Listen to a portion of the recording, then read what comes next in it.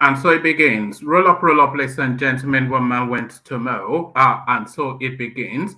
I begin, or I hope you're here with me.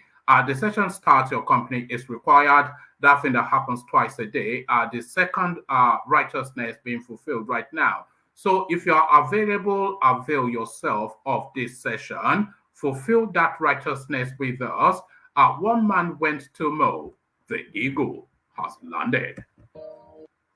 Another Savior. Holy, holy, holy, holy, Adimebujuku. Another Savior. Another Savior. Holy, holy, holy, holy, Adimebujuku. Another Savior. Well, this is OBIdient. This is dedicated to the gallant heroes of the Nigerian Biafra War and IPO families all over the world. I remember the Nigerian Biafran War, in the thickness of the Biafra genocide. Hey, one man revived the vanishing hope to life. Let the great Biafran army to fight, and they were singing out, holy, holy, holy, holy, is another Savior. They were singing out, holy, holy, holy, holy, is another Savior. Holy, holy, holy, holy, is another Savior. Many years after the genocide, whoa, yet another great leader has risen up now. Oh, and he's leading the Biafrans to victory. Inyamadika, yabika kwa namno wow. Hey, anamekele mazuche mefo. Mwanemo, it's an honor having you on board. When I'm singing along, holy, holy, holy, holy, Nandekano is another Savior. Sing along, holy, holy, holy, Nandekano is another Savior. When I sing along, holy, holy, holy, holy, holy, holy, holy, is another Savior. Getting it right and getting it fast now. Holy, holy, holy, holy, is another Savior. Holy, holy, getting it right and getting it faster. Is another Savior. Yeah, for freedom. Holy, holy, holy, holy, Nandekano is another Savior. Another Savior. Holy, holy, holy, holy, Adimebujuku. Another Savior. Another Savior. Holy, holy, holy, holy, Adimebujuku. Another Savior. Well, this is OBIdient. This is dedicated to the gallant heroes of the Nigerian Biafra War and IPO families all over the world. I remember the Nigerian Biafran War, in the thickness of the Biafra genocide. Hey, one man revived the vanishing hope to life. Let the great Biafran army to fight, and they were singing out, holy, holy, holy, holy, is another Savior. They were singing out, holy, holy, holy, holy, is another Savior. Holy, holy, holy, holy, is another Savior. Many years after the genocide, whoa, yet another great leader has risen up now. Oh, and he's leading the Biafrans to victory. Inyamadika, yabika kwa namno wow. Hey, anamekele mazuche mefo. And there it is right there. The dulcet tones of our cousins from the east are singing hauntingly, the Holy, Holy Song. So the Holy, Holy Song are from our cousins from the East. They are known as the Igbo people. The Igbo people. So Holy, Holy, as guys, I bring you this. Tinubu storms Akure, meets per fashion roti, Afenifere leaders. So we need to clarify something. And by the way, I'll be dropping a video in the course of the day that speaks directly to this space. So look out for that. But we need to clarify something from the onstart. The leader of the Afenifere group, the substantive leader of the Afenifere group, is no other than the excellent elder statesman, the academic Pa Ruben Fasharati. It is not Pa Adebanjo, no. He deputizes for reasons of the frailty of his body, Pa Fasharati, by virtue of age, for reasons of frailty attributable to age. Pa Adebanjo substitutes for Pa Fasharati, but the final decision in the Afenifere space are still very much rest at the desk. 90-something or not of Pa Ruben Fasharati. Tinubu storms Akure, meets Pa Fasharati Afenifere leaders. So quite what took place there, we'll find out shortly. And we don't have to go too far to find out. Revealed what Tinubu told Afenifere leaders about Buhari, Northern APC governors, and his presidential bid. So the son comes home, the prodigal returns, and all of that. But what does he report to daddy and the rest of the senior cousins? This is what we're finding out soon. Revealed what Tinubu told Afenifere leaders about Buhari, Northern APC governors, and his presidential bid. I hope he's not speaking off the cuff because it may well, because Tinubu does that sometimes. When it comes to Yoruba land, he speaks with more freedom, as though he doesn't understand that anything he says there is still heard by the rest of the country. He thinks he's speaking in isolation when he speaks in Yoruba land. But then, of course, everybody's tuned in and piped in. Presidency 2023, Makinde endorses Tinubu's candidacy. So that is quite significant. Makinde, of course, the one of the powerhouses of the PDP space, a senior functionary within that space. So he now endorses openly, I imagine, Tinubu's ambition. But what emboldens that, and what does that mean both for his party and more to his own personal ambition? These endorsements will well be off the back of what Ayu said yesterday. And WIKE, of course, as anticipated, takes it on frontally. I dare the national chairman of PDP to stop any candidate from contesting in 2023 elections. Yemsin WIKE, of course, are predictably so as well. We anticipated when we were discussing this story just yesterday that WIKE, that it will start a fight in an empty room. WIKE will stand in front of a mirror and argue with the image looking back at him. So if you feed him that sort of line, then you're feeding essentially raw meat to a carnivore. He will devour it, and devour he is. I dare the national chairman of PDP to stop any candidate from contesting in 2023 election. Predictable from Yemsin WIKE. This somewhat predictable as well. There are no obedience in Ondo. So this is Governor AKEREDOLU, of course, clarifying that all this noise making, you can make it in the vicinity or thereabout and over there, but please don't bring it anywhere near my portals. So he speaks with authority. There are no obedience in Ondo. Governor AKEREDOLU clarifies. So this was the headline that I hitherto wanted to bring.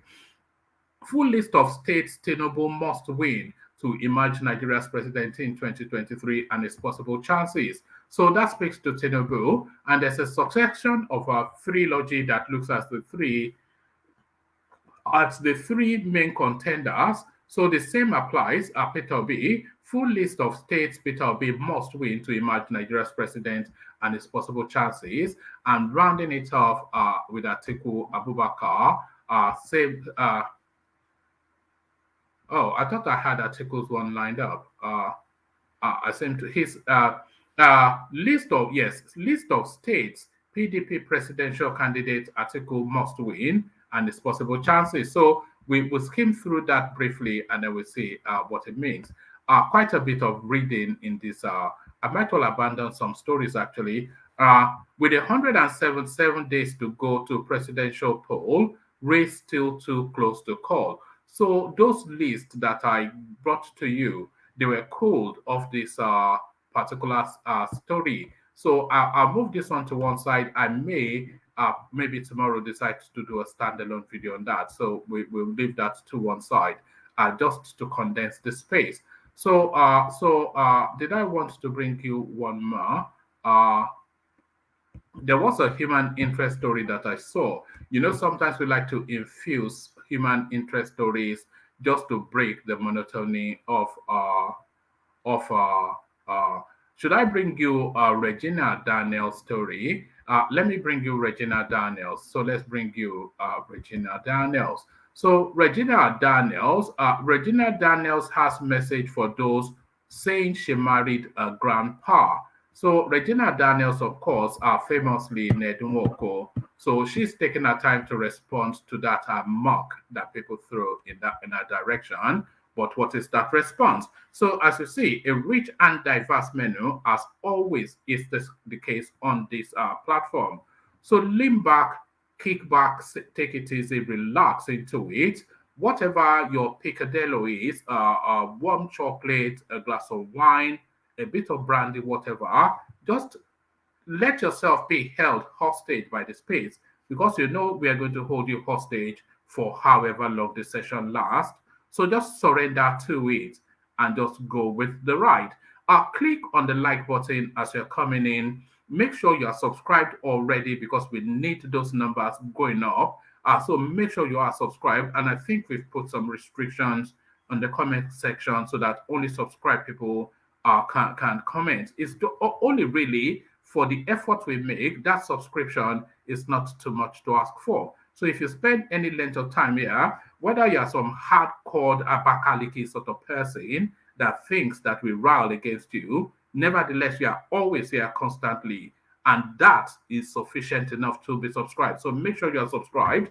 And as you all know, especially when we're contending with the super chat button with YouTube a few weeks, about a week or so ago, we introduced this buy a coffee function, which we are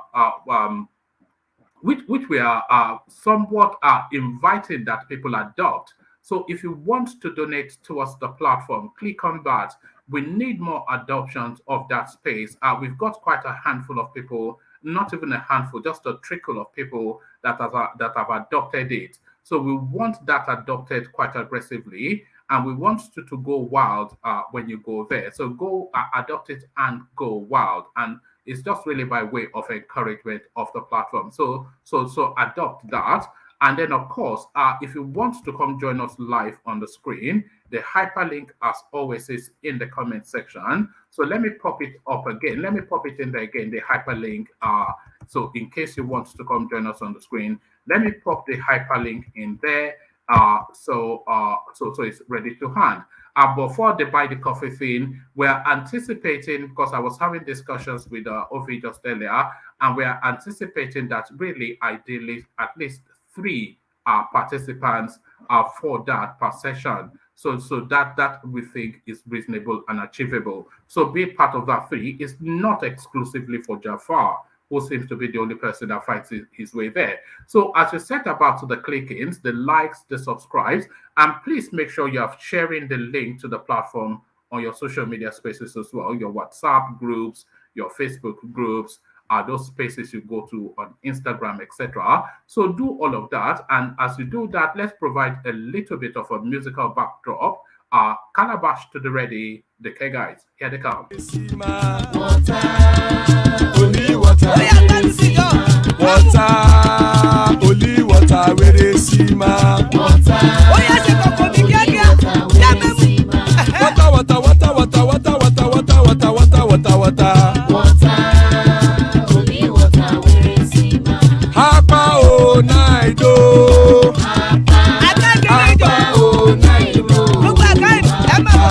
How about you don't come oh? Do that. How about oh night oh?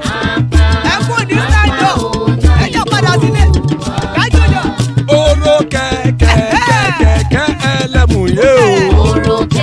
Ilé sọ́díyà kẹ̀kẹ́ ẹlẹ́mùrè o. Bobby master kẹ̀kẹ́ ẹlẹ́mùrè o. Chifu Faila ti kẹ̀kẹ́ ẹlẹ́mùrè o. Eruku lẹ̀lẹ̀ ẹlẹ́mùdé. Eruku lẹ̀lẹ̀ ẹgbẹ́ ẹlẹ́mùdóde ojàre o. Eruku lẹ̀lẹ̀ Ghana ti dé ẹgbẹ́ bọ́dì o. Ọmọ ẹlẹ́yẹ ẹ̀yẹ o ó dilé o. Odúyẹ̀lá ẹ̀yẹ o ó dilé o. Petrosonama ẹ̀yẹ o ó dilé o. Petrosodunke ẹ̀yẹ rẹ̀ ó dilé o. Ẹlẹ́kọ̀ ọ̀run mú ìní o.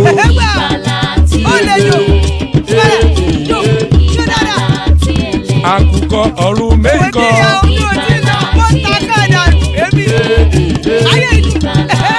Ikú kò ní ríwà gbéṣe o.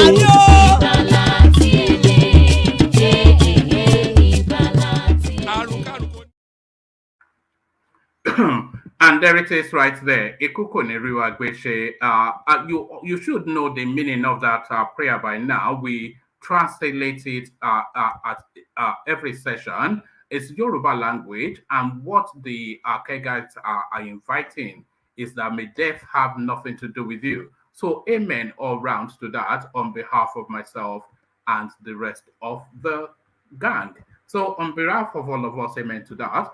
So Ikuko Neriwa Agweshe, as guys, I bring you this. Tinubu storms Akure meets power fashionati Afenifere leaders.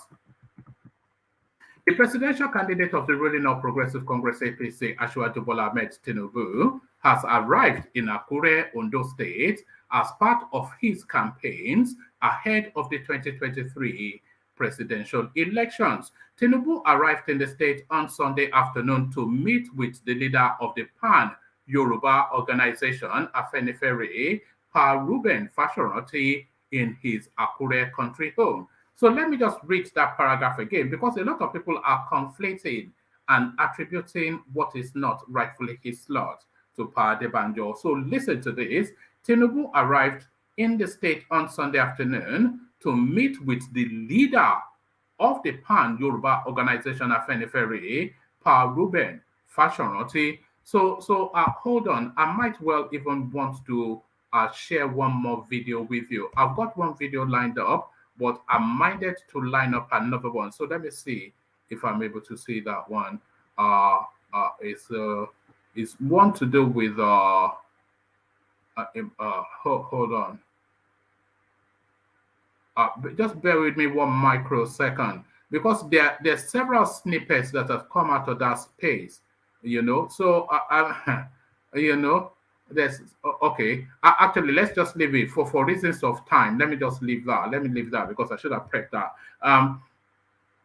Yeah, so the presidential candidate of the ruling All Progressive Congress APC, Asiwaju Bola Tinubu, arrived in Akure, Ondo State as part of his campaigns ahead of the 2023 presidential elections. Tinubu arrived in the state on Sunday afternoon to meet with the leader of the Pan-Yoruba organization, Afenifere, Pa Ruben Fashionati, in his Akure country home. The APC presidential candidate will be presenting his action plan on how to reposition the country to the Yoruba cultural and political organization. The 80-page action plan document, Christine Renewed Hope, was formally launched in Abuja on the 21st of October by President Muhammad Buhari. With the arrival of Tinubu and his entourage, our party supporters, as well as some residents of the state, trooped out to welcome him to the Sunshine State. On the entourage of Tinubu to the state were Chief Bisi Akande, Senator Adeyeye, Senator Eyola Omishore, amongst others. So there it is right there. So that's Tinubu then arriving then at Akure. So what took place there? revealed what Tinubu told Afenifere leader about Buhari, Northern APC governors, and his presidential bid. The All Progressive Congress APC presidential candidate Asiwaju Bola Ahmed Tinubu says President Muhammad Buhari, Northern APC governors, and other leaders from the region proved to him that Nigeria can survive its unity and other challenges. The former governor of Lagos State said this on Sunday, October the 30th, in Akure, the Ondo state capital, at the residence of the Afenifere leader, Pa Ruben Fashoranti, where he presented his manifesto. Recall his earlier visit to Pa Fashoranti in March, whilst he was on a nationwide, recalling his earlier visit to Pa Fashoranti in March, while he was on a nationwide consultation before the APC presidential primaries, Tinubu said he promised the Afenifere leader he would return after winning the APC ticket. Tinubu said he had come to fulfill his promise and asked Yoruba leaders to thank President Buhari and Northern governors for their steadfastness and for being promise keepers, a statement by the APC flag bearer's media aide Tunde Rahman said. His words, "The North proved to me Nigeria can survive its unity. Some people want President Muhammad Buhari to announce someone, but the president said no. He insisted the process must go on democratically. The president said anyone that would mess up the APC process would see the other side of his eyes. He remained upright and saw to the process to the end. Northern APC governors resolved that the presidency must go to the south, especially the southwest.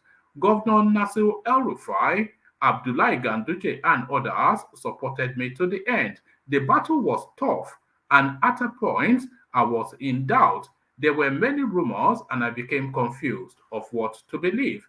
Still speaking on President Buhari's forthrightness and affirmation of his full support to make sure he wins the elections, Tinubu said, "President Buhari told me I promoted his name the way I won the primary election because the process was clean and transparent and nobody can accuse him of manipulating the process. President Buhari said I gave him credibility and I deserved to be president. When I asked him to nominate the VP for me, he said I should pick whoever I want, and it is the reason I chose a competent man in Kashim Shettima who never lost any election and protected Christians in times of troubles in his state."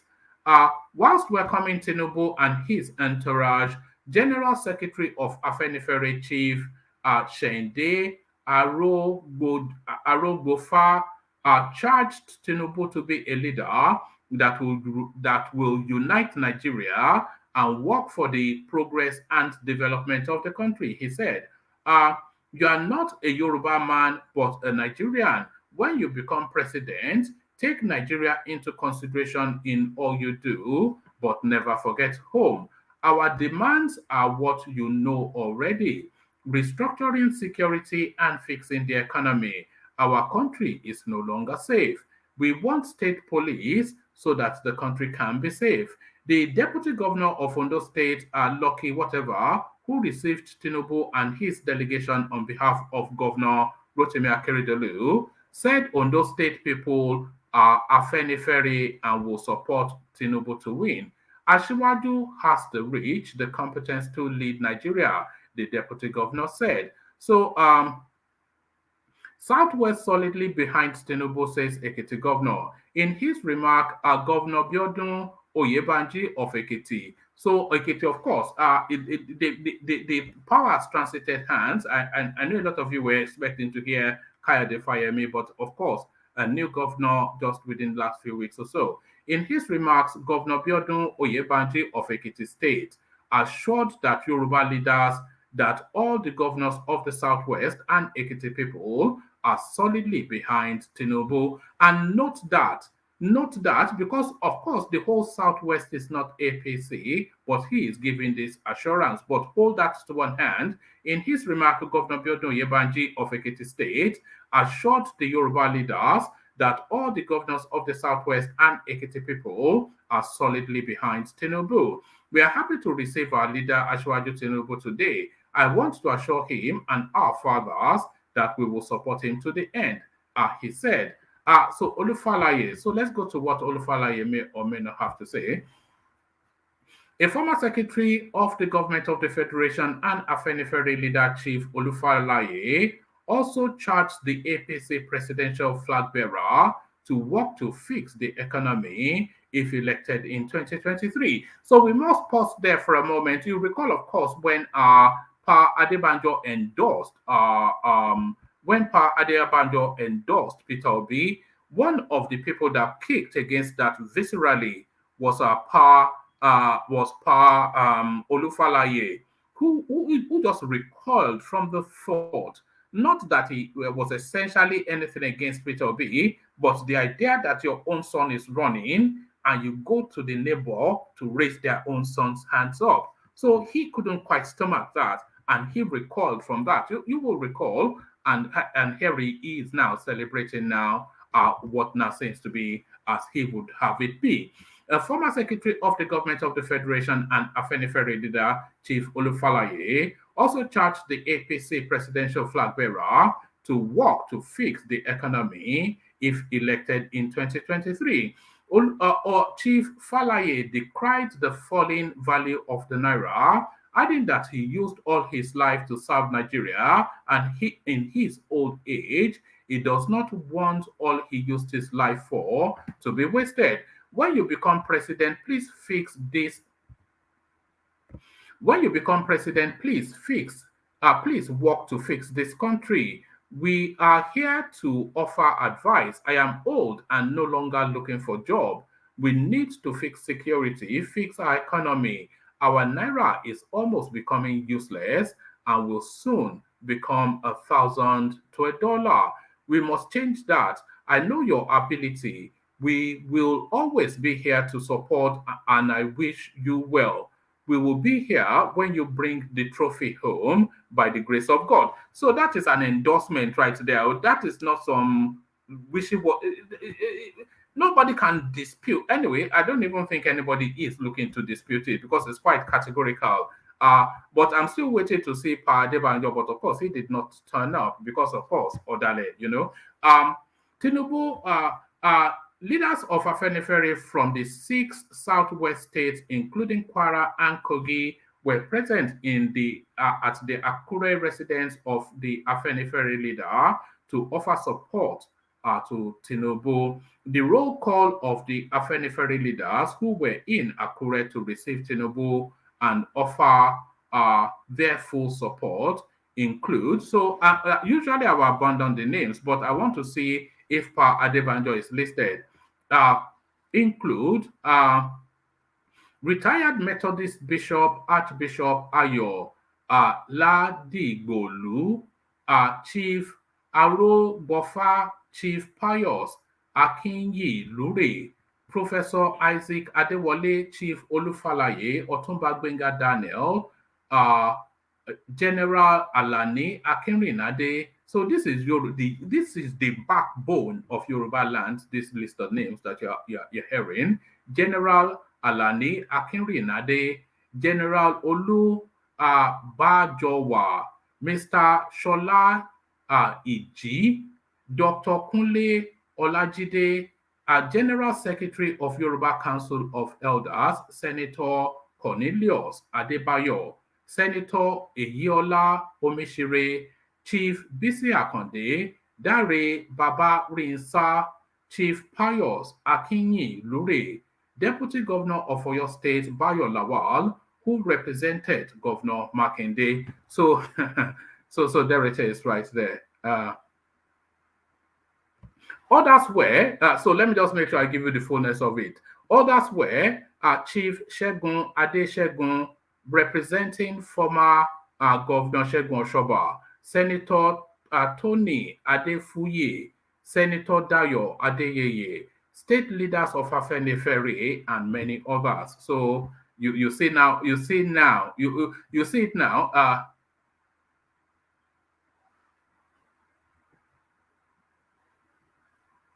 Sorry, I'm just seeing if I should bring you this.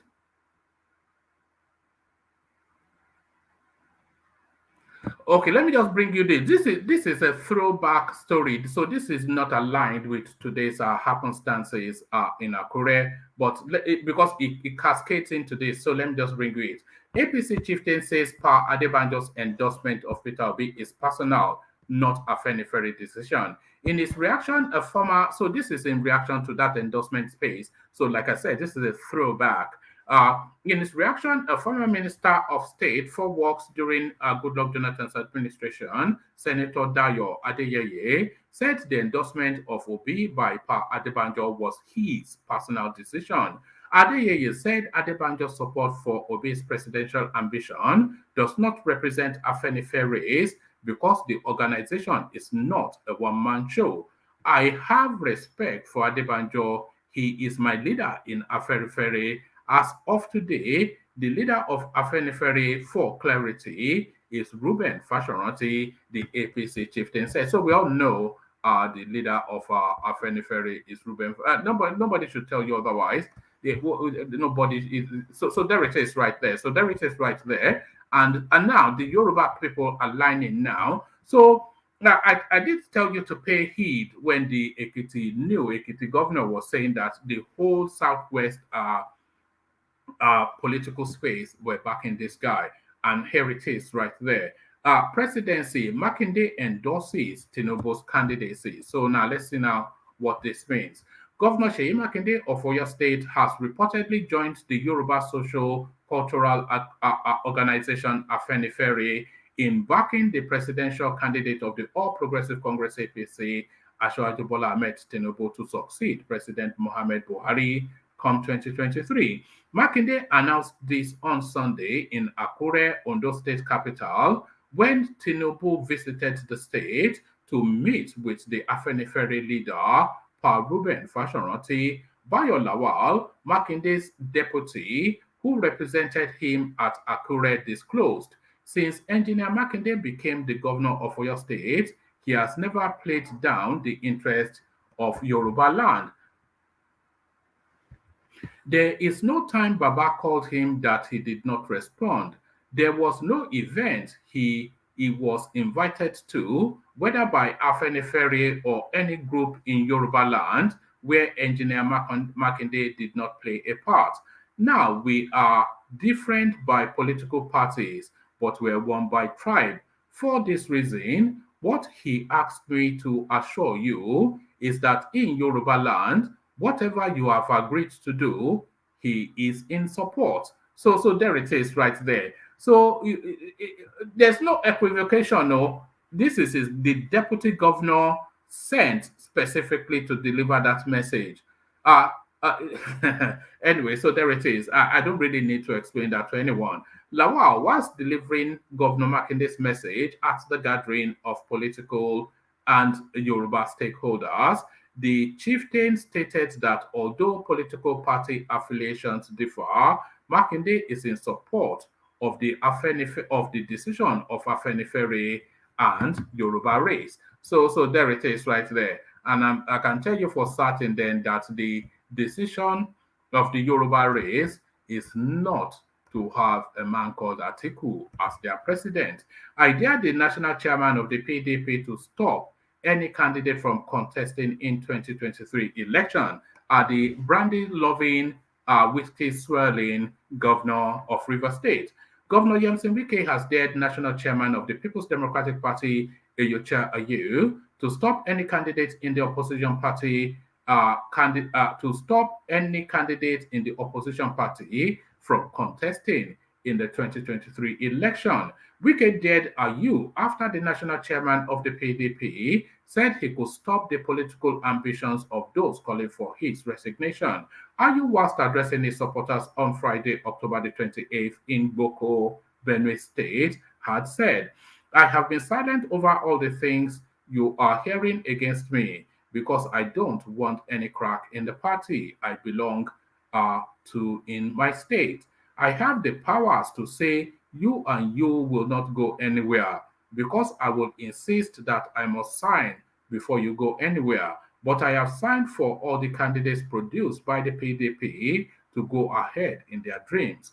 Whether I like it or not, I signed. However, reacting to the comment on Sunday, October the 30th, WIKE said, I dare the national chairman of the PDP to stop any candidate for the election. I dare you to stop any PDP candidate from contesting the election. It doesn't have the power. So the power tussle then, everything just seems to be cascading everywhere. But let's go on to this. No obedience in Ondo State. Governor AKEREDOLU. Governor Oluwarotimi AKEREDOLU has said that there are no supporters of the Labour Party's presidential candidate Peter Obi, who are popularly called Obidient, in Ondo State, which he governs. AKEREDOLU said this when presidential candidate of the All Progressive Congress APC, Asiwaju Bola Ahmed Tinubu, visited factional leaders of Yoruba socio-cultural group Afenifere to present his manifesto to them. AKEREDOLU, who was represented by his deputy, also insisted that power shift must be to the southwest region of the country. So that is a new inflection in AKEREDOLU's tonality, because AKEREDOLU hitherto had only ever insisted that power must shift to the south. But it looks as though now he's now appending onto that to insist that that power must actually go to the southwest. So that is a new inflection on AKEREDOLU's stance. So is that now that because you don't get more tribal than AKEREDOLU. You don't get and let's confront one thing head on right here now. There is nothing wrong with being tribal. You know, it's just that word tribe really, it has a negative connotation. There's nothing wrong in taking pride in being of your own people, to taking pride in where you come from and wanting the best for it. There's nothing wrong with that. It's only when we start to use terms like tribe, because it has a negative connotation, people start to recoil from that. But there's nothing wrong, absolutely nothing wrong in you taking pride in who you are and where you're from. Everybody on this platform does that, with the exception of myself. I only take pride in coming from Oyo, but like world peace, Joel, everybody, Jafar, everybody takes pride in where they come from, and rightly so. So why shouldn't AKEREDOLU be extended the same courtesy? So let's go on then to this permutation. I was dreading this. I'm hoping it's not too heavy a read. So this is now the permutations for the runners and riders. A full list of states Tinubu must win to emerge Nigeria's president in 2023 and his possible chances. With 177 days to the 2023 presidential election, a report by correspondents has analyzed the chances of the top three candidates, Bola Tinubu of APC, ATIKU of PDP, and Peter Obi of the Labour Party. The report noted that the current standing of the major presidential candidates and their parties, based on public opinion assessment, is still too close to call, even though campaigns are yet to officially begin. I thought of campaigns had officially started. That certainly has been flagged off by INEC. Pardon me. Let me have a sip of water. Give me a moment.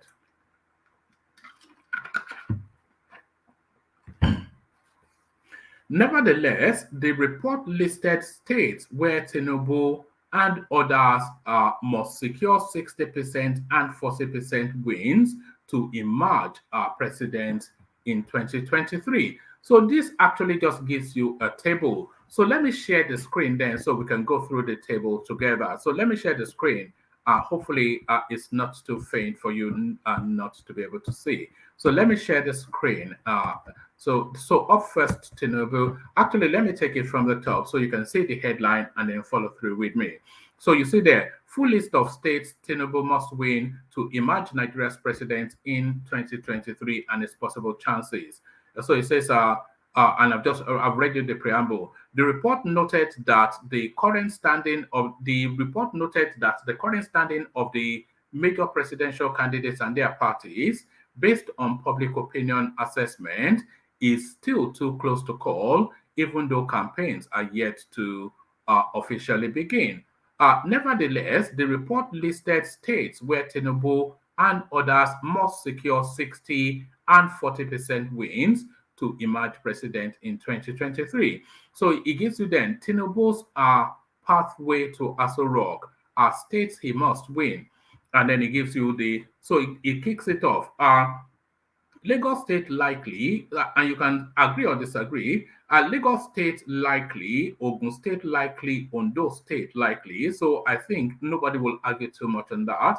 It says Oyo State possible. So Oyo State possible because Oyo State, of course, with the PDP, but now with the stance adopted by Makinde, does that go from possible to likely? So Osun State, recently Senator Adeleke and the whole of the PDP, they were there in celebration. So does that stay in the realms of possible or will triumph? Ekiti likely, Kano State possible, Kaduna possible, Katsina possible. I would have thought Katsina is more likely than possible for reasons of Buhari. Buhari must deliver his own state, surely. Zamfara likely, Borno likely, of course. I don't think anybody can quibble Borno too much. Yobe likely. So that's where states Tinubu must score. So you can see there. So if I highlight this, states Tinubu must win 60%. So he has to get 60% in those spaces, and they're giving him possibles and likelies. So I wonder if they are unlikelies or impossible. So now state where he must score 40%.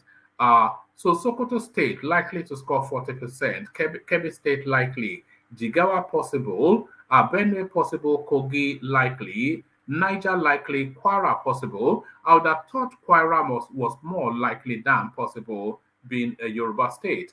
Plateau possible, Federal Capital Territory likely. So they are not saying to win these states, but to score 40% of what is available. It says, though it was not explicitly stated, a closer look at the report indicates that states where Tinubu's chances are rated likely are those where he is most likely to win because they are under APC's control. Most of the states where his chances are rated possible are those under the control of the opposition, PDP.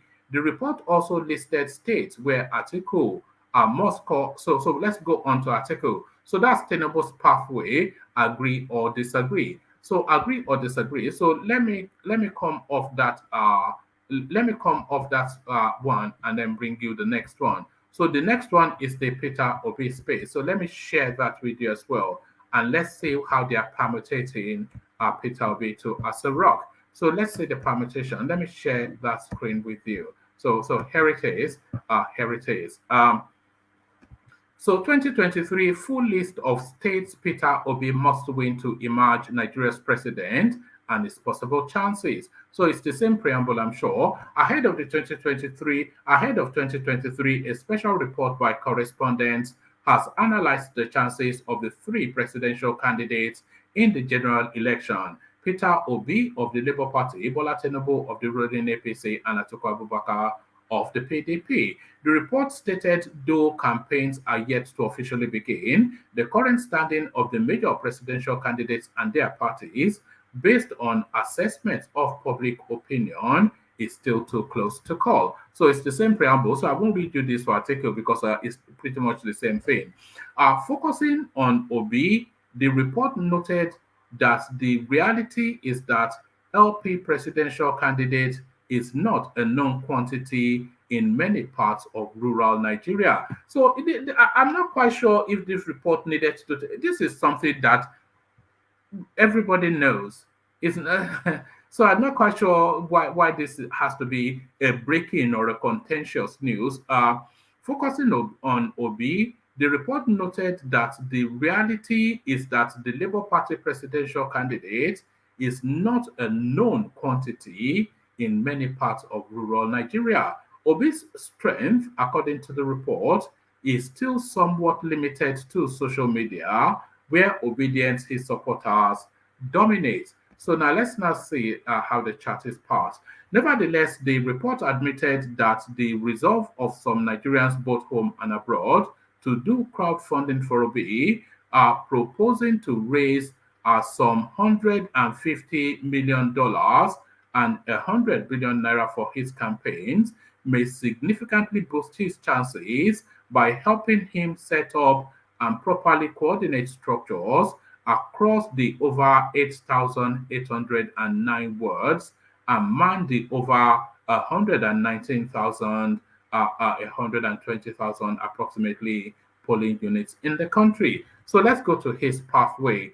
So as ever, it's the same format. Oh no, it's not actually the same format. So let me just, I'm going to read everything verbatim because it looks as though Peter Obi, so you can see it on the screen as well, so don't take my word for anything. Peter Obi's pathway to Aso Rock states he must win with over 90% and with over 50%. So states he must win with over 90% and with over 50%. So here is the table. States Peter Obi must win with over 90% and with over 50% turnover. So Anambra, possible that he will win that. Imo, possible. So you have to know that possible is different from likely. And likely is more a possibility than just possible, because possible is still somewhat ambiguous, but likely is more affirmative. So why would they not be positive, categorical that he will win Anambra is on home state? Anambra possible, Imo possible, Enugu likely, Ebonyi possible, Abia possible. So these are spaces he must win by those margins. And then they said, so then we go to the next table. So the next table is not anticipating a win. State Peter Obi must win with over 40%. I'm not quite sure if I'm misunderstanding that, but I'm reading it verbatim, so you can tell me how you're understanding it. States Obi must win with over 40%. Lagos possible, Rivers possible, Oyo possible. How is it likely to win anything in Oyo? I still cannot countenance that. Ogun possible, Ondo possible, Osun possible, Ekiti possible, Delta possible, Edo possible, Bayelsa possible, Akwa Ibom likely, Cross River possible, Kogi possible, Kwara possible, Benue possible, Nasarawa possible, Plateau possible, Taraba unlikely. So that's the first unlikely we've encountered. Gombe unlikely, Niger possible, Kaduna possible, FCT possible, Borno unlikely. All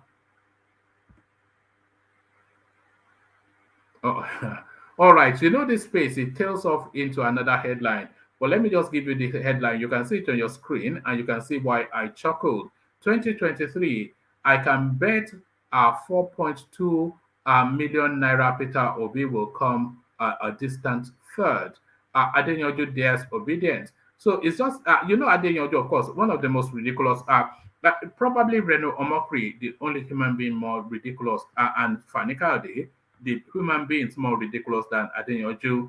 But why 4.2 million?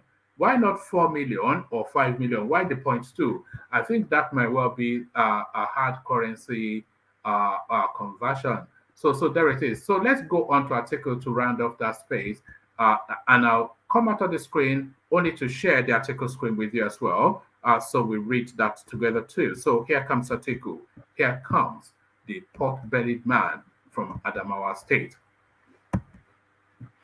So there it is. Atiku's pathway to Aso Rock, list of states PDP presidential candidate must win, and his possible chances. So I'm just going to give you the total. Ahead of the 2023 presidential election, a report by correspondents has analyzed the chances of the top three candidates in the poll: ATIKU, Tinubu, and Peter Obi of the Labour Party. About 177 days away from the polls, the report noted that the current standing of the major presidential candidates and their parties, based on the assessment of public opinion, is still too close to call, even though campaigns are yet to officially begin. For ATIKU to emerge winner of the 2023 presidential election, the report listed the states he must win and predicted his chances of securing victory in such states. The table below shows the report's projection. So let's see how they are. I think they are permutating for ATIKU similarly as they did for Tinubu. So ATIKU's pathway to Aso Rock states he must win over 60%. So state ATIKU must win over 60%. Adamawa likely, that's his home state. Taraba likely. Bauchi possible. Benue possible. Plateau possible. Sokoto likely. So because they are very ethnic over there, Jigawa possible. Katsina likely. Kebbi possible. Delta possible. Edo possible.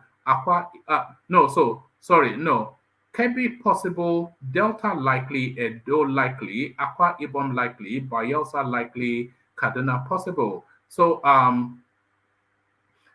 so the state article must win over 40%. Lagos possible, Ogun possible, Osun likely, Oyo likely, Kano possible, Rivers possible, Cross Rivers possible, Kogi possible, Kwara possible, Nasarawa possible, Niger possible, FCT likely. So the FCT has always traditionally voted for the PDP. So it looks as though, just as they said, they've just gone with the states held by the individual parties. But what are you making of that permutation?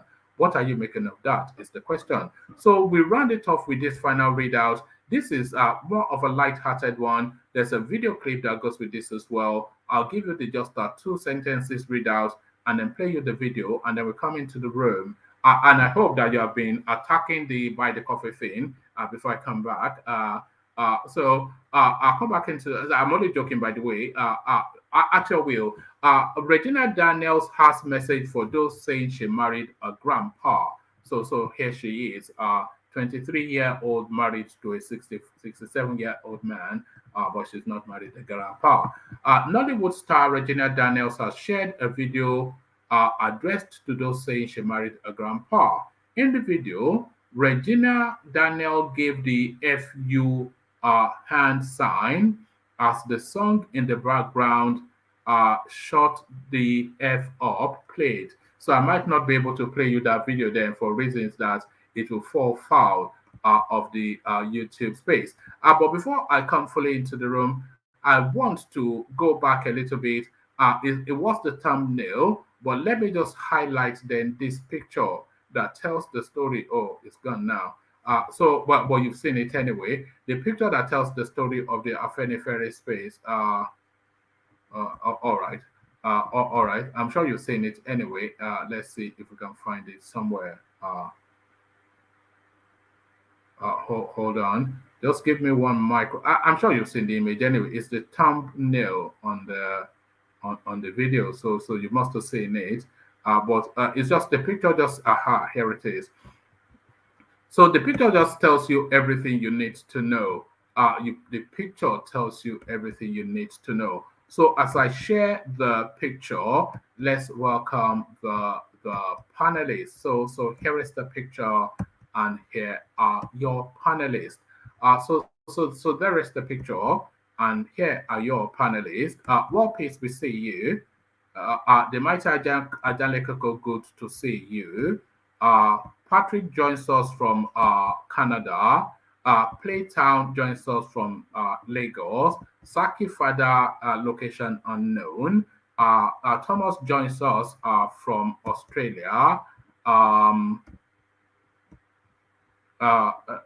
Kulata joins us from somewhere in America. And that's your panel for the moment. Tony joins us from Germany, but Tony, please help us to keep it steady. And I think that's what's his name? That's Solomon from Abuja. So good to have you all, gentlemen. Good to have you all. Always a delight. Good to have everyone. So let's kick it off straight away and let's head in the direction of, let's kick it off with Patrick, who seems ready to go. Let's kick it off with you, Patrick. Are you ready to go, Patrick? Okay. All right, brilliant. Good to have you, Patrick. So straight to it and immediately to the thickness of it, the Afenifere space, of course, are famously endorsing Peter Obi, but now they endorsed him by virtue of the pronouncement of Pa Adebanjo, but by the will of the Yoruba people and the Afenifere space. I think who the Yorubas are backing is pretty clear. What says you, Patrick? Yeah, the Yorubas are very clear in their position, and the Yorubas have always been very clear in their position. Historically, they make their position known and clear to the whole country. When Afenifere faction or the group of the Adebanjo made that proclamation, I did some research. Though it's very funny, someone said that he will support Obi because his mother is an Igbo woman. And I felt, okay, I think I can smell some things there. But we all know that the real Afenifere people are the people you are seeing there. Mind you, people like Bisi Akonde, Afenifere, people like Chief Olusegun Oshoba, Afenifere. In short, the credibility begins to grow with people like General Alani Akinrinade, Olubajowa, the General Bajowa in the Ondo man, from I think from Ileoluji or somewhere there, and all of them coming together. And the Yorubas have always said, "Awo Kishomali." It means that, look, we are not bastards when it comes to our issues. We stand firm, and that's what we are seeing in the engineer SEYI Makinde there, and the people in Osun. And I'm sure they will be very surprised because now they said Osun is very likely for ATIKU because they thought the Adeleke guy will defend them and give that state to PDP. They will be surprised because the Yoruba man knows where they are going and they know how to, even though we don't seem to look like make it like the North will do, but discreetly the Yorubas knows how to take their position. So I am very, very happy that this is coming up. And one of the things, if you look at Asiwaju's strategy, he started by first of all going to his people. He went to the Obas first. People say, how can the Oba, is the Oba that are going to vote for you? And then when they asked him, and I have an insider info, so when they asked him, it looked like your people are not going to support you. So after finishing with the Obas in Yoruba land, he went to the North. And the Northerners said, okay, how are you going to get your people? Say, don't worry, they are my people. I know how to talk to them. And that was the feedback. That was the information I got and his position then to the North. Say, look, I know how to talk to my people. I know how to get them to do these things. And then he got the North to support him. And then he's coming back home. It's like your son going back and say, look, going back home, he said, Papa, I want to win this victory. He had gone outside. He has gotten the support of the outsider. And then as a father, what will you do? You are a father, the outsiders are supporting your son. It's like the son is already bringing the trophy home and you will now be the one standing on his way. I'm sure they must be very proud as Yoruba leaders. It's like a father who is getting the spoil from his son. You know, the son has gone for a game and he's brought the game home. And so they have no other option than to just bless him and actively support him. And I'm surprised that I don't know. I'm sure an average Yoruba man will not be surprised with this. And the obedience, or people who think Tinubu will lose this thing, they'll begin to smell the coffee now. They will know that. They will know that this is the time. And if you look at his strategy, he has done that. And then the next level of campaign are the different groups. The different groups in the North, he met them, the Kannywood, the different subgroups, and then the major group here in the Southwest are the Afenifere people. And once he's able to settle that, and I'm sure we'll start reaching out to the different subgroup in the East as well. All we just need to do is be able to just scrape some things that we've never really had so much, and we are not losing so much. So whatever we get from the Southeast and the South side is going to be a gain to us, and it's going to be an ATIKU loss. And we're happy that OBIdient, that Obi is there. because every gain by Obi is a loss to PDP and a gain to us. For example, in a state like Anambra or in a state like Rivers, for example, that ATIKU probably get 1 million votes. If he lost that to OBIdient, he needs 2 million to recover that. He needs 1 million to cover that position, and then he needs 1 million to be able to gain to replace that, and that will probably be winning 2 states with very, very clear margin. Winning 2 states with very, very clear margin. As it is now, we have not lost any state. Those states is one state that appears that people think, oh, we have lost. I am from that part of the country. I'm an Edo. I'm from Edo State, but I proudly say I'm a Yoruba man by heritage and by origin and by tradition. Even though my name is Osaure, I've spoken with people in interiors, in my village, my cousins at home. It is very clear that in those suburbs... It's the same blood, isn't it? I don't know why, and I don't mind to say, whether you like it or not, you are part of the Yoruba family. We're all Oduduwa people, so I mean... Very, very clear. In short, history...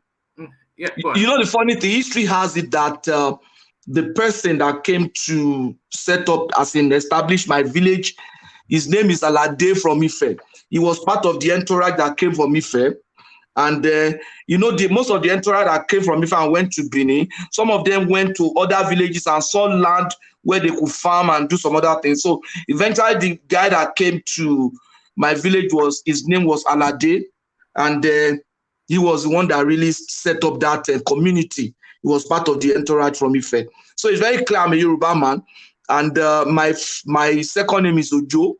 And all of us have middle name as Yoruba. Patrick, going back to the Tinubu's interaction with the Afenifere space, and you went through excellently the people that were present at that meeting. That is Yoruba land right there. Alani Akinrinade, I cannot remember when I heard that name, but every time I hear it, my chest swells as a Yoruba man. Yes. Olufalaye, exactly. Abisi Akande, Power Fashion. So that's, if decisions are made within that cycle of people, that's exactly. that is the Yoruba position. Yeah. Benga Daniel. Oh my God. Yeah, Benga Daniel. If you look at those people, those are the people that's really brought the Yoruba to the place of pride that we have, that we say we are proud people. Akinade was former chief of army staff, a Yoruba man, chief of army staff, one of the most senior Yoruba officers that we've had. And people like General Bajowa, those are the people that brought Yoruba to pride of place. People like Benga Daniel, industrially, he has really done well. Politically, he has done well. The face of Afenifere in the midst of trouble, where people like Alani Akinrinade, Bisi Akande, even this our leader now, Ahmed Bola Tinubu, those were the faces of the Yorubas, and they were the mouthpiece of Yoruba in the midst of this crisis. Chief Olufalaye, and they have spoken. If you look at the other faction, I can't really see there's nobody with a clout there. Nobody. You could not say, okay, this is so and so person. The person that probably would have. Did you notice that Pa Adebanjo's name was quite notably missing when we were going through the list? Yes, obviously. The only person that I think would have brought that really was putting that group on the national map was this guy that we lost, and that was Yinka Odumakin. He belonged to that group, yeah, but unfortunately he has gone to rest now. And so if you take these people that we have mentioned out of Afenifere, in short, there is no carcass left. I would have said, okay, it should just be a carcass, but if you take these people out, there's no carcass. Afenifere just disappears. You understand? Except the youth, they are younger people group of Afenifere, which I used to belong when I was in Abeokuta. That group was led by Chief Segun Odegbami in Abeokuta. There we used to be the younger faction, kind of Afenifere there. But the group there have not really made the kind of name that these people have made. But with time, I hope they will replace these other people. But if you take those... Patrick, when Pa Ruben Fashion when he instructed Bola Tinubu to take his hat off, and then Fashion Roti, he then went and laid both hands on his head, and then everybody bows. To assent to his prayers. That says there's nothing else to be said after. That's it, isn't it? Yeah, by Yoruba tradition, ó ti súre fún nìyẹn. You know, ó ti súre fún. You know, when the blessings goes to one person, you cannot take it, give it to another. Just like Jacob and Esau, the guy got the blessing, even though he was not supposed to be his own, but he was gone. But in this case, this blessing, I want to believe rightly belongs to this guy. That's just the truth. This man is a representation of the old and the young. He was the youngest of that group. And if that group was going to eventually produce a leadership, produce the president of this country, that was the guy. That is Bola Ahmed Tinubu. People like another face that could have been here, people like Kayode Fayemi and the rest, those were in Afenifere, they were the face. So it's like, look, the group is saying, this is our own, this one is our own, he's not an outsider to us, and he has put the blessing on him. So there's nothing. But what Padebanjo has said, I've done is just has done is in his own right. Even though they claim to be do you think it was a personal vendetta that he had against Tinubu that he let overspill Padebanjo? Yeah, it could be, but the point is that he had some people in his group. And I watched the interview that followed that endorsement of Obi. There was a guy that said, that it was a position of the group. But what this action has said is to question this action by Elder Famoroti and people like Olufalaye. And there's this name that is very common, and you just mentioned it. Name sounds like an Edonim. I've forgotten this man's name. He's used to be a very strong member of Arogbofa. That's a very long-standing member of Afenifere. You see, when these people take a position, they are clearly saying, look here, that's not the position. What Padebanjo have done is not the position of Afenifere. And you could see Yoruba people who were probably not in the camp of Tinubu before say, look at this is the thing. Look at somebody like Ogunlewe. Ogunlewe used to be like Bode George. And he said, no, this is the guy. And the Yoruba, I like people like Engineer Makinde. Just watch out for that man. Just watch out for him. All right. No, hold your thought, because I'm going to take you to SEYI Makinde in a moment. But before I take you to SEYI Makinde, let me acknowledge the super chats that have been coming in. Adekunle Adekeye, the first one to open up that space, and it says, trust me, even I supported, even that would be even though. Trust me, even though I always supported and love Sowore. But for now, Tinubu is the best and only want to rule Nigeria with information reach us today about Nigeria. So with the information that we're hearing about Nigeria. So essentially he's saying he's the man for the moment and for right now. So thank you for the super chat, Adekunle. And then Oladipo Ibiyemi, he comes in as well. Those listed names are APC members. So he's saying that the list are from, I'm not quite sure how you've concluded that. Professionally, I'm not sure he declared for any party. The person that uses the super chat function the most, Alexander Gomez, he comes in, of course, to add to the conversation via super chat. He says, hold on. He says, excellent permutation, Patrick. Welcome, folks, the incoming president of Nigeria, Bola Ahmed Tinubu. Congratulations, Egbon. Please control your dictatorship tendencies as president. All hail BAT. So Alexander Gomez somewhat getting carried away there, but you do tend to get carried away sometimes when you see just the eminence of that gathering and then the symbolism of the hand placing. But let me acknowledge the adaptation of that by the coffee thing. And it looks as though Thomas so far the only one that's taken up the challenge. So that's Thomas there. So he joins, of course, Kulata from earlier on and Meadowman, who traditionally does.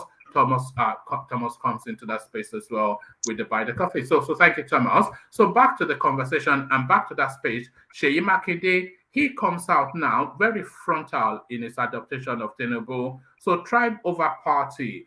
And with the threat that your chair Ayo was issuing yesterday, what sort of backlash are you expecting, if any, against Makinde? Or is this in the mix of their fight with their party?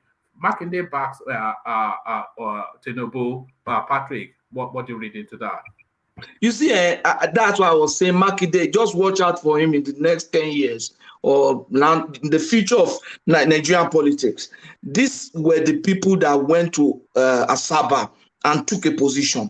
And if you watch that guy, he looks like a man who stands on his position. He doesn't really, he's not duplicitous. To me, I don't know him very closely, but the public stance he has taken, he had not been duplicitous. It's not here and there. He takes a position and then follows through. When the Amotekun thing came up, remember he was the only PDP governor in the Southwest. He stood there and he joined the other people and then he maintained the position. Now, when the Southern governor had a meeting, he was conspicuous there in Asaba and he took a position. Even though it looks like now they've lost that position to the North in PDP, but they've been able to secure that in APC, they've been able to secure that in LP because that was an inter-party or a multi-party position. It wasn't like a PDP position in that meeting. APC was there, PDP, all the political parties and leaders in the south or the southern part of Nigeria said we must have a southern president, and they were ready to stand by it. And if you look at them, they've been consistent. Indirectly, this noise about Yochayu stepping down, the real thing that they really wanted was a southern president. That's just the truth. They were just driving the press. Okay, let's teach these people that we are up to something, and that it will be dangerous for Nigeria if ATIKU eventually emerges as president. It could mean that it will give the North the impression that they don't need the rest of us to eventually emerge. That's just it. Though it's not going to say that, it's not going to be said like that, but that's an impression. But if they fail now, they will never try it again because they will know that it's a strategy that will fail. That's why they will say, oh, let's give it to somebody who can win. And people like Kayo Fayoshi was questioning and say, tell me which region can win. That you cannot say it's only this region that can win or that region that can win until people come to ballot and contest in a fair election. So I'm sure those people are trying to make a statement, and that statement is going to be clear upon the emergence of Bola Ahmed Tinubu or Peter Obi as president, not an ATIKU. All right. So Patrick, it looks as though the clan, they are gathering round the camp bonfire. The clan are gathering round the camp bonfire. There are no obedience in Ondo State. So Governor AKEREDOLU speaking. So it looks as though the Yorubas, they're forming a circle around Tinubu. No obedience in Ondo State, AKEREDOLU. Yeah, I'm just saying that again. I was saying the Yorubas are sending a very loud message. Mind you, Ondo State has been a very prominent place in Yoruba history. Remember, the action group was formed in Owo, in the palace of Olatero Olagbegi Owo for Owo. And the prominent leaders of the Western region have come from that place. People like Ajasi, and who was the leader of the group, and eventually was the leader of Afenifere after his death, before somebody like Baramadesanya now stepped in. And Yoruba respect age. You discover most of the time, usually the oldest person among them that becomes the leader of the group, and that's been the sequence. So it was like, okay, because this pa is 90-year-old, so the oldest person could be Adebanjo. Yoruba has an adage that says, is when you don't have an elder in the house that you give the tie of the cow to the younger one. So once you have an elder in the house, it means that you should give it to her. Oribruku means that all the elders have died You know, it would be bad to have not to have an elder at all. That's what Yoruba says when they say But what I'm saying is that Yorubas have sent a message to all Nigerians that look, these are some we are taking this position, and I respect Solomon. Solomon said something, and on this platform, he said, look, the same strategy that Buhari used to go in to win in 2015 is eventually what will produce Tinubu in 2023. That he is very sure that the Southwest is going to eventually take their position, and that from what he's getting, that his position is becoming clearer and louder. And when that young man said that thing, I knew he was saying the truth. And now his prophecy is actually coming to pass here. I don't know if Solomon is listening to me, but no, I mean, it's on the panel. It's there. Yeah, kudos to him. He saw that long. He had said it long. He said, look here. He said, though I'm from the East, but from what I'm seeing, this was going to happen. The Yorubas are going to take their position, and it's going to be very, very clear. So that's the kind of education I get when I listen to people here. Solomon, so thanks for that insight, even though it was long ago, but it's been foreseen by your position. So it's in short, you need to really feel me. I'm so excited. I'm so excited. No, but it was anticipated, though. It doesn't come as a surprise. But when Pa Adebanjo was doing all that he was doing, we did have to pause for a moment to wonder what was going on. But normal order has been restored. Yes. You know why I'm so excited? It's because the feedback I'm getting because I have some obedient guys in the Southwest. My friend is contesting for governorship in Ogun State under a Labour Party. I have friends that are obedient in other places, taking his opposition. Now the energy, it's like they lost some energy since this declaration. When I started trying to chat them, you see their zeal level has gone down. The game is up now. The jig is up now. It's like you say they lost energy since which declaration? Which declaration? Now, what I'm saying is that those my friends that I before now, the zest and the everything that they used to push back and take a position after this meeting with Dafasoroti, that's my guys in Southwest, you could see that they feel like a deflated tire. That was what I got from them. Why can you conclude like that? This thing just happened within 24 hours. No, I'm telling you, I just got to them. I'm not talking of all the obedience now. I said my friends. Okay. I know the zeal, I know the energy with which they push, and I know the level of work they do for that group. So when I started going, they say, oh, the kind of feedback I'm getting from them is like they were like tires that were punctured.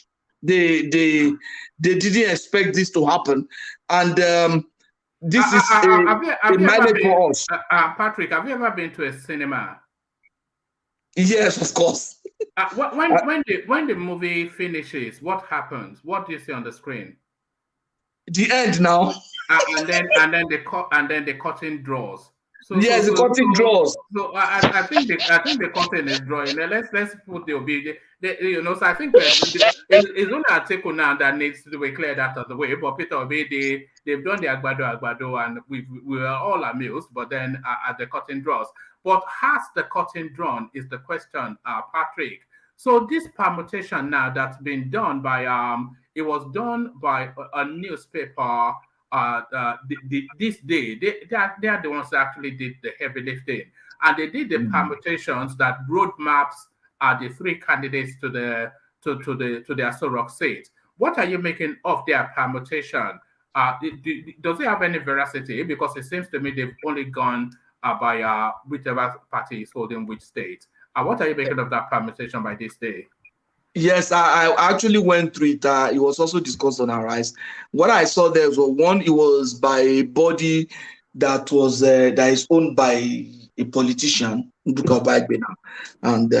though what he has done, just like you said, is to give the states that were managed, that is being led by PDP to PDP. I don't see an APC to likely to win. They say likely in Ebonyi, for example, they say APC likely. I'm an APC supporter. In short, essentially, I'm an APC cabinet member. We are not likely to deliver Ebonyi. That's just the truth. The Obedience are going to, what we are doing in those places is to destroy ATIKU's chances. That's just the strategy.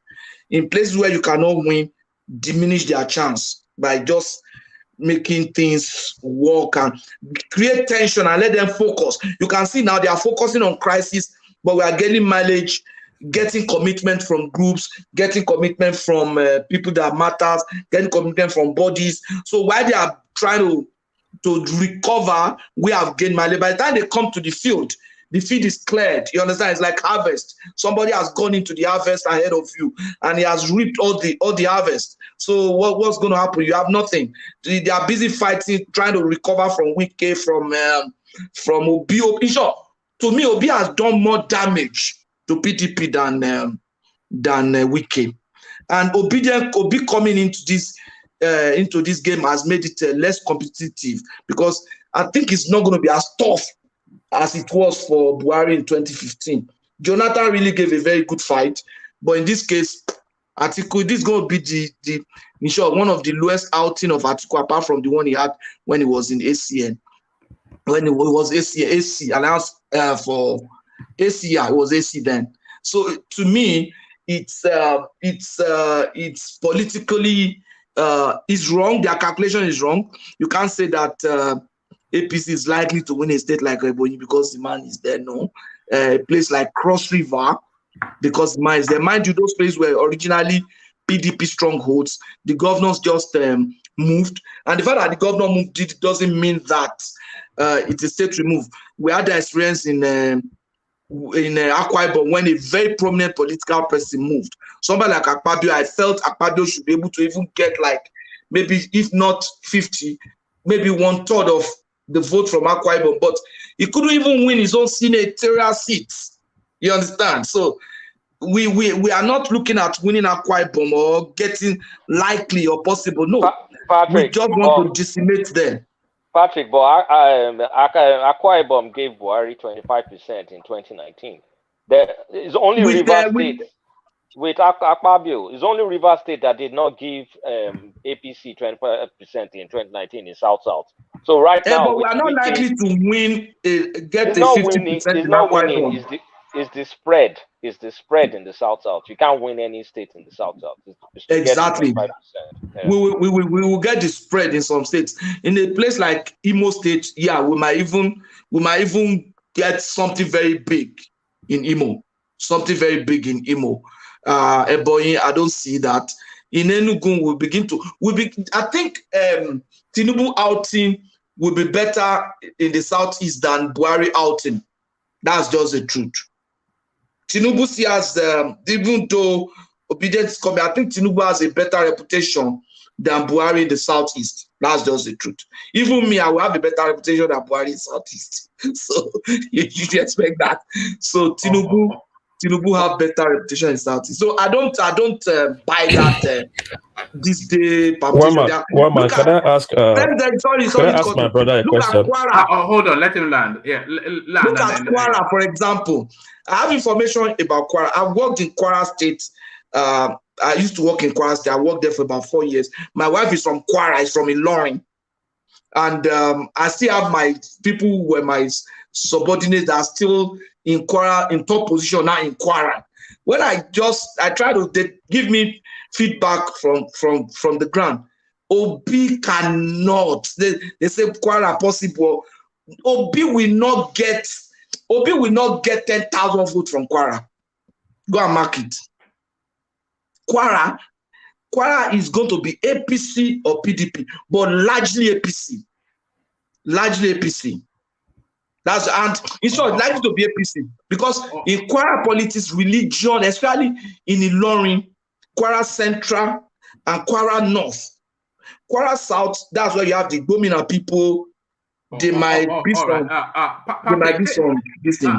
Patrick, take an interjection, and then I'll take you to one last talking point, and then I'll go on to Playtown. I think somebody wanted to ask you something. Yeah, it's me. God, Patrick, I agree to you. Well done, sir. Yeah, I want to ask you a question based don't on... ask him do something, though. Mama, don't tell me what to ask now, please. No, we don't want to do now. Just hold on now. Based on... I'm not going to ask on brother tip. I'm going to ask you, since you have declared here you are APC card carrying member, so I'm going to ask you based on your party, and because we in this platform we need to push when the panelist is talking, we need to push his idea to see how concrete and how correct, how solid that information that is bringing out is. In Edo State, which area do you think APC is going to win? Which south? I don't know. Which region? I don't know. I don't know. And without votes, I do not vote. So would it be enough for them to win Edo State? No, I'm not saying that. I say South. We are not planning to win any states in the South. And mind you, Edo State is South. You get it? But what we have done is this. In states where you cannot win in South, can you diminish the vote of PDP? Between you, you will discover that those state votes, the PDP votes that could have gone to PDP in Edo State has diminished with Obi. Yeah, I agree with you. And what we are just trying to do is maintain our stronghold in Edo North. And maybe in places like Edo South, go to all those other places, then places like Edo Central, like the Eastern side. Let's just catch some things. But you will agree with me that local governments in Edo North, they will vote for Tinubu, like Auchi, like Warake, all those Agbede. You know that this Muslim ticket thing is really a masterstroke. You will agree with me.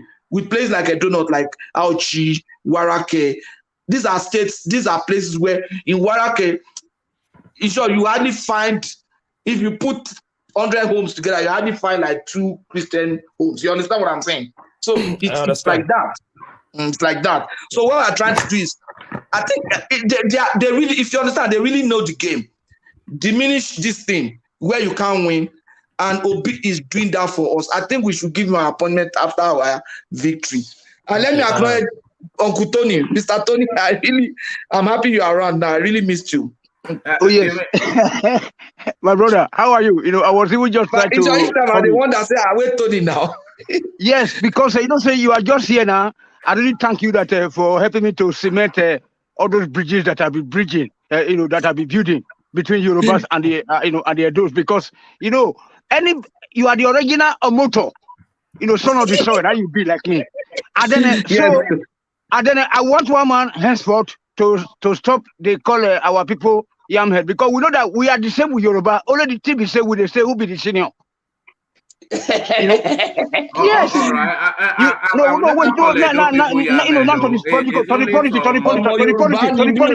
right. To the politics now. To the politics. So, Edo politics has changed. They are not going to go, along the tribal line. Edo Central have already changed. They have changed from PDP to APC, to APC already. Despite their hatred for Somali, but just for the fact that one of our own is contesting, we have to go, along with him, because I would believe that only Tinubu that can be able to restructure, and then as a boy of a Chief Attorney Nahuru. That's all. All right, thank you, Tony. So thank you, Tony. So we seem to have lost Patrick. So quick one. Yeah. Owan West. Isn't it APC that's going to win Owan West? That's Sabongari area. No, not Sabongari. Sabongida Ora. These are Yoruba people. These are Yoruba people. They are Dele. They are Kundayo. Samongida Ora. Isn't APC that's going to win that side? That's what they are going to win there because they will teach all Yoruba. That is where Sobe is at. Sobe, Sobe may end up. APC may almost end up winning Edo. What piece? No doubt about that. Because PDP and Labour will split. Our local government, they have more Yoruba than any other part of the state. That's where Sobe is from. Sobe, Sobe? Don't forget. I understand what you guys are saying. Sobe, you know Sobe now. Workpiece. Don't tell me that you don't know Sobe. All right, we don't want to go too deeply. I understand. Hold on, let me finish last point. Sorry. Right. But that who the Awunchi now, that vote from the Awunchi, the northern part, is still not going to give APC 25% they are looking for in Edo State. That's why I asked that question to Oshowere. Even though everybody did not vote for APC, which of course we know APC is going to carry the north because of Oshomole and the Muslim ticket, because they are Muslim over there, but it's not going to still give them 25%. And those central is not going to vote APC because they are purely mayhood of PDP. And my brother, Akoko Edo is there. Apologies, but please, I don't want to go to Edo, please. Okay. I just don't. I want to keep the conversation where it is. Let me take it to Playtown. Playtown, are you ready to go?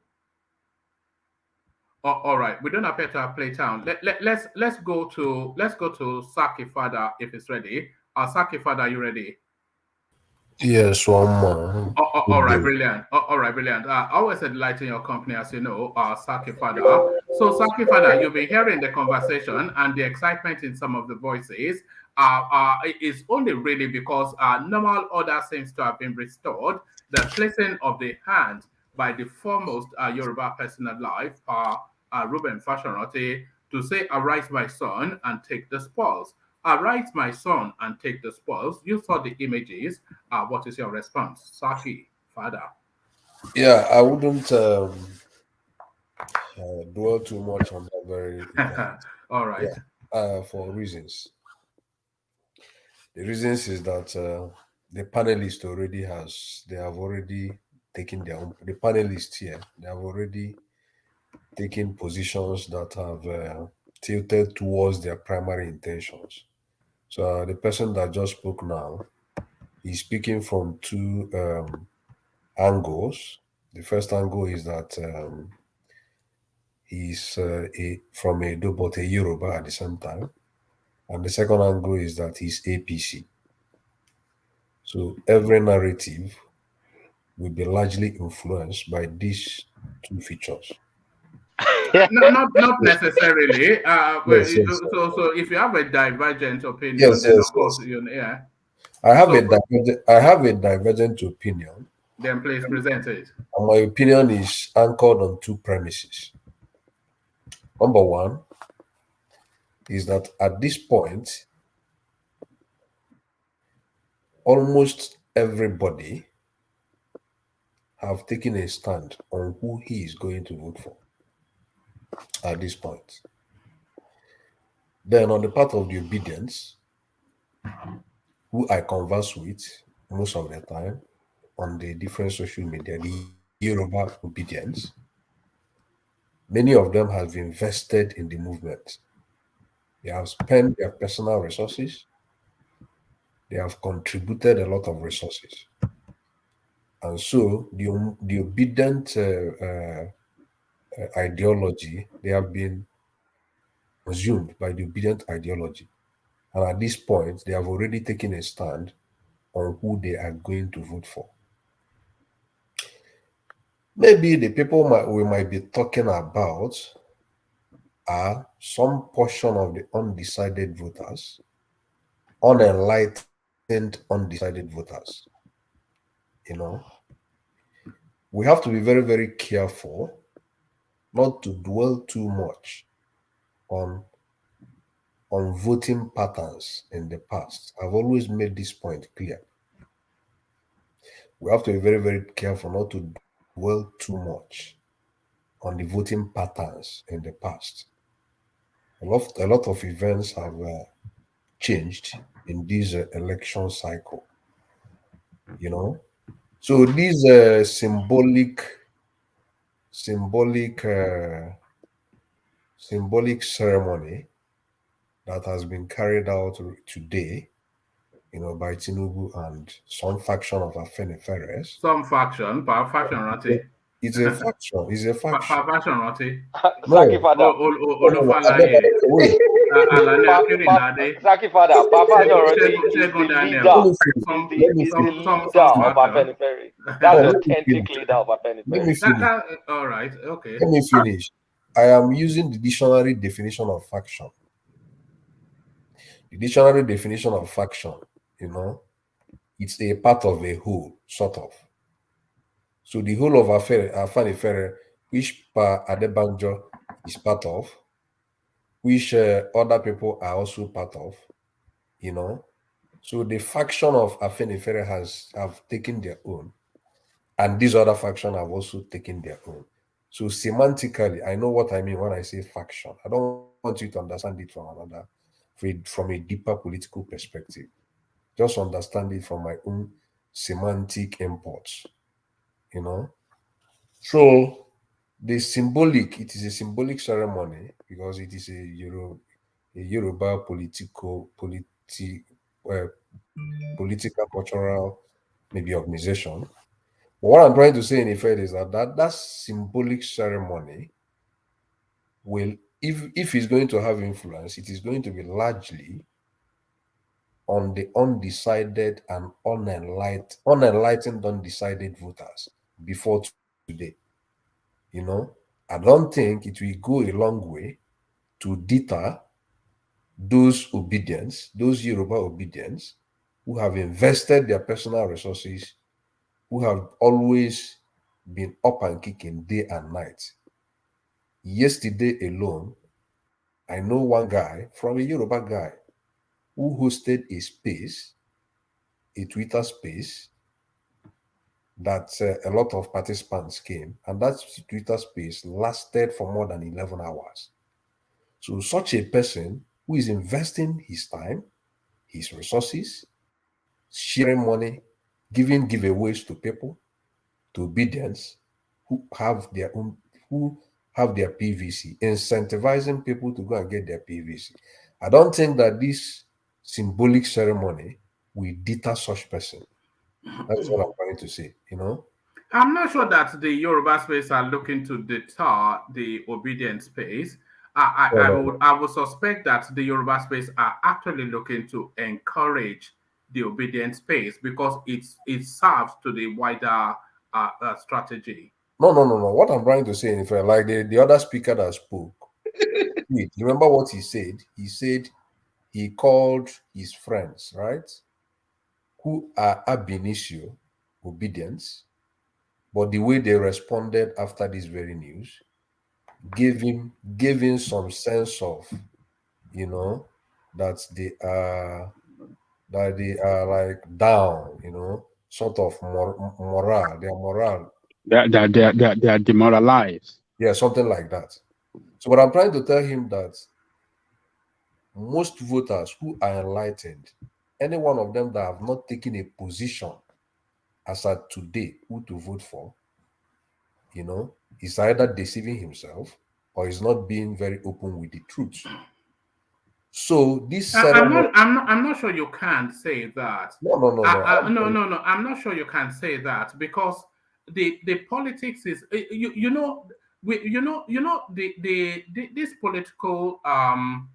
this political space is going to come in waves and stanzas. So Yeah. the first stanza was that, like, we can call it like a debutante phase Yeah, when all the runners and riders come out of the blocks to parade, and that was the first reaction to that space. And the narrative of that space was the first reaction to it. So we're now entering another phase now where policies and stance and antecedents are coming into play. So that debutante space, you can consider it a rush of blood to the head, a visceral reaction to a space. So now we're getting to a more level-headed interaction with the politicking. People are hearing the narratives and they are seeing how that impacts for the future. So I'm not sure that anybody is No. categorical except One man. people who are surrendered to tribe.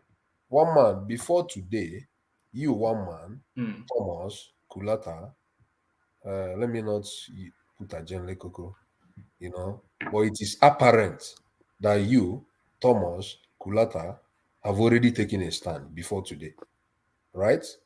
It is apparent. It is very, very, no matter how we want to hide the feelings, you know, these people I mentioned, it might not be easy for me to know the position of Ajan Lekoko, you know, from his ways of analyzing things. It's a But showman now. He tells you but three of you, whether you say it or not, in Latin they will say "es abundantiae cudis ut loquitur," you know. So no matter how you want to hide, you know, your stand, you know, certain emotional outbursts, you know, or certain dimensions of implied responses from your bodily gestures or your tonalities, you know, it's very, very easy to decipher the stand you have taken already before today. Are you saying that So the people you listed they mimic your excitement for Peter Obi? Is that what you're saying? no, That they mimic? no, it's not what I'm trying to say. Right. Even if you ask anybody now who is on this panel, can you easily conjecture or rather? Is that where we're going there? We're No. personalizing Can you it. easily Let's not say? personalize it now. Let's stay But on topic. what I'm trying to say in effect is that before today, you have already taken a stand, right? I have already taken a stand. Solomon have already taken a stand. I know he's gonna go for ATIKU. Playtown and others, they have already taken stands, right? So I don't think this thing that happened today, I don't think it will change my stand because I've already taken it, and I'm very strong about it. You know. So But thank you, Father. Thank you, Father. Yes. Please, if you mind me 1 second, please. If you watch the maybe 2 last section, this same accusation was put on Babati. No. Let me finish. I listened to you. I didn't say anything, and I say, please, 1 minute. Carry on now. Yes, this same accusation was laid on Babati, and I could remember his response. He wasn't happy. He was quite upset. In fact, his voice was quivering. Yes. Can you please stop this accusation? Do you remember the word? Let me finish. They call it an ad hominem. So they play the man. Do you remember the word I used? I was very careful in choosing my word. No. I know where you are going. No. I know where you are going. No, I said it will be very easy for one. That's all right. All right. If I can move you from that way, I want to keep it as much on topic as we can. I didn't say it is certain that you are going for Tinubu. No. Abandon what individual prejudices might be, but go to that Afenifere space and their interaction. So like what I said on Afenifere space, a lot of people before now have taken a stand, and most of the Yoruba obedience I have seen, you know, most of them have committed so much to the movement. Most of them have been very strong in their emotions, you know, towards this movement. And I don't think, on the basis of those things I've seen, I don't think that this symbolic ceremony that happened today will change their stand. The only people I know that this is gonna affect, you know, are those undecided voters, because there are still undecided voters. There are still supposedly undecided voters, you know. So I think that it will play some role on them, but we are still progressing with time. Time is still going. There is still time, you know. Yeah, provided that there is still enough time, you know. There are much time for changes and realignments. Shall I tell you something that you may well dispute? But in most circumstances, most voters are oftentimes undecided until the moment of casting that vote. Because they follow the ebb and flow of the narrative, and opinions change oftentimes. And this purple patch that Tinubu is going through at the moment, it will change, and then suddenly Obi will come back again, and then ATIKU will come back again, and then there will be ebbs and flows all the way through. Most of the time, certain type of voters are always undecided until the day of election. Saki Father. Sorry to interject. Sorry to interject. You said most people changing their minds are people that have not decided. But I do have 2 friends one of them changed his mind because of manifesto. The other one changed his mind. I mean, really got dampened down with this Afenifere thing now. Because, you know, earlier on, I've been saying there's going to be a period of Yoruba Ronu. And, I mean, the Yorubas here will understand what I'm saying, meaning Yorubas think. And I think Tinubu is now playing that card. So you're seeing a lot of people kind of like maybe coming back home, if I may put it that way. So don't that's think. Your friend. No, that's your friend you're talking about. Who changed his stand because of manifesto? Because of manifesto and because of. No, I have two obedience. Yeah, you said you have two. One changed because of manifesto. One is now fully ratified. The other one now doesn't know about obedience because at some point he just started realizing a lot of gaps that will be made. I mean, some of those things that I saw. But both of them were obedient before, right? Both of them were obedient before. Okay, no, okay, both of them were obedient before, right? Fully obedient. Then, two things might also influence that. You know, two things might also influence that. Superior argument might always annul the impact of inferior arguments. You, Kulata, it is very easy for you, Kulata, to convince your own friends because you will always want to give them superior arguments, you know, and when your superior arguments interfaces with their inferior argument, they might tend to go your way. So I will not say definitely that they are truly changing their stand because of manifesto or because of this ceremony. Rather, I will say is a manifesto not a superior argument? A manifesto is an argument. Because people are Nigerians don't read. Nigerians are not. They don't have time to read. You know what I'm trying to say is. Not to waste your time.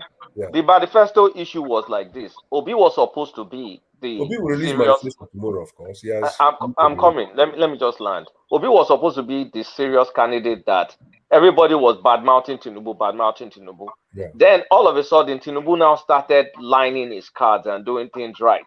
So it was not now a tenable argument in our WhatsApp group like, hey, Tinubu is supposed to be the one that is weak, but it's the one that has a plan. It's the one that is speaking articulately about global warming. Then his argument was just not simply untenable, and he said he changed his mind. Yeah. So I didn't interfere. This new one. Let me just land. This new one now is just like, I mean, initially, you know, people are swayed by their leaders, elders. Yeah. The fact that Fashion Roti was there was influential enough for him to have a rethink. So he said he's now rethinking the whole thing now, just because of one man, Fashion Roti, the 96-year-old leader of Afenifere.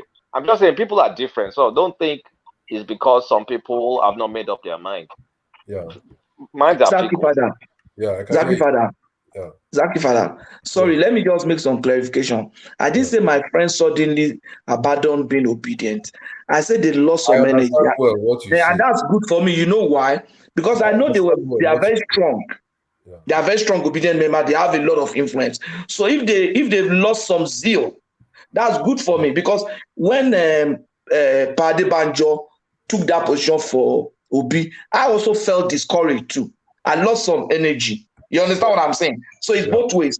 And mind you, when you say people have taken their decisions, then why do we need to campaign? The reason why we're campaigning is we're not only campaigning to people who have not taken position. We are trying to convince people. We are trying to make convert. Even the biggest political person, Jesus Christ, loses convert to Satan. Satan loses convert to Christ. It's just a matter of time and persuasion. And that's why we are out doing this. Can I ask you, Patrick? Yeah. Imagine that you, Patrick, is a Yoruba man who is living abroad, who has been convinced by the Obi narrative before today, and you are going extra mile, contributing even your money, sending it home, you know, making a lot of support, financially, not just by talking, financially, to the extent that you have even spent a lot of money. Will this ceremony assuage or rather change your blood is thicker than water, Sake Father. Blood is thicker than water. This ceremony, do you want me to answer that? Yes. This ceremony might not, but the truth might. You understand? Yeah. Let me finish. Sorry. Let me finish answering you. This ceremony is not likely to, if I'm that person that spend all that money. Yes. But the truth might. Even if I put my money in an investment and eventually find out the truth that investment is the wrong investment, I will not continue to throw good money after bad ones because I put money. No, I will cut that short. I will even announce to my friends that are likely to put money, say, please don't put money again. I think I've wasted money. I've lost money. Let's save some money and do the right thing. So it's like that. You understand? And that's why this campaign period is going on. Like I'm talking to my friends now who are investing in OBIdient. I'm telling them, look here, don't lose your money. You understand? So one quick alternative to that is many people discovered Obi's blind spot because all of a sudden people started discovering that Obi is making gaffes like Tinubu is making gaffes. More so. And so that means you could not differentiate between him and Tinubu on that spot. I'm just Saki, I'm just being honest with you. It is your narrative, so I don't want to. It's not my narrative, Saki. It's your narrative. This is what I'm hearing. Is it not making gaffes? Let me just keep quiet.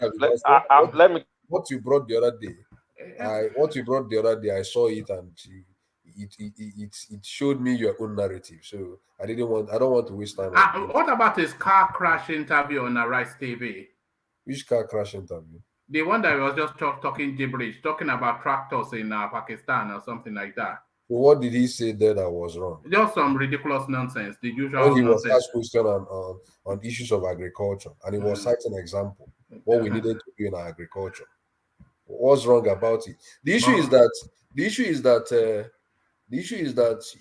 your disposition towards Obi's interviews, you have already taken another side of disposition.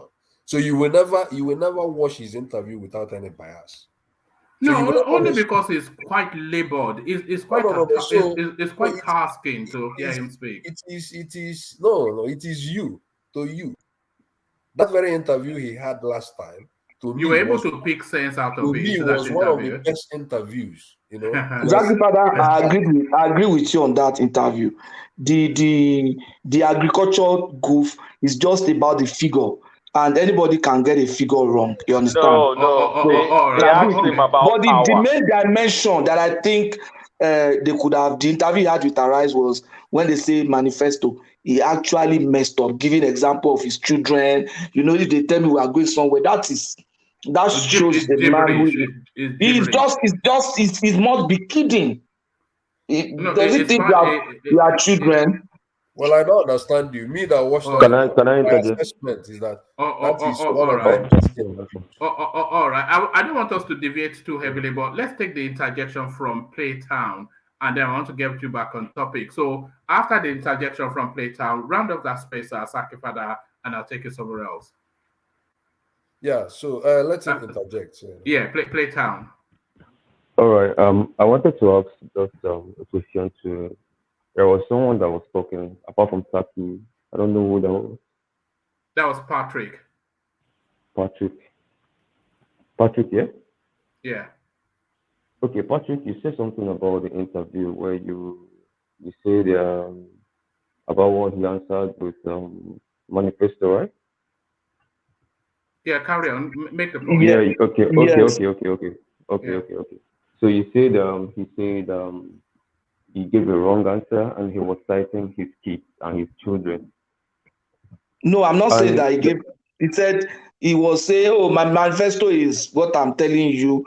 And then you say, for example, now you are recording it. If I tell my children we are going out, you know, even the interviewers were just looking at him, and those were his friends, actually. Those guys really used to help him.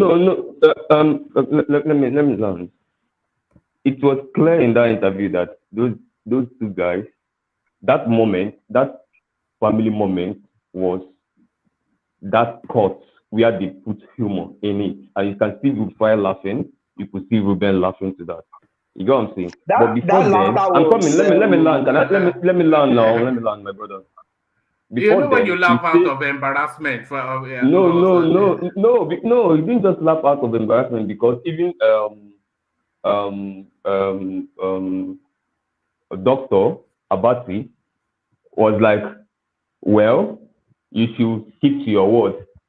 You understand what I'm saying? He was answering to him and they were all laughing. But the point is that he already made his point and he has been so consistent with this point. And the point is, he said, my manifesto is definitely going to come out. He has insisted that he has a manifesto.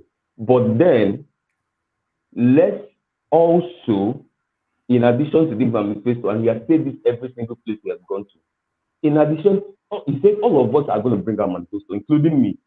Wonderful manifesto from me, from all the candidates. Everybody's going to bring manifesto. But let's make sure that in addition to those manifestos that we're going to print and bring out for you, that you listen to the candidates, you take them on video, and that it's even more easier to hold somebody that has said something on video accountable that you can bring that's just a nonsense now. Everybody has been speaking. Now. Hold on.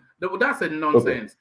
Everybody has been speaking and they're all captured on video. That's how we are able to, it's all over the internet for eternity, what they have been saying. ATIKU, Peter Obi, Tinubu, everybody. So what is even the meaning of that? That's why they say it speaks gibberish. No. What has ATIKU been saying on video? Whatever he has been saying, he's had interviews, he's had interactions. How many? It doesn't matter how many. Whatever he says, it's documented. Okay, so Peter Obi has been speaking all over the place. What has he said that has ever made sense? It's not one man. Wait, one man. Let me even take out this time to address this once and for all. And this is very, very important. But you want to personalize it, Abi? Okay, go on. No. I'm not personalizing it. This is serious. It's really serious. And the reason why I'm sticking with this platform is because I feel it's the most intelligent platform online. And this is the only platform I ever come to. I don't go to any other platform. And the reason is because I feel this is where people have divergence. Anywhere where people have a streamlined view, where everybody is moving to the same direction, you don't see me there. Because I don't have any value there. You know what I'm saying? So when people have a divergence view, that's where I see there is a platform for actual conversations. You know what I'm saying? So, but then there's a trend I've noticed. This is just me calling out a trend. It's not any personal thing to anybody. Yeah, go on. I'm coming. And the trend I've noticed is the trend of running with headlines. And I've noticed it up to 6 different times. I'm specific in numbers, and I can start all of them from 1, 2, 3, 4, 5, 6 different times, where interviews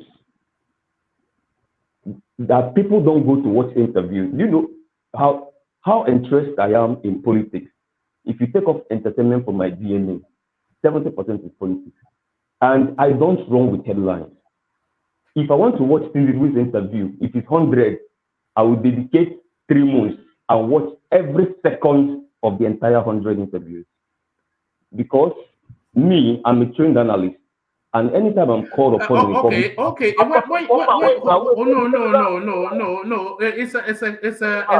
It's a dialogue, not a monologue. Now we are having a conversation. It's a dialogue, not a monologue. When you say you listen to Tinubu's interviews in total, is that to unpick it? Because you can listen to the totality of it with prejudice, or you can listen to a snapshot with prejudice. Because of course, you would deny, of course, but you are already stanced with your stand, and really, and that's politics, by the way. It's nothing against you. You already have a stance, and you are looking to unpick the opponent. That's just what happens in politics, is it not? So can I respond to that? Yeah, go on.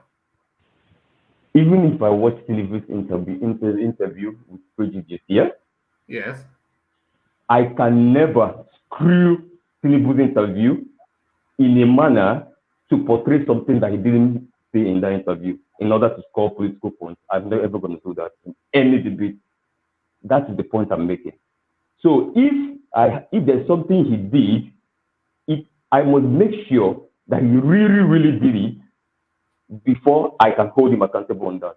but to screw it on, and they do it to Tinubu as well. And I've always been vocal about it. I was vocal about it when he talked about the Holy Communion. I was vocal about it both on Twitter. OBIdient came at me. I was vocal about it. I said, you can't run with that headline. Go and watch the entire interview.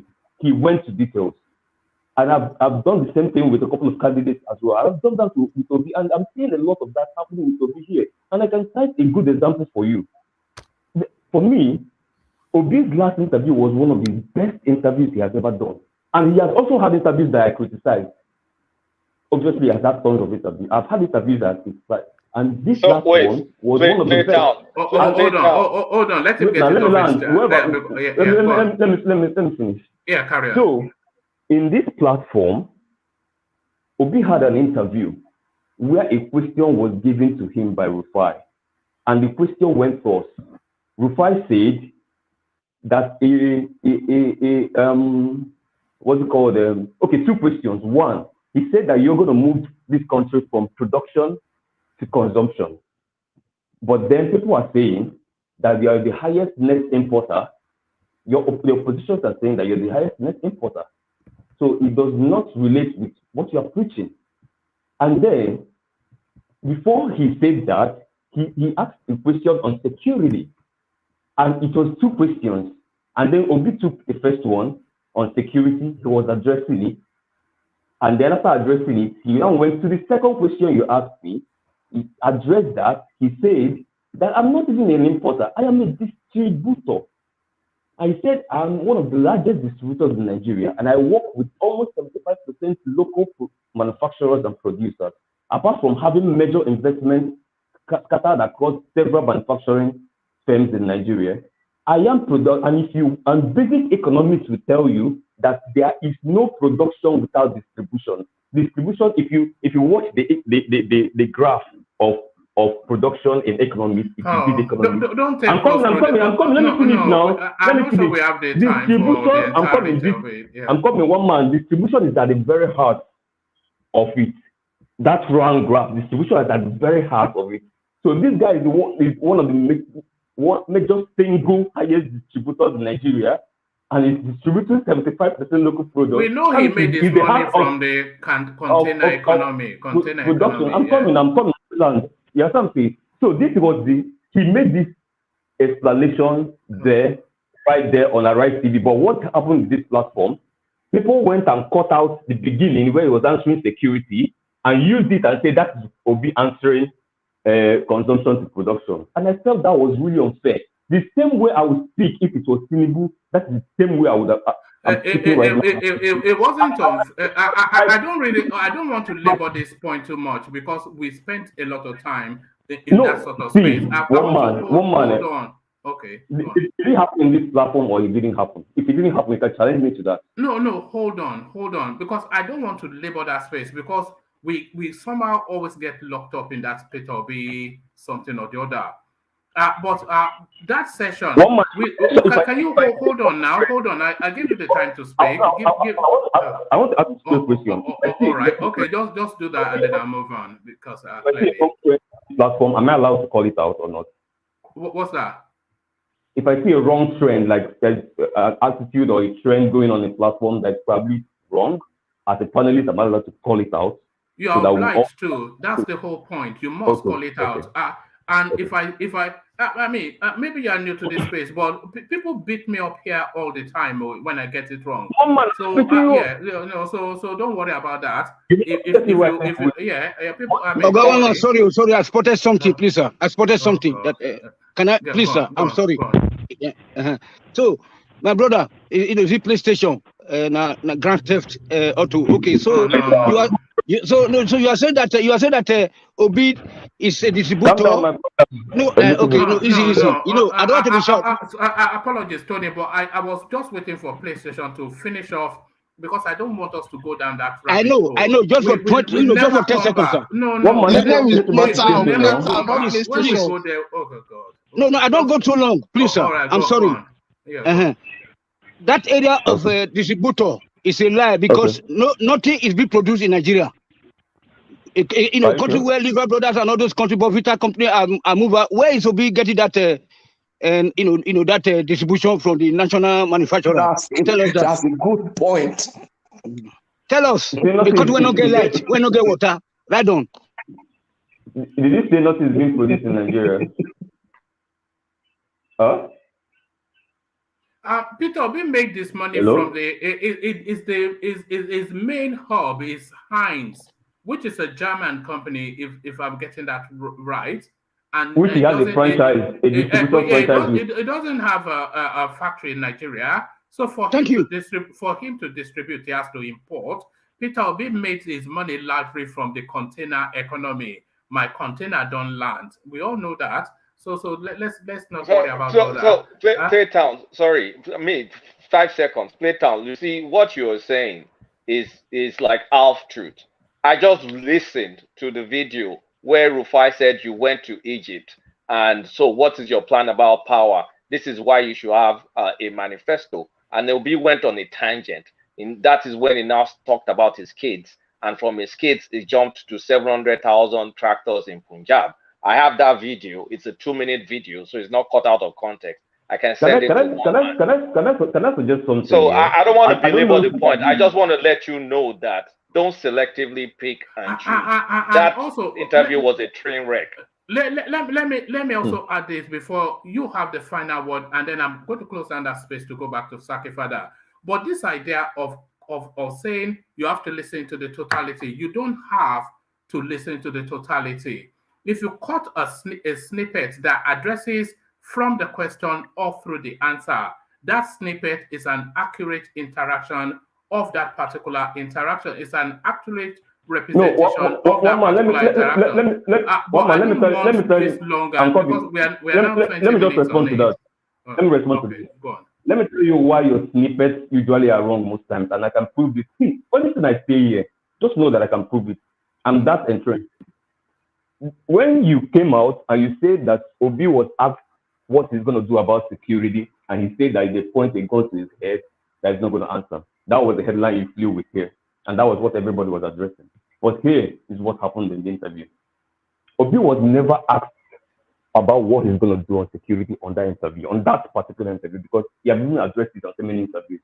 What Rufai asked him specifically was that the American government issued a security this alert to Nigeria that if you were the president, the sitting president now, and you get such alert from America, tell us step by step what you are going to do in response to that. This is me literally putting Rufai's question. And the man, first of all, started with, he said, Rufai, if you point a gun to my head, and allow me to finish this, if you point a gun to my head, I'm never going to tell you step by step the steps I'm going to take security-wise in response to this kind of international alert. But this one man, with due respect, can we move on? We are not talking about Obi. Please, let's just move on. We can't do Obi every day. Please, let's move on. No, see, this is me pointing out something that is wrong, because this is something that's going to cause problems, and this is a misrepresentation. So if I'm not clearing I know you're not clearing the air. It's not a misrepresentation. It's an accurate representation of the guy's interaction with the media space. That's one man. You said they asked him what he's going to do about security, and I just told you exactly the question they asked him, and you have not. You don't have to tell me now. I watched the clip. I watched the clip now, so you don't have. But that's not maybe. So one man, maybe if one man at some point in time just caught a clip. I don't know if it's the YouTube won't flag you or something. Just a snippet of that. Because I think let's just play the clip here. I think Playtown, you're kind of like you're misinterpreting a lot of things. As you're speaking, I've watched 2 of those videos on my phone. I just can't forward it to one man's phone because it's a WhatsApp video. It's not a link. My brother, what I said now, did I lie? You skipped. I mean, of course, you skipped. You're taking it out of context. The 2-minute video that I have, they asked him a clear question about power. He went to his kids, and then he went to tractors. And then another one, they asked him clear question about production. Then he talked about visiting the prison. What are you talking about? I just listened to it right now. Here's another person. Hold on. Here is another person pointing out another gaffe. which you tell us he did not say. He also said the Bureau hired 60% of people of Anambra. You see what I'm saying, one man. You see, this is exactly this what he's saying right now is exactly what I'm saying right now. No, what he meant was that the people that were hired, the 60% of the workers in that building were Anambra. From Anambra State. He didn't say 60% of Can you labor force in imagine, right? Anambra. This is exactly what I was addressing right now. No. This is exactly what I was addressing. Reno round with the enough. Settle down. Misrepresentation now. Please, play down. Settle And down. this is not about Obi, one man. This is about this is not about Obi. Nobody should be represented, please. Guy, you have to take my direction. It's only otherwise we'll have chaos. When I say settle down, then I mean settle down. Just settle down. So I'm taking it off the back of what this chap is saying. That he said 60% of where is it again? So I'm taking it. So yes, he also said the Bureau hired 60% people of Anambra. So he may well have said that, but of course, anybody listening would have understood that he would what he actually meant was 60% of the staffing in that space were Anambrarians. So that is what the message was. But he would have that if he did say that, that's an easily excusable misspeak, but nevertheless a gaffe, which is to highlight that it's gaffe prone. So that's the point. But let's go back to Sakefada, otherwise we'll never leave that space. So Sakefada, please round off your thoughts on the Afenifere space. Yeah, and then I'll move you on. Yeah, one more. Before I round off, let me make it again clear, because there was something you said about ad hominem. I never meant ad hominem. If Thomas understood it that way, what I was saying is it is easy to guess where your stand is by your dispositions. That is what I said. I didn't say I'm quite sure that Thomas is siding Tinubu or this person, but I said it is very easy to guess, and that is why I said for Ajanle Koko, I wouldn't be able to say this is where he stands, because he gives objective analysis, objective evaluation of issues, So please, I don't want people to misunderstand me and say it is ad hominem, please. Yeah, so then the second premise I was trying to say, based on what Patrick said, is the analysis he made about, is it Edo State? The conclusion I can arrive at from there is that maybe we are not in Nigeria, and so it is very easy for us to always analyze based on the traditional voting pattern in the past. This elections cycle, as I've always maintained, has a lot of new perspectives that we are not used to before. So I wouldn't say because the governor of this very state is PDP, that PDP is going to win, or because the governor of this place is APC, that APC is going to win. This is a kind of debutant election, in Nigeria. So at the end of the day, we don't know how it's going to pan out, So that's my take in that direction. So let's not just come here and make analysis on the base of strictly based on past voting patterns. How else do we make analysis other than from data? I think no. It's when you are making analysis, you have to bring in factors that there are some characteristics, because when you bring data, you have to look at the features of that data. There are some characteristics of the data existing in the past that have already changed.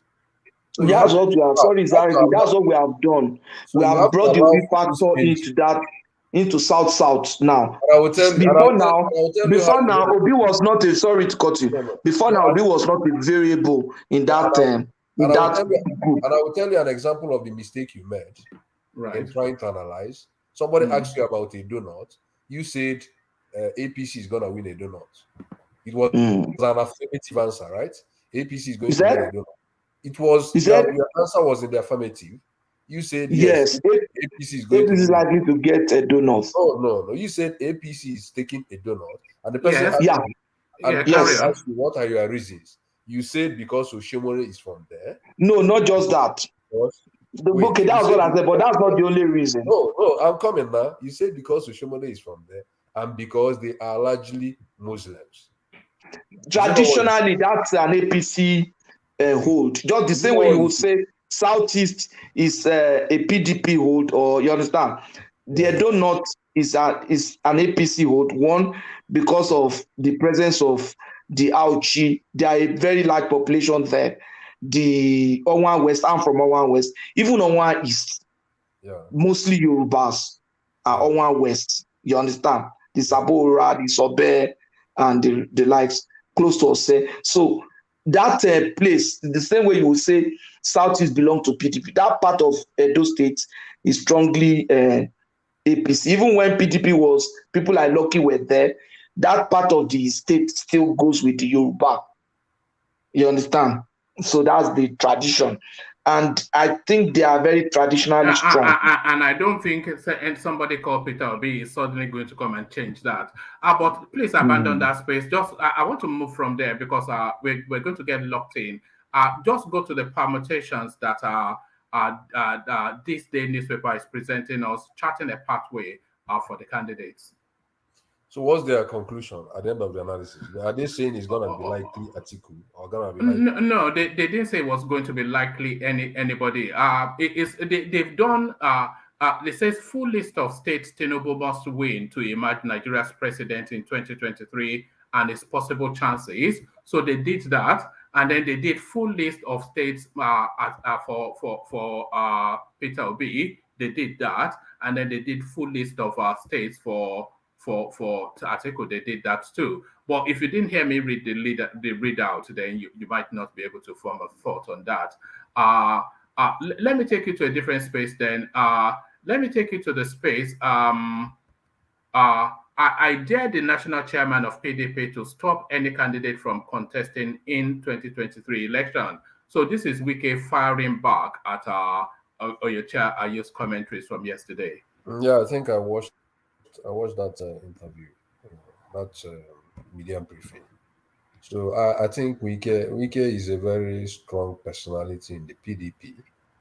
It is quite regrettable that ATIKU and Ayu, they have allowed that very space to linger for quite long, and I don't think they are going to make amends before the election. I don't believe that, because there is already serious disagreements among these elements. So I don't think they are going to. But Ayu cannot do anything. He cannot stop anybody from. Cannot stop. Is he Otton? I think Otton was saying that he can stop Otton from the senatorial whatever. So I don't think he's gonna do that. So it is quite troubling, for PDP, honestly. So you actually wonder if they're actually trying to win an election. PDP sometimes when you look at that part, you wonder if they're trying to win an election. So I think it is. I don't know why ATIKU has not been able to, call these people to, pacify with them and make peace and carry on with the party. But it appears that maybe there is some elements of ego, that's characterize that very space somehow. So I don't know for them, but I don't think if Ayu does that, WIKE is going to, WIKE is very, very vocal and is very, very, he's going to release a lot of classified information. He's going to release a lot of classified information, in that very space. So I think Ayu is just backing. He will release bomb. Yeah. So that's my point. All right. And finally, and briefly, AKEREDOLU are telling us that that there is no such thing. There are no as obedience, right? in Ondo State. As obedience, right? Yeah. So what do you say? That's somewhat predictable. But your no. That is like I've always met my son. That is the kind of things I need to hear from those politicians. You know, I want them to always see OB as non-existent. You know. No, but he didn't say. Sorry, just to be clear, he said there is no such thing as obedience in Ondo State. So not in totality, but in Ondo State. Yeah, I'm talking about that is what I'm saying now. Yeah. So I want each of them in their states, those states that are PDP or APC states. I think the Edo State governor has also made his own pronouncement in the past. I think last week or last 2 weeks, he said something about something that give impression that Ubi is not going to be obedience are going to win, something like that. I think he said that they are going to. There is how he put it, sort of, that they are going to get off the energy, so I want all these people to keep seeing the movements that way. So I want them to in Ondo there is no one single person that is obedient. I want them to continue seeing it from that angle. When you underrate, but it's very easy to underrate your enemy. It's not a matter of no. Hold on, don't worry. Don't do the usual something or the other. It's very easy to see why he would. There is no anticipation why anybody in Ondo State will be obedient. I cannot see why they would be, because they are Yoruba. No, it's a very traditional space, a very intellectual space, and more to it, as you said, a very Yoruba space. I'm not quite sure, and you'll be surprised that a lot of people don't actually give a lot of credence. So if you say it is what you are saying, it is you that are arriving at this conclusion. No, it's the governor of the state. No, you can't make that bogus conclusion. No, that is what do we call it? Ignorancia elenchi. Look at that. I'm an ignoramus now. Look at this guy. You can't just come Fucking, where they get all this Latin from? I don't know. You can't just come and say. One man, very slowly. Can I just throw a question to this guy? Yeah. Please, sir. Yesterday my battery went off, so please, sir. All right, carry on. Thank you, sir. So, Mr. Saki Father, good evening, sir. You said that, so you are taking Obasaki serious now, and you are not taking AKEREDOLU serious. I said hold on. Let me finish. So, do you know that Obasaki, as at present, right now as we speak, is like he has been declared a persona non grata in Edo State. If you go to Nigeria Watch, they want to go and use bulldozer to pursue him out of the government house because he's a useless guy. So he's just looking for a way to divert people's attention. That guy is totally useless, and then he's hearing me right now because I'll be under attack, by his small supporters, So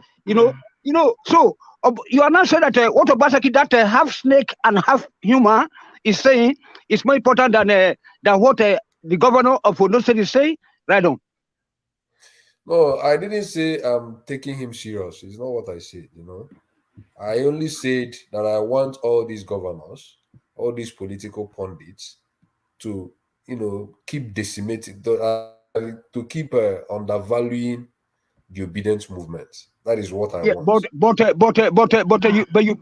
praise the Obasaki for saying that obedience is going high. No, that is not what I said. It's just addressed it. It was making a wider point, I think, is what he's saying. Yeah. That's all I said. Okay. So, but what I'm trying to say in effect is that one man, it is wrong to say it is clear that that everybody, that almost everybody doesn't concur with the Obi narrative in Ondo State. Isn't that what you said?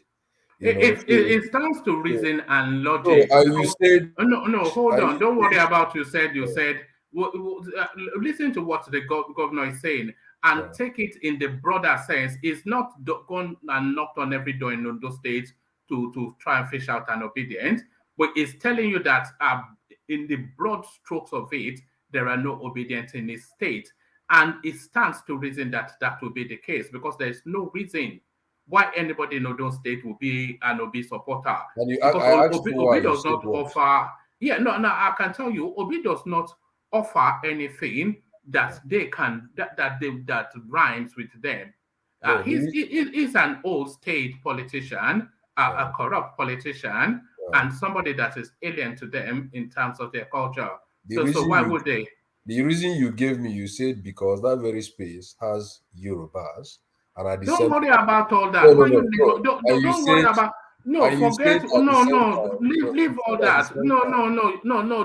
Don't be pedantic now. You said at the same time. Okay. Just do that, and then we move on. If you want to have a proper conversation, we have a proper conversation. Allow me to finish. No, you are being pedantic. Don't be pedantic now. You are better than that. Look, don't be pedantic. The broader point that AKEREDOLU is making is where the conversation is. Not what I said, not what he said, but the substance of it. So forget, you said Yoruba, and forget all of that.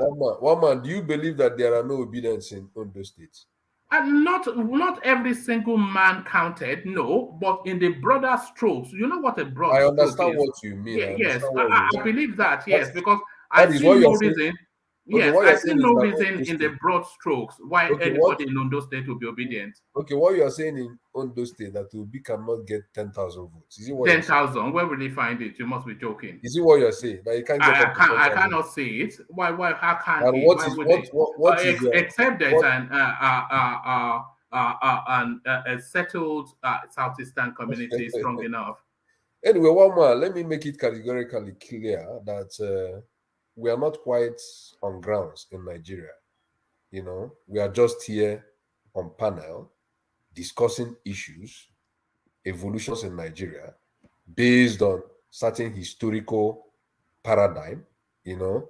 But I think there appears to be, to me, because I have all the social platforms, all the social media platforms.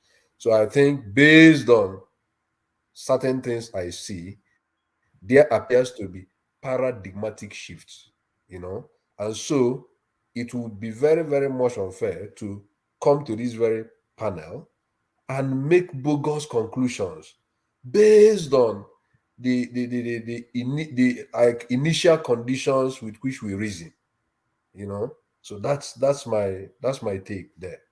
All right, primordial sentiments. Zaki Father. Can I ask you a question? Yeah, I will answer.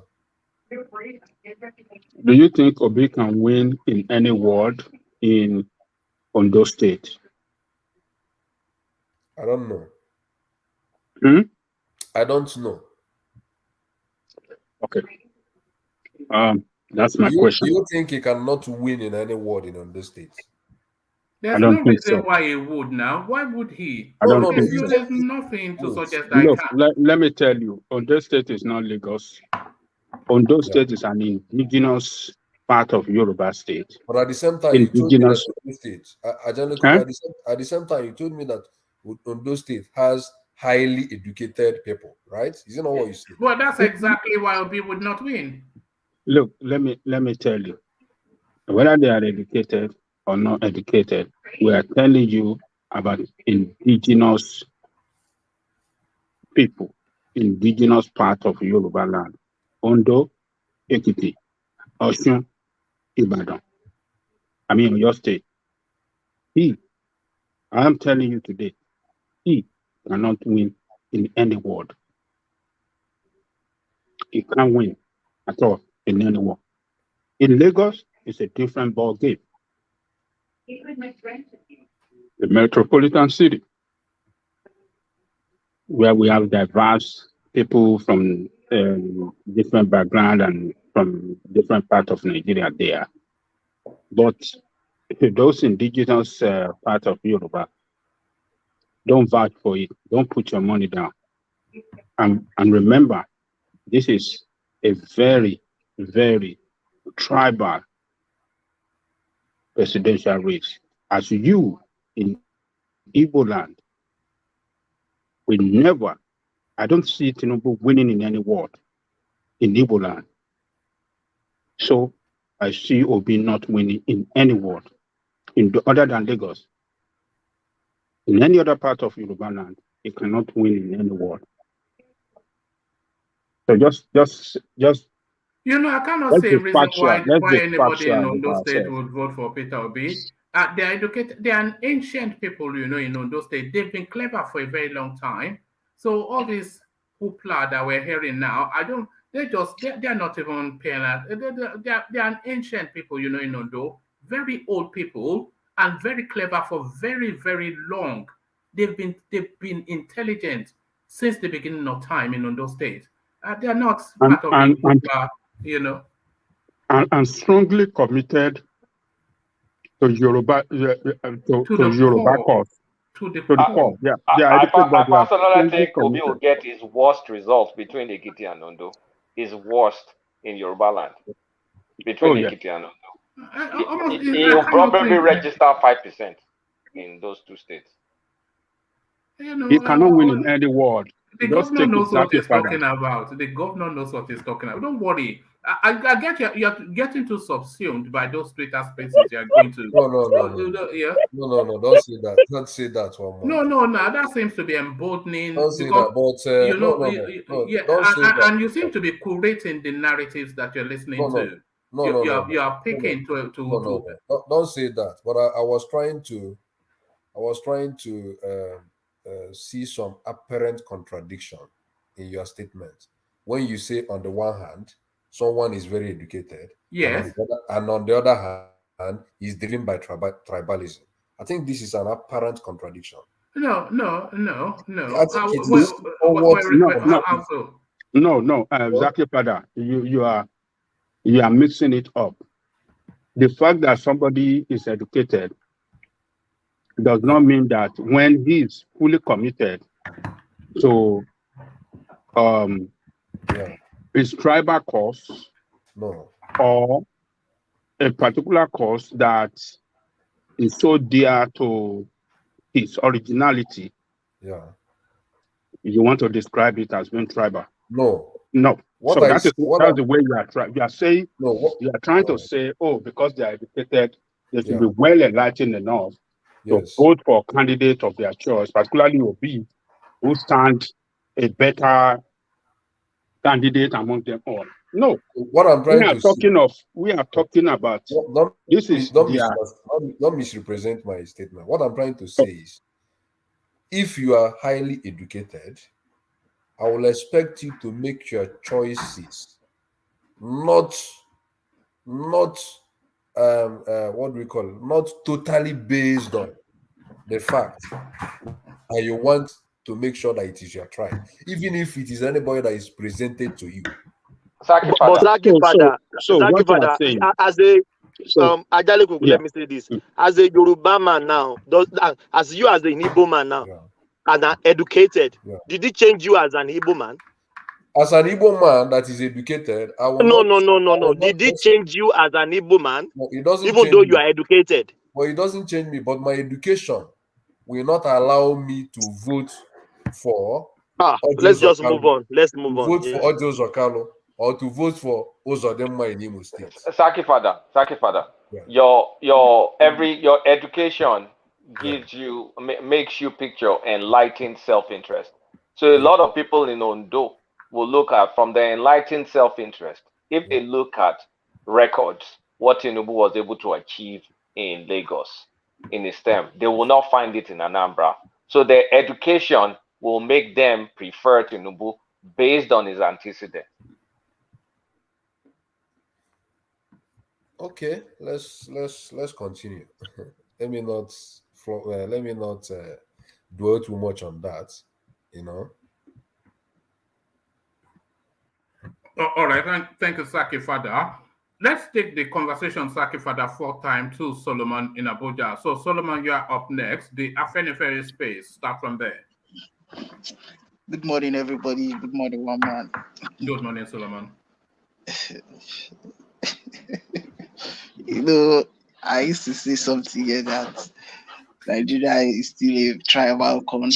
Solomon, be careful. You dey look for trouble. As you don't start with laughter like this, now trouble you dey find. So, Oman does so much. Oman does so much.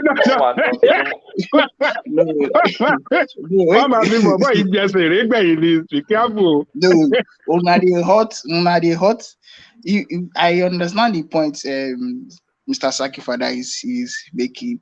And the point he's making is the true fact that as educated people in Nigeria who are supposed to know the candidate that is the best in all of them to vote for. But one thing I keep telling people that let us forget about this education thing that we're doing. Nigeria is just 62 years old. America is 200 and something years. We can't compare America, the level of governance has happened in America, and want to compare with Nigeria. Nigeria is still like a young country. Tribalism, we are supposed to have left this level of tribalism and start doing things like educated people, like people that have, and especially the fact that Nigerians have traveled around the world and they have people that have traveled and that are exposed, even people in the country too. But still yet we still stick back to the tribal space. So the Yoruba people, me, I'm not surprised that the way they are sticking to Tinubu and saying all these things, I'm not surprised at all. Just the thing paining me is that I don't want to call any tribe. I don't want to come and say anything that will make anybody feel somehow. No, I just want to go. I just want you to know that anything I'm saying here, they're just facts. I'm not out of my own emotion, not out of emotions, but I'm just saying it with the way I'm seeing, the way I've done my research and I'm seeing the country. Everything here is still tribal. It's still tribal.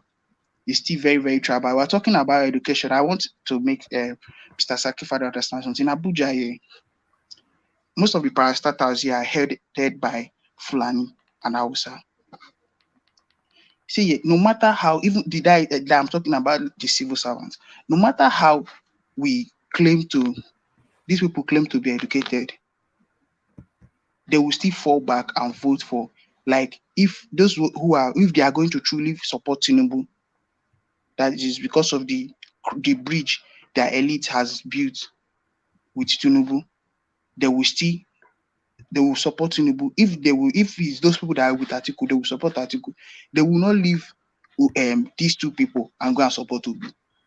They won't. As in, there is nothing. Anyway, but I don't want to just go down to that space because I would offend lots of people. But Nigeria is still a tribal space. That is just what I have to say about this. This I just want to say now. But let's start with the topic of the day.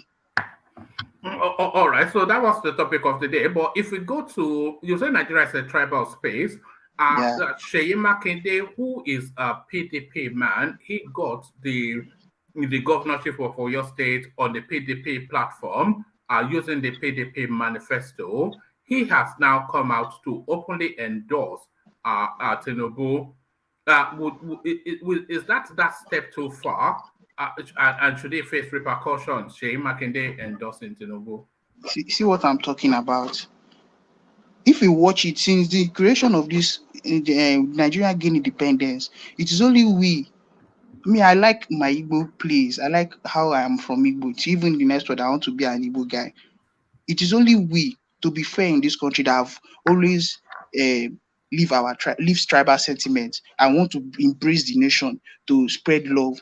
But still yet, I use it and I use it to give credit to my place, and I still use it to vex for them somehow, that these people are not going to look at us like this. They will not ever, this place has not gotten to this thing we want to do. That is why, see, if it's left for me, I will support Obi. The only reason why I'm not supporting Obi is because of the political approach, the way he wants to go into that power. That is just the only reason. I know this Nigeria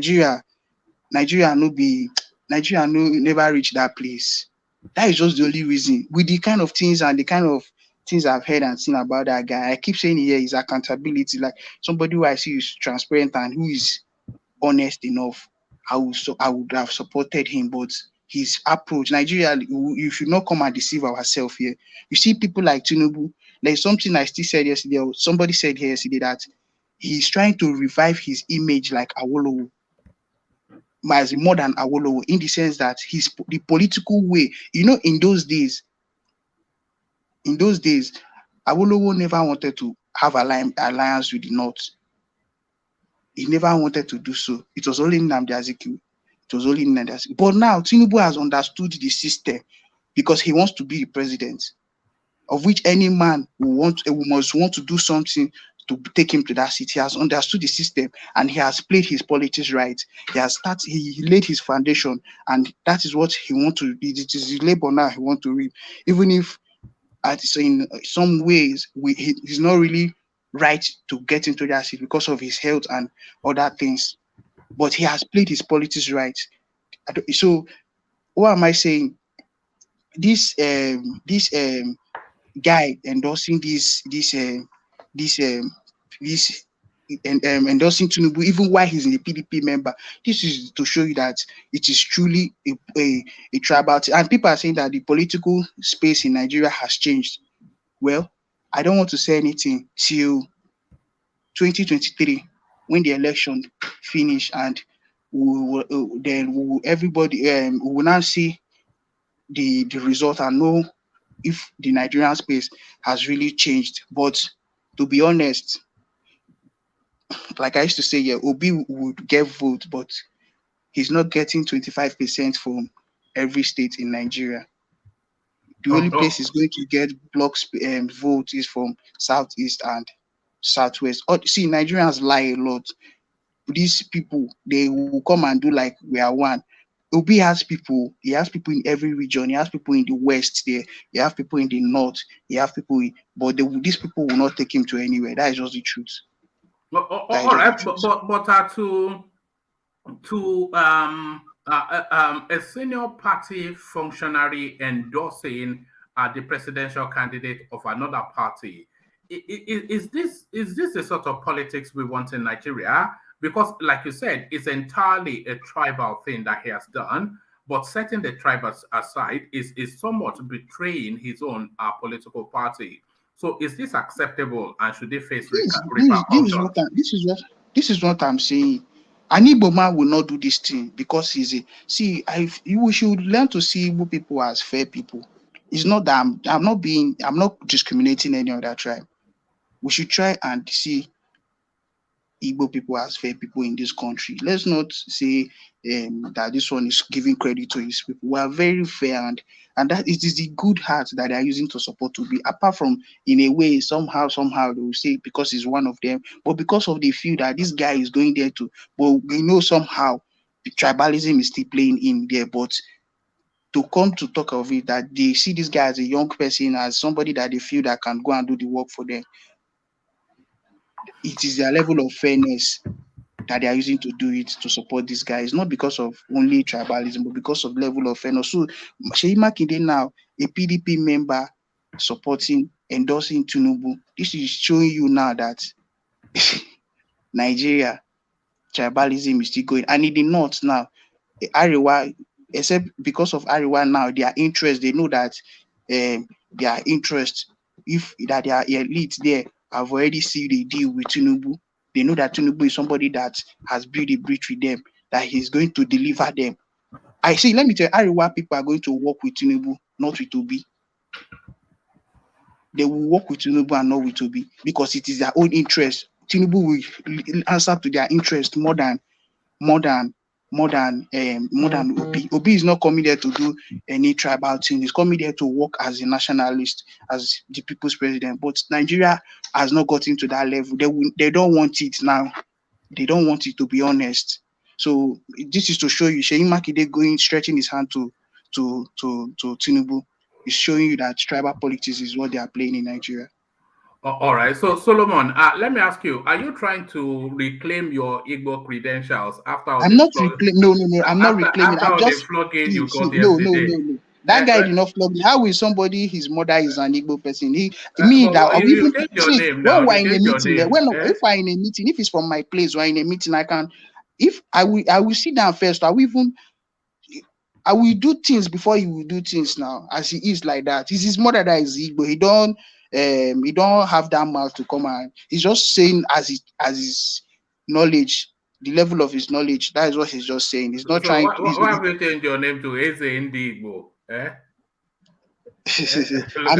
My name is Eze, and myself, I'm going to be a chief very soon in my place. So, so that is Solomon, nice. Yeah. Solomon, let me quickly add this. Do you believe ethnicity play a role in American politics? In America, the American space, I'm not really conversant with it, but I feel like it has played. It has played to an extent. Even till now, I feel it's definitely still playing somehow, but it's not going to come out like the way it is Let me in quickly Nigeria. drop this. Let me quickly drop this. Who did Colin Powell endorse during the Who? Obama regime? Colin Powell, former. I was not conversant with that Obama speech. Let me tell you, he's a Republican. He was once the GOC Abiy who led the Iraq war. Yeah. Then he became Secretary of State during Bush himself. He endorsed Obama. He's a Republican, but he endorsed his brother Barack Obama not once, but twice. So I don't know this talk people are talking about Tinubu when should not endorse Tinubu. People are crying. I don't understand. Is a Yoruba man? Is a Yoruba thing? They will endorse their own. It's not their business to cry about. At all. Harry, why we endorse ATIKU? I don't see why people cry about that. Of course. And those people will be. I don't understand why people will accept their own and don't want that people to accept their own. What beats me is I think Saki Father made an assumption that there's no intellectual argument in support of Tinubu. That the only intellectual it's the only reason will be tribe. Yeah. Will be tribe. Because I mean it beats me. Like you feel the intellectual argument favors a Tinubu candidate presidency more than anybody else. Because you're now wondering, like, if some Yoruba guy is educated Yoruba guy is supporting Tinubu, his tribe, but his default support should be based on his intellect. That's wrong. Obi is not the intellectual's choice now. Who has a brain that will support Peter Obi? That's not my assumption, Kulata, please. That's not my assumption. My assumption is that I've had a lot of people on this panel say that Yoruba people will always go for their own, right? That is Thomas. Everybody knows Thomas. So that is a tribal statement. So I expect intellectualism to play some role in influencing your choices.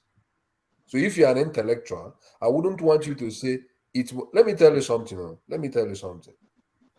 I've always told people here, if you look at Nigerian politicians, the worst politicians we have, the worst set of politicians are from the southeast.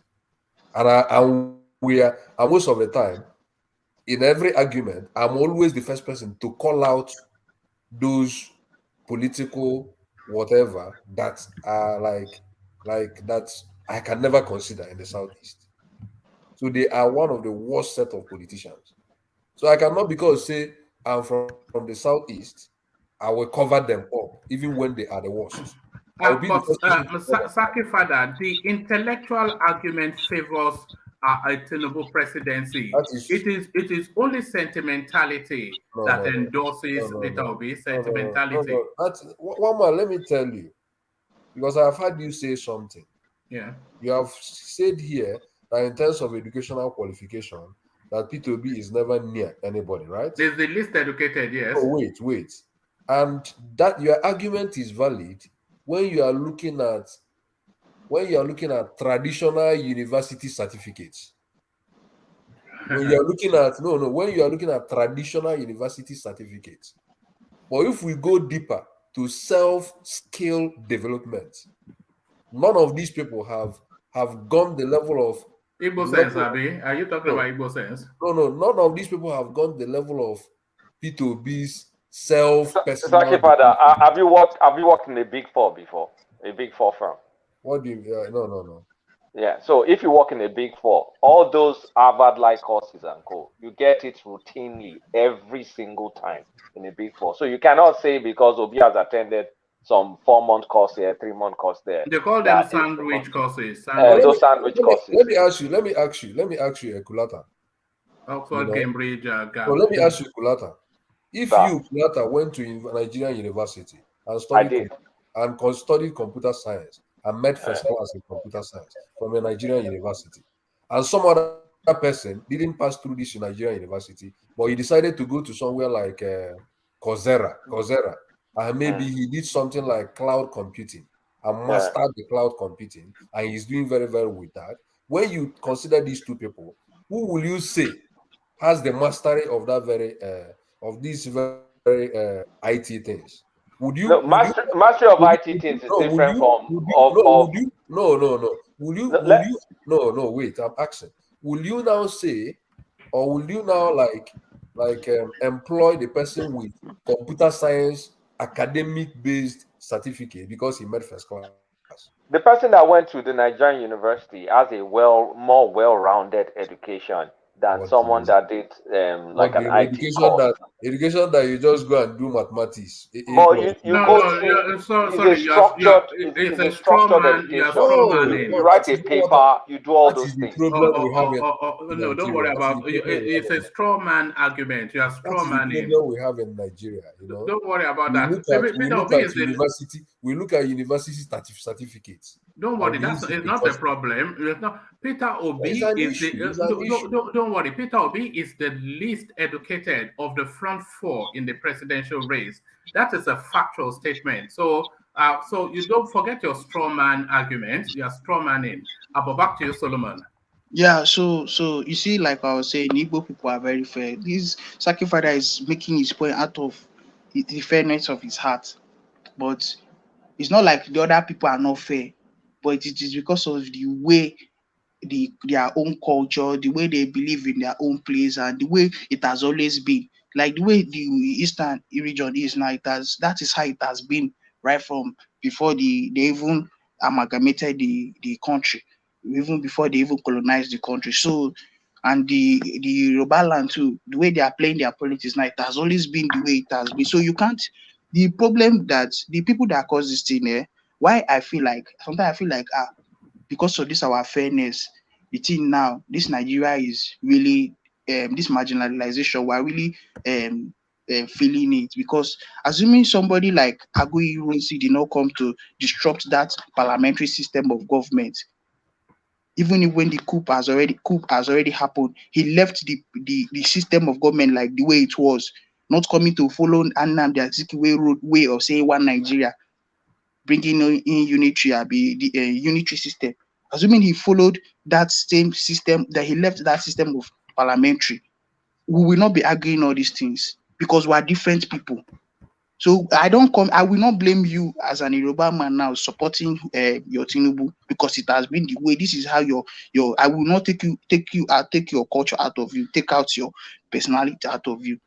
No matter how educated, your education is to advance your life, and that is the way I see it, is to advance your life and live right. You are supposed to still apply it in terms of this thing, but you know go fit, if you work on our side, because on us still see ourselves as group of people. Let us know we are deceiving ourselves in Nigeria here. If only we can even leave this election and even talk of truly about this restructuring, and we go back to that parliamentary system, it will really be good, where each regions will govern themselves, and we have the one in the middle, and that will just be the best for us. That this, so every day we come. I'm tired of this Obi talk and Tinubu talk every day. For real. Because these things are really causing problems. You see, people that started the country knew, they were wise enough to know the thing that will favor us. And we are coming here to claim that we've no education, and this one. Still here, this guy has built the bridge. He has played the game the way he saw the way the people that played it, Azikiwe and Ahmadu Bello played. That is what he's doing. Even if that, man, I'm just tired of this space. Well, man, let's go to another space.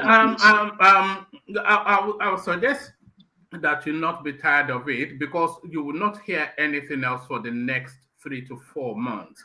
And then after February, the fallout of it would even be more intense than the actual build up to it. So you have to surrender yourself to these sort of conversations. And you know, because a lot of people are trying to play a lot of games within this political dynamic that we're in at the moment. A lot of people playing a lot of games, a lot of it wrapped in tribe, a lot of it wrapped in ignorance, a lot of it wrapped in naivety, but all of it just games. You know, so P2B is a product that they are trying to sell us.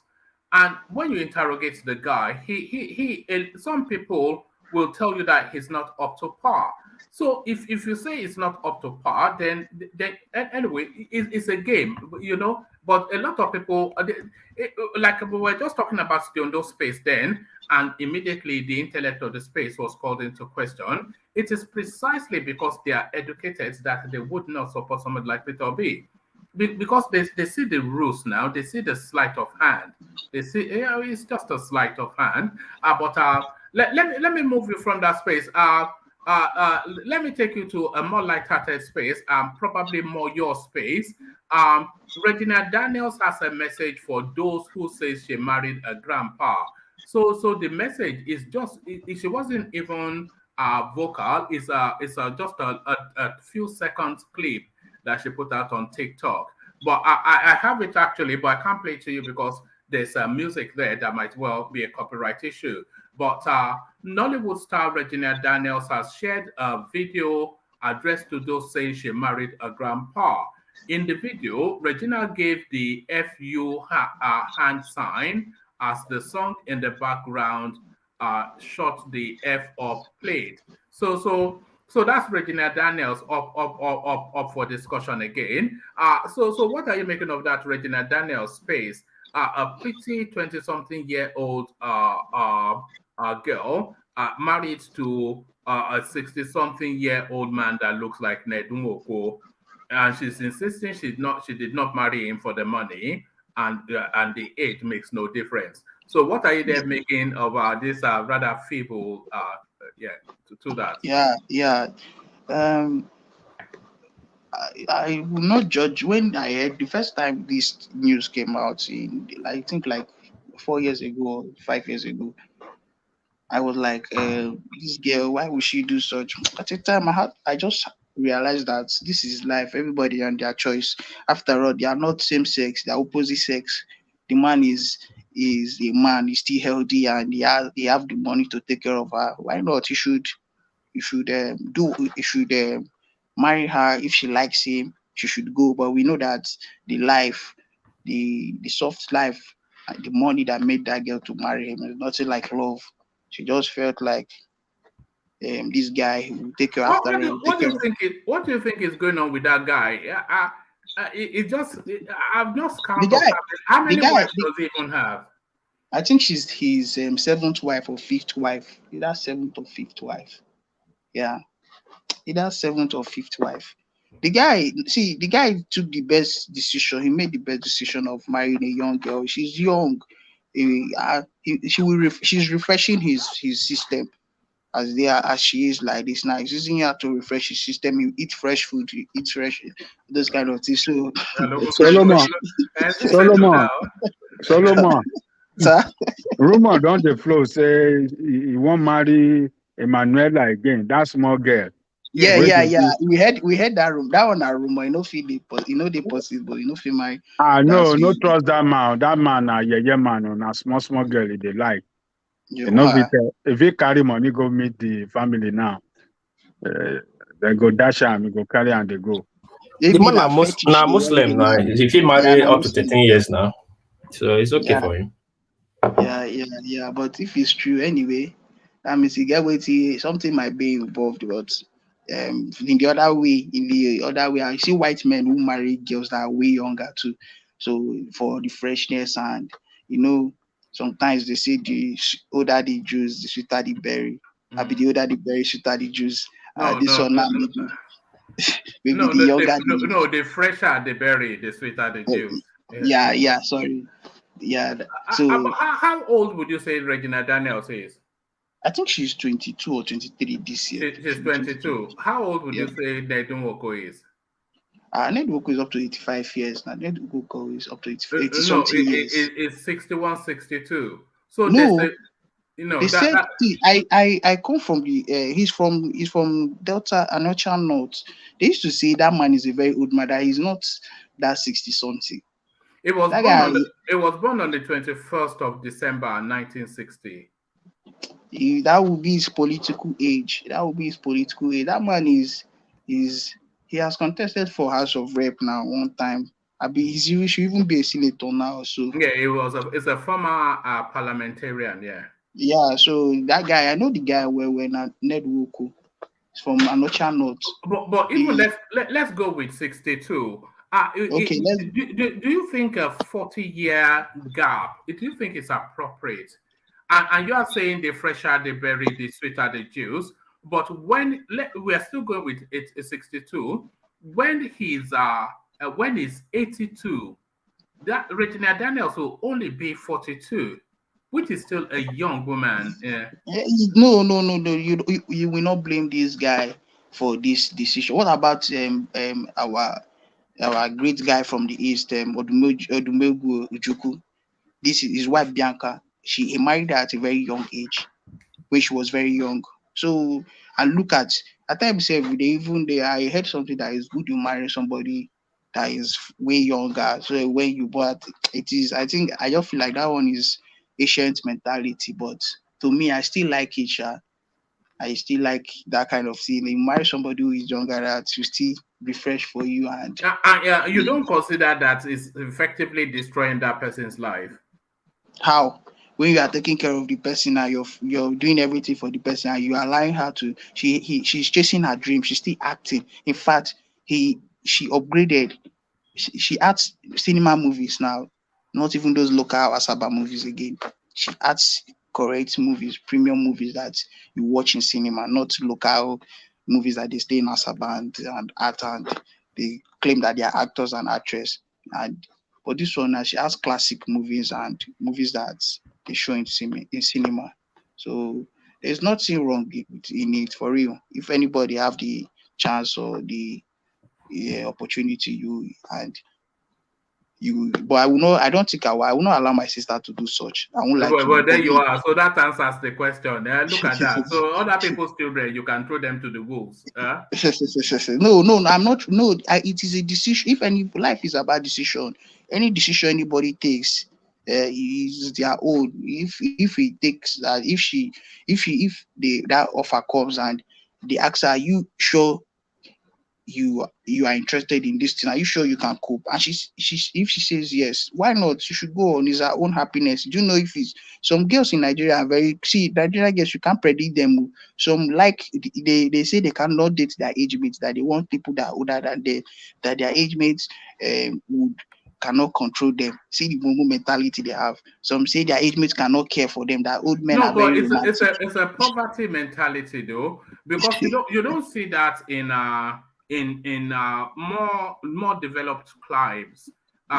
In more developed countries, now, of course, you still see incidents of inappropriate, but broadly, because all of the opportunities of life, they are insulated from the level of poverty that would lead them in that direction. So you wouldn't just see an average 40-something-year-old man with a 16, 18, 20-year-old girl, of course you'll see it, but it's not, you know what I mean. Yeah, some girls too have rapid growth. Like you see them, you see a 18 years old girl, you think she's even up to 25 in Nigeria. Look at this guy. Be careful, oh, be careful. No, I'm just telling you the facts, for real. So I don't blame Regina Daniel and I don't blame Ned Woko. If me, anyway, I don't want to talk about me, but it's a good thing for him. And the girl is beautiful. She's fresh. She should enjoy. Do you think she's beautiful? Because at best, I would say she's pretty, but in an average sort of way. She's rather she's chubby.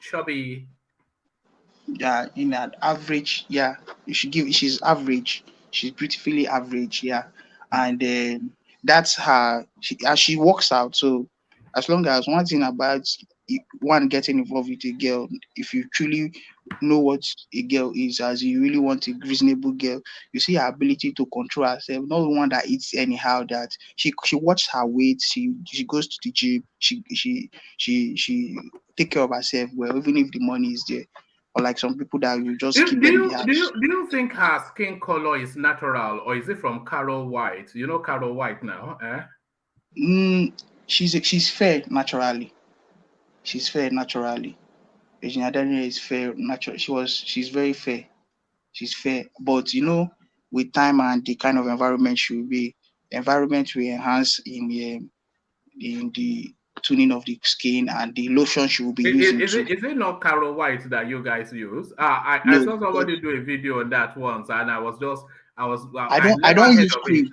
I don't use cream. As not you personally. You're a man now. Men should not be using cream. But yeah, the girls. Yeah, girls. No, Carol White is for local girl. Any girl you see using Carol White, don't talk to her. She's a local. She's from the village. Not even village, from camp. Real, no. Carol White. Carol White is not. You know they are now using laser treatments for the skin now. Laser treatments to remove pigments. Yeah, and they use organic cream too. There's this one they call organic cream that they mix with. Are you there? All right. Nigeria don't carry and go. Nigeria never happened to you. So there it is. So thank you, Solomon. We come back to you when you're back. But whilst you're away, let's go on to Thomas, who had been saying he had to leave us shortly.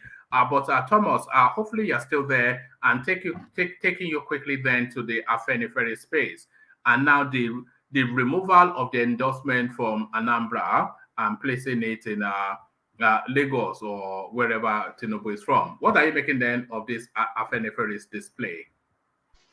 Oh, thank you, one man. Good evening, everyone. Thank you for having me, one man. Oh, apologies, Thomas. Sorry, Thomas. Thomas, you still have the floor, but let me acknowledge the super chat that came in from Oladepo Ibiyemi. OBIdient manifesto out tonight, so hopefully it will be out, and yay, there's something to read tomorrow. Yes, so this is Kulata's homework again. They will go and read. I don't think they have enough to fill 80 pages, so maybe 20 pages this time around. And let me also acknowledge the people that have done the coffee thing. Of course, today we've had Kulata, we've had Meadowman, Thomas yourself, of course, traditionally as ever, Jafar, and Ayo again. So the traditional names essentially are still available. It's pinned on the comment section. But back to you, Thomas, and that Afenifere endorsement. Oh, thank you, one man. Yeah, I've said this vehemently on this platform that Afenifere cannot decide for Yoruba in any way. They can never decide for Yoruba. And what Baba Deban just said earlier on is, I think he's saying about his own personal conviction about Peter Obi. You could remember, one man, we've spoken on this topic thousands of times. Is it his personal? This is his personal favorism of Peter Obi, or his personal animus with Tinubu? Both. I think it's the latter. I think it's the latter. Yeah. It's the latter, yeah. I can say they hate Tinubu. We know that they don't want Tinubu. So it's quite unfortunate that and you remember we've talked about this many times that if the Ohanese they are endorsing their own, why will a social cultural group from a Yoruba land, it's a reputable social cultural group in Yoruba land, will be endorsing a stranger? Because as Peter Obi is still a stranger to a Yoruba land. It's not a Yoruba man. So and I'm happy now that everybody, the Afenifere has came out openly to endorse their own. I saw the old man, may he live long, placing his hands on Tinubu's head, and it's photos. I know vividly that they will be is praying for him in that sense, because that's what the old people do in Yoruba land and most of our people, cultural people. So I'm not surprised. I'm not surprised. It doesn't catch me unaware because I know one day, someday, sometime the Afenifere will come out and place their own position on Tinubu's matter. Even though I don't like Tinubu, but what can we do? That is who they supported. So I give it to them. But I think the obedience, we know who is the right Yoruba people now. Some people are saying they are a fractional side of Afenifere. These are not fractional. These are the main Afenifere. Can I interject 1 minute, please? Yes, please, Ajaliko. Okay. Thomas.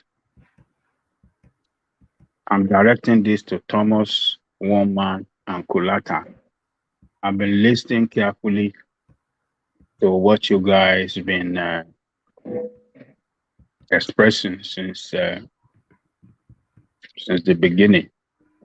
You guys are happy that Baba Fasonoti is endorsing or has endorsed Bola Tinubu, and you are describing that action as the real, authentic Yoruba endorsement. Let me tell you. I've not even talked about it yet. So I've listened to your expression.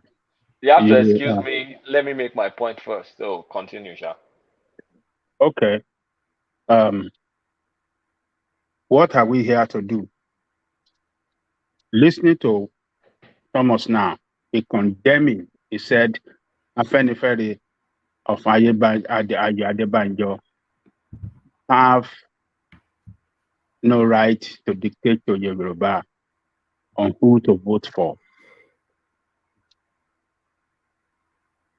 And is praising Baba Fasonoti for doing the right thing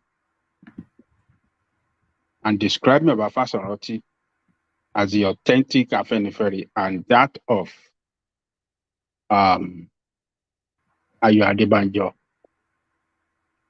as just the fake. Look, on this platform, we are here to speak to the fact and factual all the time. In any position we are presenting here, we should not present our opinion or our sentiment, our preferred sentiment, and then be putting it out there as if it's the fact. We have to be careful. One man, if you can be courageous, I'll send you something to your Instagram. I want you to show the world right now for us to know who is the right, who is the authentic leadership of Afenifere. Ajalekoko, that doesn't matter though. Hold on. We have to be very careful when you are challenging some other people for being tribal of supporting one candidate. You should look at yourself when you accuse some other people for supporting one candidate on the basis of their tribal line. You are doing the same thing too. You guys are doing the same thing too. But that is not even the point. I respectfully disagree. But that is not even the point. I totally disagree. That is not even the point. The point here is that who is the authentic Afenifere leadership? Who is ceremonial? Who is ceremonial? Who is authentic? who are the official leadership of Afenifere. Have I ever supported Tinubu? So Ajale Koko. I am Ajale Koko. Look. Can you hear me? Whether you are supporting Tinubu or you are not supporting Tinubu, we have to be careful of what you are saying. If you are not speaking to fact, don't be expressing it as fact. It is not good for this platform. One man can do it. What I've sent to one man to show the world that Baba Fasoroti is not the leader of Afenifere. From my vantage point, it doesn't matter. No. That is not what you guys been expressing this morning. Explain. I've not talked. I came here to talk, and I came here to actually listen to what you're going to say. Otherwise, I was going to go sleep early. Fasoroti handed over to Adebanjo, but the fact that Fasoroti came out now to endorse Tinubu has kind of like diluted whatever. That is not true. That is where you are wrong. This is why. That is where you are wrong. Let me land. Is my opinion. This is not no. Let's speak to the fact. It's not opinion. Let's speak to the fact. It has not diluted anything. This is what I'm saying. That sometimes when you guys are expressing your opinion, you are putting it as if it's the fact out there, and that is wrong. Let me land. Rational mind, you can speak. It has diluted what Pa Adebanjo did, being the fact that Pa Fasoroti was the leader before and handed over to Pa Adebanjo due to ill health. I mean, I think at the point it was even handing over, it was supposed to be acting. Maybe he's now in full capacity now. I do not know. But the fact that the old leader came out to kind of like shit on the decision of the current leader, that's enough fork in the space that makes whatever Pa Adebanjo did. You just listening to yourself right there. It makes whatever Pa Adebanjo just listening to yourself right there. Hold on. It just totally diluted. It totally diluted what Pa Adebanjo did. All right. Hold on. Before you say what you want to say, let's bring you the piece that Ajale Koko is leveraging off for his assertion. So this is what he sent to me via Instagram. It says, Fasoroti steps down as Afenifere leader, Adebanjo takes over. It says, the national leader of the Pan-Yoruba social political group Afenifere, Pa Ruben Fasoroti, has relinquished power due to old age. Fasoroti, who is 95 years old, disclosed this during the group's monthly meeting held in Akure, the Ondo state capital, yesterday, saying it is appropriate for him to yield ground for a more youthful and energetic person after 13 years in the saddle. He named the former deputy leader, Chief Ayo Adebanjo. Now listen to this. He names the former, and by the way, this article was, let's just check the date. It was the 17th of March, 2021. He named so that was last year. He named the former deputy leader, Chief Ayo Adebanjo, as the acting national leader, whilst the former financial secretary, Oba Oladipupo Olaitan, the Alago of Kajola Ago, will serve as the new deputy leader. According to him, the development became necessary because the group needs an improved organization with more effective approach to combat the challenges facing Yoruba people. So I think that essentially is what Ajale Koko wanted us to digest. So I just want to re-highlight something. Fasoroti, and by the way, so please keep the date at the back of your mind. Fasoroti, which was March 2021.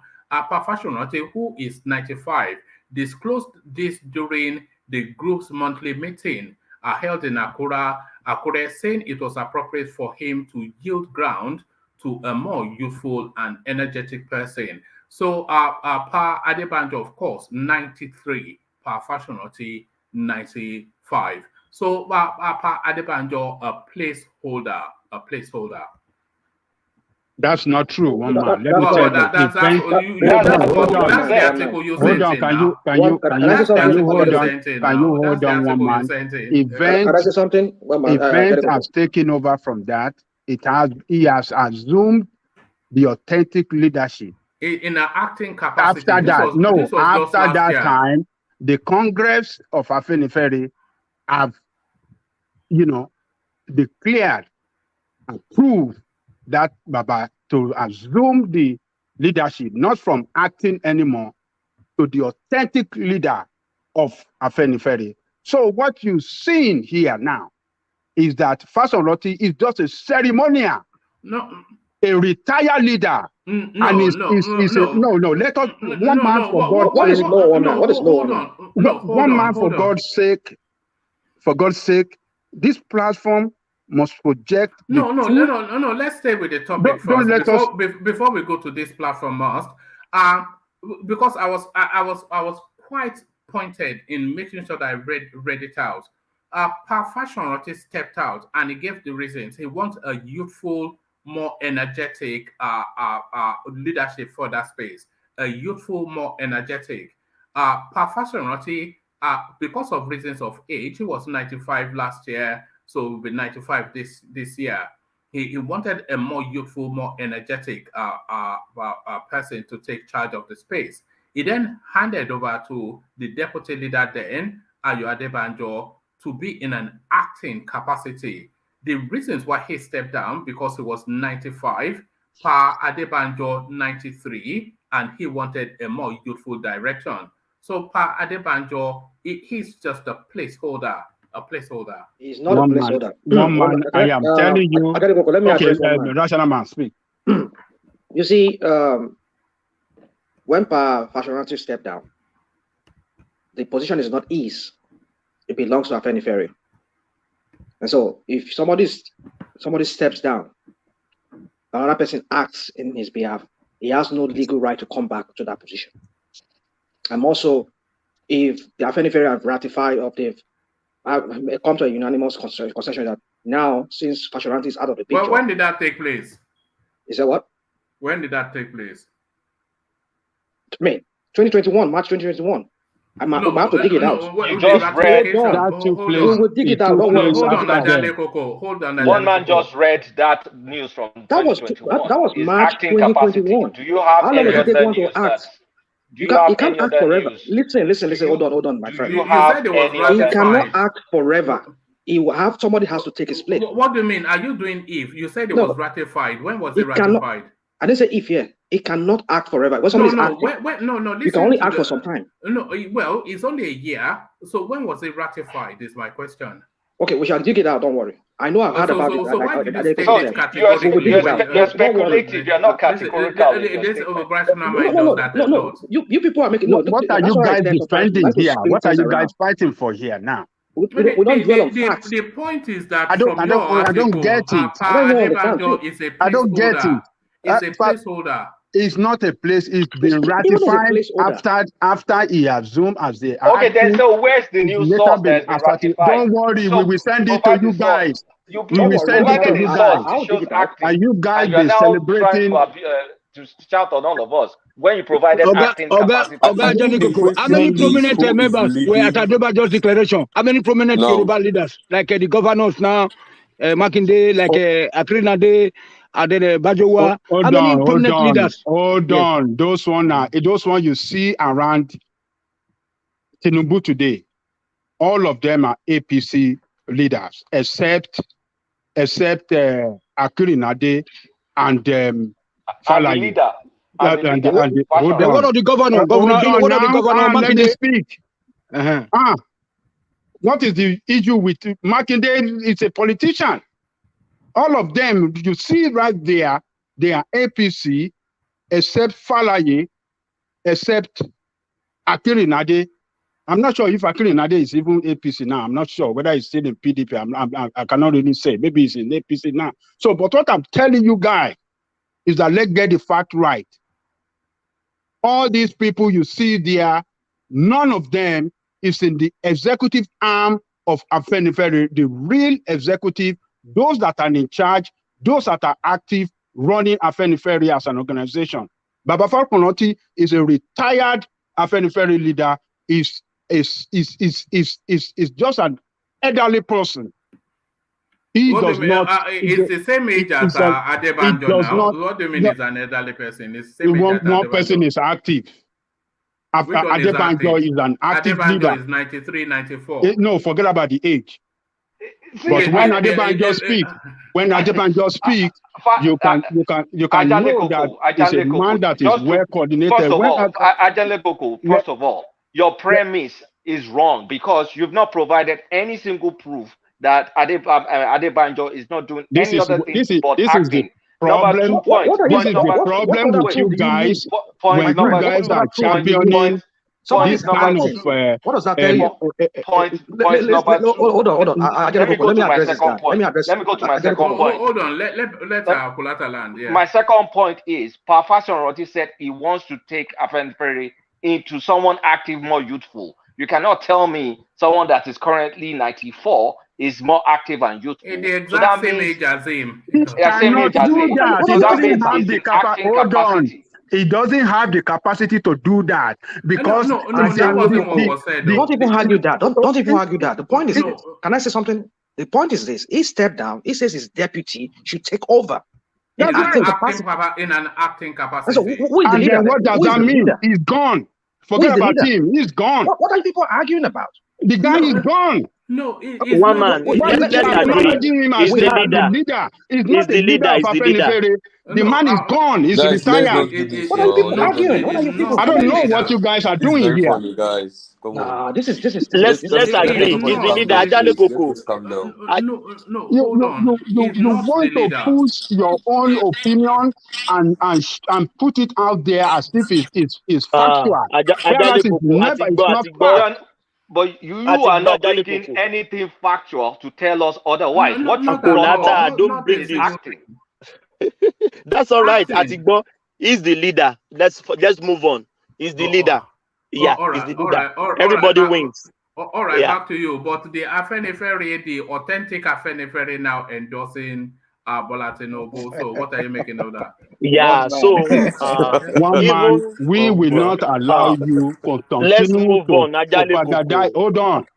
We cannot stand here as a Yoruba man, as a Yoruba person, and allow one man to keep to what he wants to do on Yoruba issue, which are not factual. It is not good for us. Let Yoruba stand. No, forget about win. I'm not talking about winning. Now. Forget about winning. We are talking to fact. But you are not providing facts. That's the point. Okay, bring your own facts. Bring your own facts. Bring your own facts. You call yourself the data guy. I don't call myself data guy. I don't. You brought out something and he said acting. That period. What do you mean? Forget about event. I've passed that.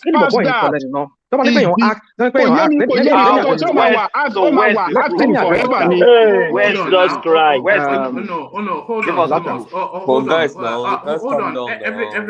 on. Everybody hold on. So you say you want facts. So let me present you with some facts, Adanle Koko. I'll take it just midway through. This is a former secretary of the government of the Federation and Afenifere leader, Chief Olufalaye. So that's one. Hold on to that. And then it says leaders of Afenifere from the 6 southwest states, including Kwara and Kogi, were present at the Akure residence of the Afenifere leader to offer support. But who were they? At the roll call of the Afenifere leaders who were in Akure to receive Tinubu and offer their full support include retired Methodist Bishop, Archbishop Ayo Ladigbolu, Chief Arogofa, Chief Pius Akinyi Lure, Professor Isaac Adewale, Chief Olufalaye, Otumba Gbenga Daniels, General Alani Akinrinade, General Olu Bajowa, Mr. Shola Iji, Dr. Kunle Olajobi, Secretary of Yoruba Council of Elders, Senator Cornelius Adebayo, Senator Ayola Omishore, Bisi Akonde, Dare Babarinsa, Pius Akinyulare, the Deputy Governor of Oyo State, Bayo Lawal, who represented Makinde. So that's a roll call of the Afenifere leadership from the 6 southwest states. Are you disputing that as well? Let me tell you, what one does man, that prove? What does that all prove? of these people does not hold But no, when I any said the authentic position. Afenifere, Ajale Koko is saying I'm being loose with facts. Let me tell you, one man. A lot of those people you mentioned, they are APC men.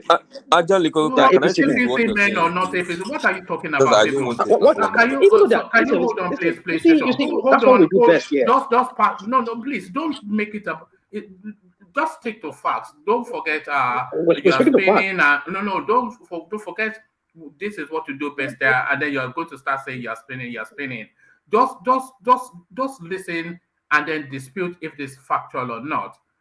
They said the leaders of Afenifere from the 6 southwest states, including Kwara and Kogi, were present in Akure. So that's what they. And okay, so whether they are APC or PDP or XY, so can you just hold on to play, because I think this is very much essentially so whether they are FYZ and PDP and AGB or whatever, what they are saying is leaders of Afenifere from the 6 southwest states, including Kwara and Kogi, were present in Akure. So and I said that is the authentic Afenifere. Where have I heard in that? So what was the basis for you saying that they are authentic when the acting or the head of the Afenifere is a placeholder? It's a placeholder. It's not a placeholder. Don't use that word. Right. They call it. If you're acting, you're a placeholder. No. You're not a placeholder. No, you can't say that. Okay, forget all that. Maybe let me say that's fine. It's not a placeholder. That's fine. No, man. You're trying to use another word. Let's move don't forward. worry about spinning. Don't do spinning. No, I'm not saying spinning. You see, this is what you do. Rational mind. Let's move forward, please. I'm going to work. Let me just finish my assertion, please. I'm going to work. Let me finish, please, if you don't mind, please. Okay, yeah, go. But we have to trash it out. We have to conclude on fact. We have to conclude on fact. We must not conclude on propagandizing what is not true to the world. Okay. So sorry, hold on, Thomas. So let's address that. So you said let's conclude on facts and not propagandize. So let's hold that. So now the report and the roll call is to identify that the leadership of all of the Southwest Afenifere spaces, and including representations from Kwara and Kogi, were all in attendance there, superintended by Afenifere, by Parfashionati. So is that a fair representation of the authentic Afenifere? Yes or no? Not your subjective view. Yes or no? No. All right. And I will tell you why. It's no. All those people you see that mentioned as Afenifere leader, yet they could be described as leaders of Afenifere because they are leaders in Yoruba land.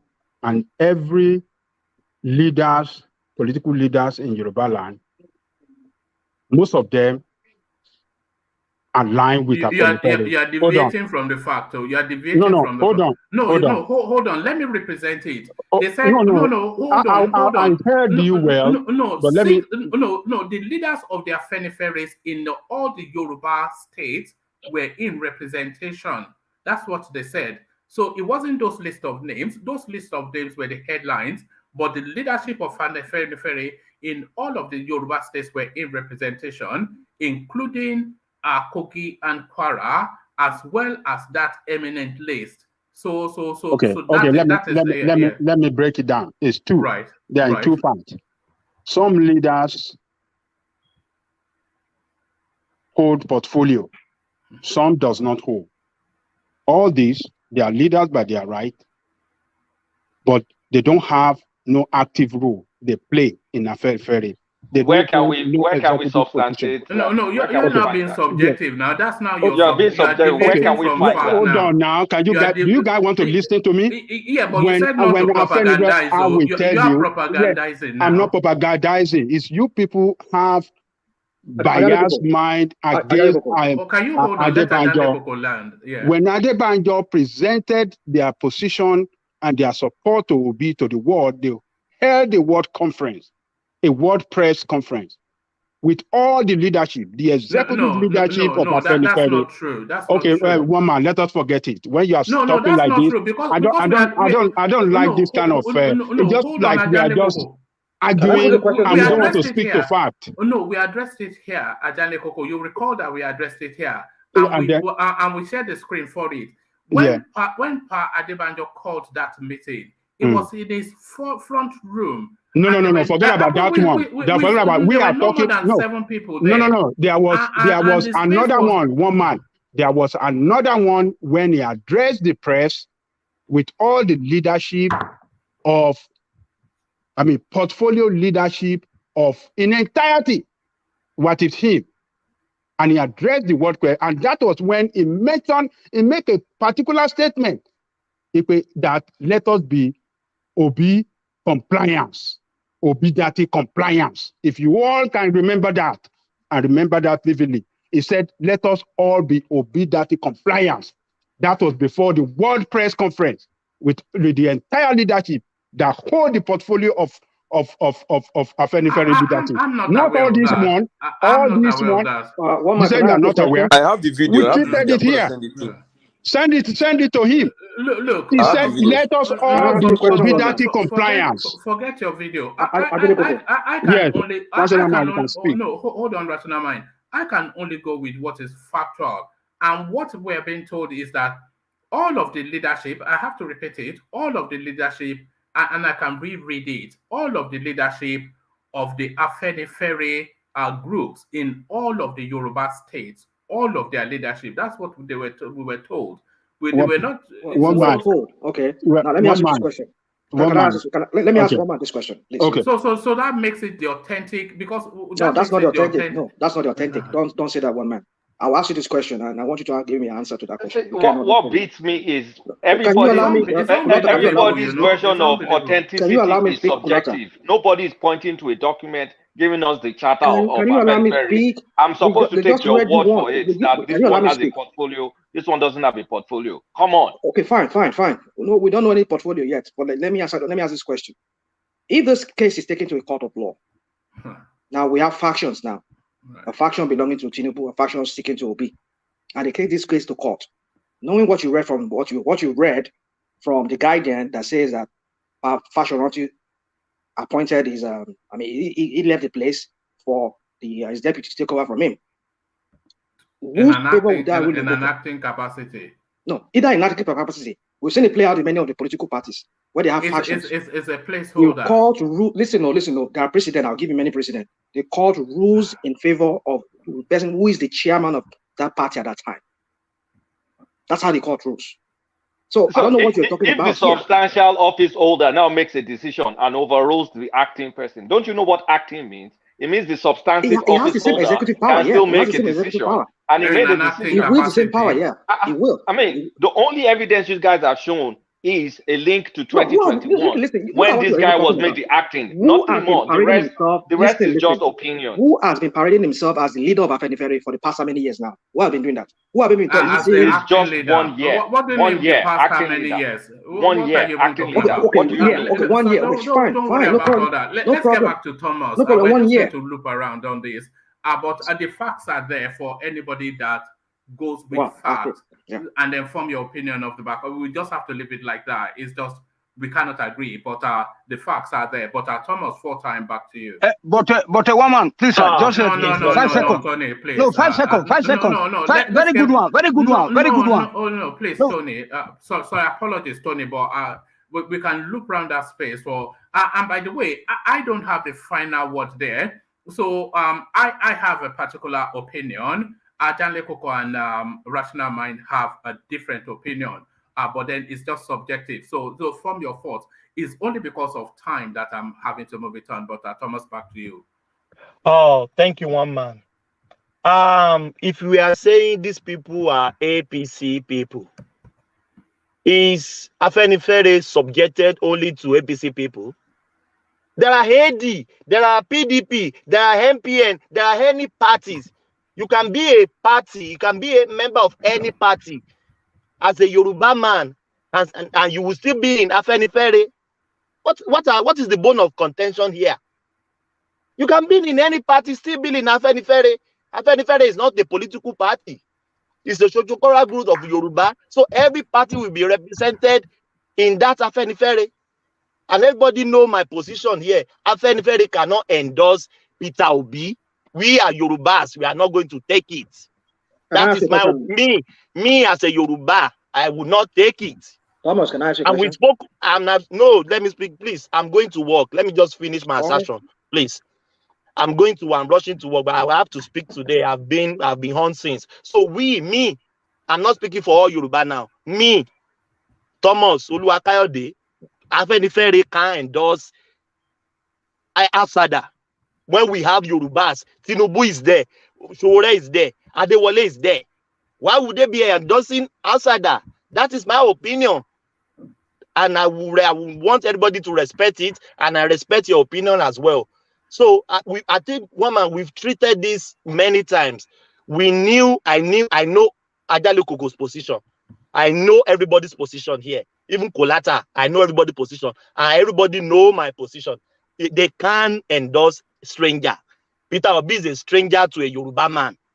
They should endorse Yoruba. We have 3 Yoruba on the ballot now. They should endorse one of them. So if I don't even care about the leader, maybe I'm fast not maybe I don't even care about the leader now. But a social cultural group or Yoruba land cannot endorse outsider. I will not take it, and I will be speaking against it till tomorrow. That is my submission, man. All right. Thank you, Thomas. So, Thomas, to the space, I dare the national chairman of PDP to stop any candidate from contesting. So this is WIKE picking up the gauntlets that's been thrown down by. Woman, if you don't mind, let me speak on the SEYI MAKINDE so I can go. All right, go on to SEYI MAKINDE because it's almost still the same thing. But to SEYI MAKINDE. Yes, SEYI MAKINDE, if you could remember, I've said it on this platform. In Oyo State, in the political space, there has been this rumor that SEYI MAKINDE is backing Tinubu. If you remember, I've said it here. And after the election, if Tinubu win the election, he will defect to APC. So I think that is what is playing out here. We know the position of the 5 PDP member, which is the governor. We know their position. They want the power to come to the south. And since ATIKU has clinched the ticket of PDP, Tinubu winning the election is not bad for them, because they still want the presidency to come to the south. And I've said it, that is what is playing out here. People, this election will be tribal. Everybody will vote for their own. No equivocation about that. There's no we think Yoruba people, they are sophisticated, they are educated, they are this, so they will go and vote for outsider. Forget about that one. This election is going to be tribal, and we can see it now. We've seen what they call it, WIKE endorsing what they call it, Babajide Sanwo-Olu. Now we can see as well, SEYI MAKINDE, governor of Oyo State, is endorsing Tinubu as well. And there's a rumor as well. This is not even rumor. Fayose as well is endorsing him, And we saw the votes. We saw the election in Osun State. Everybody is saying we are voting for PDP. They asked them, who are you voting for presidency? They are saying Tinubu. So everybody will vote for their own on this election. Take it or leave it. Well, SEYI MAKINDE endorsing Tinubu, it doesn't cut me surprised, because I've knew this before this time. This is my submission, Wama. Thank you for having me. I'll be listening in background. Thank you. All right, brilliant. Thank you, Thomas. So let's take the conversation to Ajale Koko, who I think is quite keen to speak on that Afenifere space, because I don't think he's quite had his full expression yet. So Ajanekoko, to that space, then the headline of it all, the Afenifere's face remove their endorsement from Omo Atorunriwa and give it to Omo Ile. So natural order has been restored in Yoruba land. Ajanekoko. Are you there, Ajanekoko? Ajanekoko, can anybody hear me? I can hear you. Yes, I can hear you. We can hear you. We can hear Okay, you. I think we've temporarily lost Ajanekoko. Sorry, Okay. can I ask you a question of one man? Sorry. Yeah, go on. Why? So, if this man that Tinubu went to meet today, if he endorsed Tinubu and the Padi Banjo that as you said, or as according to, or as Mr. Jalikoko said, that he's now the one in charge. If they endorsed two different individuals, does it mean that the group is not is not united?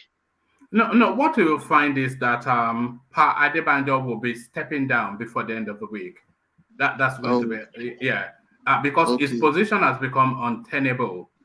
His position has become untenable. But then, yes, I wouldn't quite say there's a fraction in the group. I would say that one man was subsumed by his own personal emotions and tried to attribute his own personal politics as the will of the group, which was what Pa Adebanjo tried to do. And the Yoruba space, they recoiled against that because they didn't feel that what he was deciding served their interest. And the actual patriarch of the space, Pa Ruben Fashoranti, he moved very quickly as a 95-year-old man can move, to quickly restore natural order. So that's what's just played out. Is your question only to one man or to everybody? You can still, like, everybody, like, I'm just trying to get the fact that is the group united? Like for instance, in the East, Ohanese is united. As you can see, but one man, can I just come in? An opportunity. Tinubu does a lot. He does that a lot. An opportunity for me. Can I say something? Yes, sorry, Tony, you can come in, but please stay very within briefly. the topic. But within the topic, though, yeah. Yeah, now, ever since I'm back, I've been sticking to the topic. Just stay within the topic and then give us your opinion. I'm not pushing you; it's just time. It's always time. Okay. Yeah. Okay, sir, no problem. So I'm just trying to put a halt to this argument now by saying that we have all seen, we have seen that no one has reacted yet, as against the other time. There was a backdrop when Adebanjo endorsed the foreigner. You know what I'm saying? So, but today now we haven't had anybody reacting that no, you are not speaking for us. So you are not. But the other time, remember last time when the Adebanjo endorsed the foreigner, then the people were reacting. No, this guy is not speaking for us. So, you know what I'm saying, sir? Okay. But Peter Obi is not a foreigner. He's just from an ethnic. He's still our brother, but from a different mother. So I know. Just that no one is reacting. No one has reacted yet. Right. Like last time, as we were reading it, people were reacting. You also read them out that people are reacting that they were not, that he was not speaking for the Afenifere or the Ududua group. You know what I'm saying? That's it, sir. Can I address? Can I address Solomon's question? Okay, go on. I wanted to move on, but go on. Yeah. Solomon, as you can see, the question you asked, yes, is factionalized now, as it is. We've known Tinubu at incident, right from his, I think that's what he does. He tries to do that a lot. As to what one man said, that Adebanjo is going to step down. Well, let us see what's going to happen, which I doubt. Before the end of the week. Well, I doubt it. That's your opinion. That's my opinion. I doubt it. What I think is that it's being factionalized. That's what I know right now. There's disunity among them. But let me ask this question. Okay, I can hear you. Like I said, one man, can I go next? I have to crash. Okay, yeah. Okay. Let me quickly just round up. But like I said, the acting, whoever you call him, the acting or the leader, because for the past 1 year now, whoever has been representing Afenifere in any of these fora, that any other socio-cultural group comes together, Adebanjo has always been the one that is being at the forefront. In an acting capacity. He is the authentic leader, either acting or no acting. Is the acting leader? Is the acting leader? Hold on, no. As long as that position has been ceded by Pafashora, he himself said, "I am taking my deputy Yeah, as a placeholder, Whatever yes. whatever you want to say, one man, it's up to you. But that is what we have. That's the facts as presented by AKEREDOLU through that article, and that is what we should. No. That fact actually enhances the fact that it's a placeholder. It's what? That you are the one using the word placeholder. Well, an acting person. What does acting mean other than a placeholder? The thing there is just that this guy is the one that has the authority. He have the authority now, even if he's acting, and at least he can make this decision. He clearly does not have the authority when the group reverses his position. What are the group that reverses it? Who are the group? Let's go on to Kulata. It's just really for time. We can look around that forever. I only joined to come and listen to Ajanle Koko. And yesterday, what I said, was it yesterday or in the morning? I said, no, it was yesterday. I said, Afenifere, if they want to do anything with Tinubu, they should do it the way Obasanjo did it. Just pray for him, don't endorse him, keep quiet about it, still maintain the Peter Obi endorsement.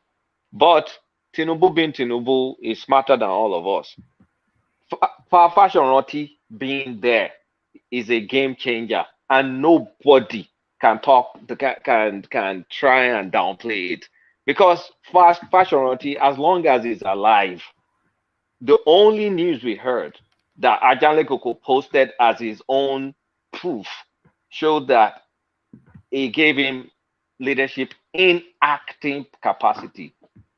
Acting, that's the key verb, acting. That means whenever I get active, I overrule whatever you say. It's the bona fide leader. The leader in standing is Fashion Roti. Fashion Roti win in. He's not a leader. Don't say that. I'm talking. Why you Let me talk. Let me spend my time before I go to bed. Fashion Roti injecting himself into this is big, and nobody can try and downplay it. If Fashion Roti wasn't there, you can say it's some faction, some Afenifere faction. But Fashion Roti being the center of the show is not just symbolic. It actually has some executive, in as much as Afenifere can execute anything. The fact that Fashion Roti was there to come and execute that decision just waters down. Because yesterday I was saying it will be good not to water down Obi endorsement. They should just pray for Tinubu and just keep quiet and let it go. But they endorsed him. And not just that, the big guys. I mean, Alani Akinrade was there. Olufalaye was there. I mean, these are a lot of That's Yoruba land right there. That's Yoruba land. Come on. And the one man, you mispronounce his name. What's his name again? I was laughing when you pronounced something. Bajowa. No, Bajowa is another one, but there's another name. I've forgotten. Something Ifa. They are all apolitical people. Yeah. So nobody can tell me they're APC. We know the APC ones now. We know BC Akonde. I know you can say BC Akonde, of course, is APC. But those names that we're talking about, they are apolitical people. And the coup for this move that Tinubu pulled was to be able to drag Fashion Roti into this. Because whatever Fashion Roti, as long as he's alive, if he says anything that overrules what Adebanjo says, that is the word. Because is this his property? What are you guys? No, what are you talking about, guy? I mean, I'm talking about what I'm talking about. Can I give you a tip? What are you talking about? Can I give you a tip? Can I say something, please? Yes, you can come. You can come in a moment, Patrick. But I want to see if Kulata concurs with my assertion, and then you too, Patrick. I want to see if you concur with my assertion, or do you think I'm being a bit excessive? I've just said boldly now that Adebanjo's position is untenable, and he will step down publicly before the end of the week. He's already talking to the press. He said he wants Fashion Roti. You can see who's the leader now. Is one saying, "Oh, I want Fashion Roti not to get involved." If you are the leader, will you be saying, "Oh, I want my boss not to get involved"? What are we talking about here? Did he call him boss? He didn't. I mean, I called him boss. He so why are you he said he called. Look, if you're the man in charge, right? You won't be saying, "Oh, I had to call my leader," which is Fashion Roti. He said Yoruba it's has in Daily respect. Trust. If you That go is and check Daily respect. Trust right now, you find it. Don't make it sound like as if it's calling in. Who nominated who for acting capacity? That's a mark of respect. Don't twist it as if this thing. It's a mark of respect. You know, we are all Yoruba. We have a way of respecting each other. We have a way of respecting elderly person that is older There's only than 2 us. years between So, them. Fashion being in that venue is a game changer. Hold on. Let me tell you. Are you not a Yoruba person? I've made my assessment. Are you not a Yoruba person? Are you not a Yoruba person? Sorry. 1 year in Yoruba, 2 year is respect in Yoruba land. Even somebody that is older than you for 6 months, when you see him, you have to give him respect. That is non sequitur. That's not what we're talking about here. What we're talking about here is the fact that for Fashion to show up, and everybody needs to acknowledge that for him to show up, it has diluted what Paradeba He has not diluted. That is your own opinion. That is your own opinion. He has not diluted anything. Can I give a clarification on this? This is not the first time Afenifere becomes factionalized. If you remember, there was a time we used to have Afenifere Renewal Group. That renewal group was a group that came up so that they can try to unite the factions of Afenifere, especially when they had that poor outing in 2003, when AD had the poor outing in 2003. And Tinubu was trying to tell them was because they didn't follow Tinubu's strategy, which was not to fully endorse Obasanjo. And Obasanjo played them. So this is not the first time. But the point is, when there are factions like this in a group, you now look at the weight of both factions. The Adebanjo faction gave their endorsement. All you need to do is look at the people that were in that endorsement and that were behind it. Now, Fashion group now has come up and said, this is what we want. Now, look at the kind of people that are in this group, and then you will now be able to say, okay, who are the Afeniferes now? You understand? I'm sure that you tell us who are the Afenifere. You tell us who are the Afenifere. You see, the two of them were originally Afenifere, but now they have been divided on their opinion. I think which is okay in a group. The most overriding. You can have among the two. I mean, which one among the two? Which one among the two? Let me finish my point. Which one among the two? Which one among the two? Let me finish my point and I'll hand over to someone else. Okay. The most. I'm sorry, Kolata. You are talking about respect, but Adebanjo has been going around the media space calling Fashion a rebel. Exactly what I'm talking about. In the power. So what does that mean? In the power equation, one man. Is that respect? Calling him a rebel? One man. You see, we take things out of context sometimes. Is it Che Guevara? Initially, he called him. Are you taking him out of context? How did he say? I'm quoting him verbatim. No, it's going around the media calling Fashion a rebel. No, read it to us now. What did he say? What did he say? In what context? Did he call a rebel or did he mention rebel? In what context? Let us know. He won't just call Baba Fatou a rebel. I'm sure that media must be reporting that man wrongly. He will never call him a rebel. That's not. Okay. Let me give it to you. Just 4 paragraphs. Adebanjo, in the telephone interview with one of our correspondents on Sunday, said he was not supposed to be at the meeting in Akure, adding that his support for Peter Obi is already known. He said, in the first place, I was not supposed to be there. In the second place, we have made our position clear. Fashion asked me if I was coming.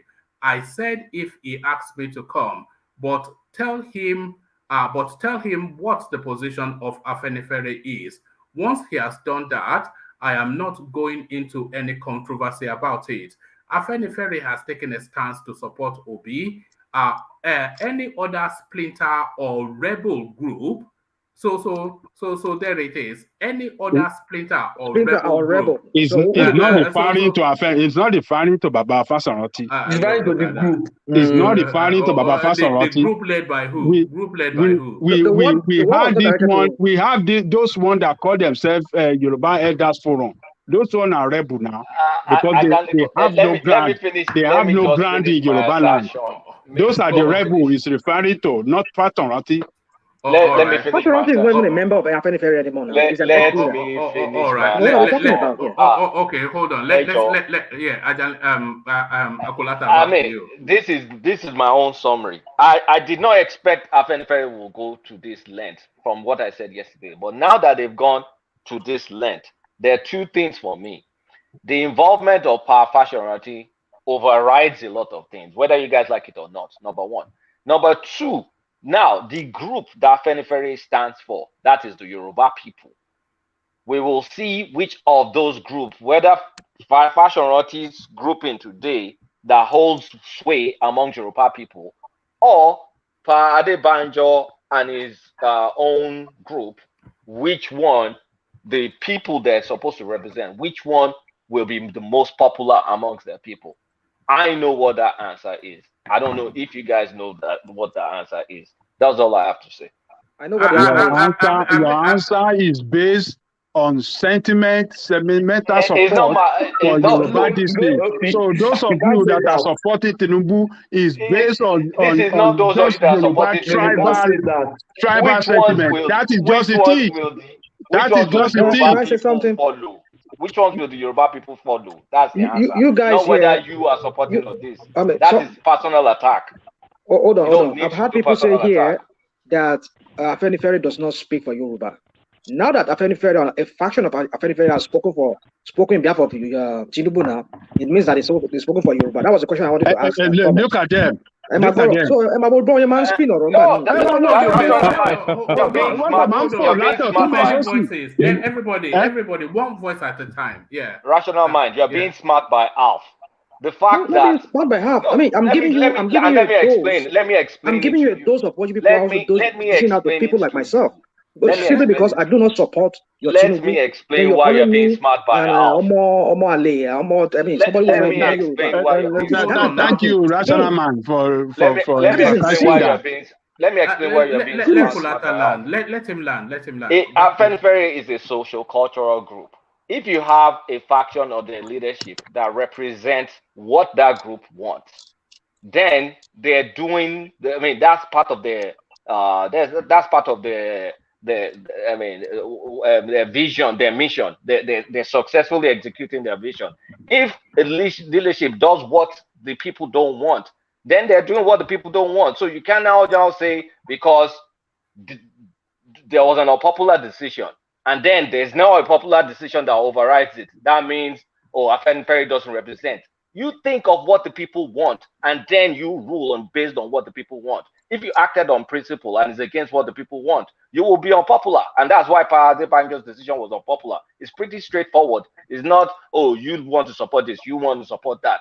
It's pretty simple. When Adebanjo nominated Tinubu as the governor of in AD, he was popular then. That one is but now, in 1984. Just a tribal sentiment. Don't forget what you are saying. You think we don't know what you people are doing. We're giving you historical context. You think we are giving you historical perspective. You didn't even know what we are talking about. When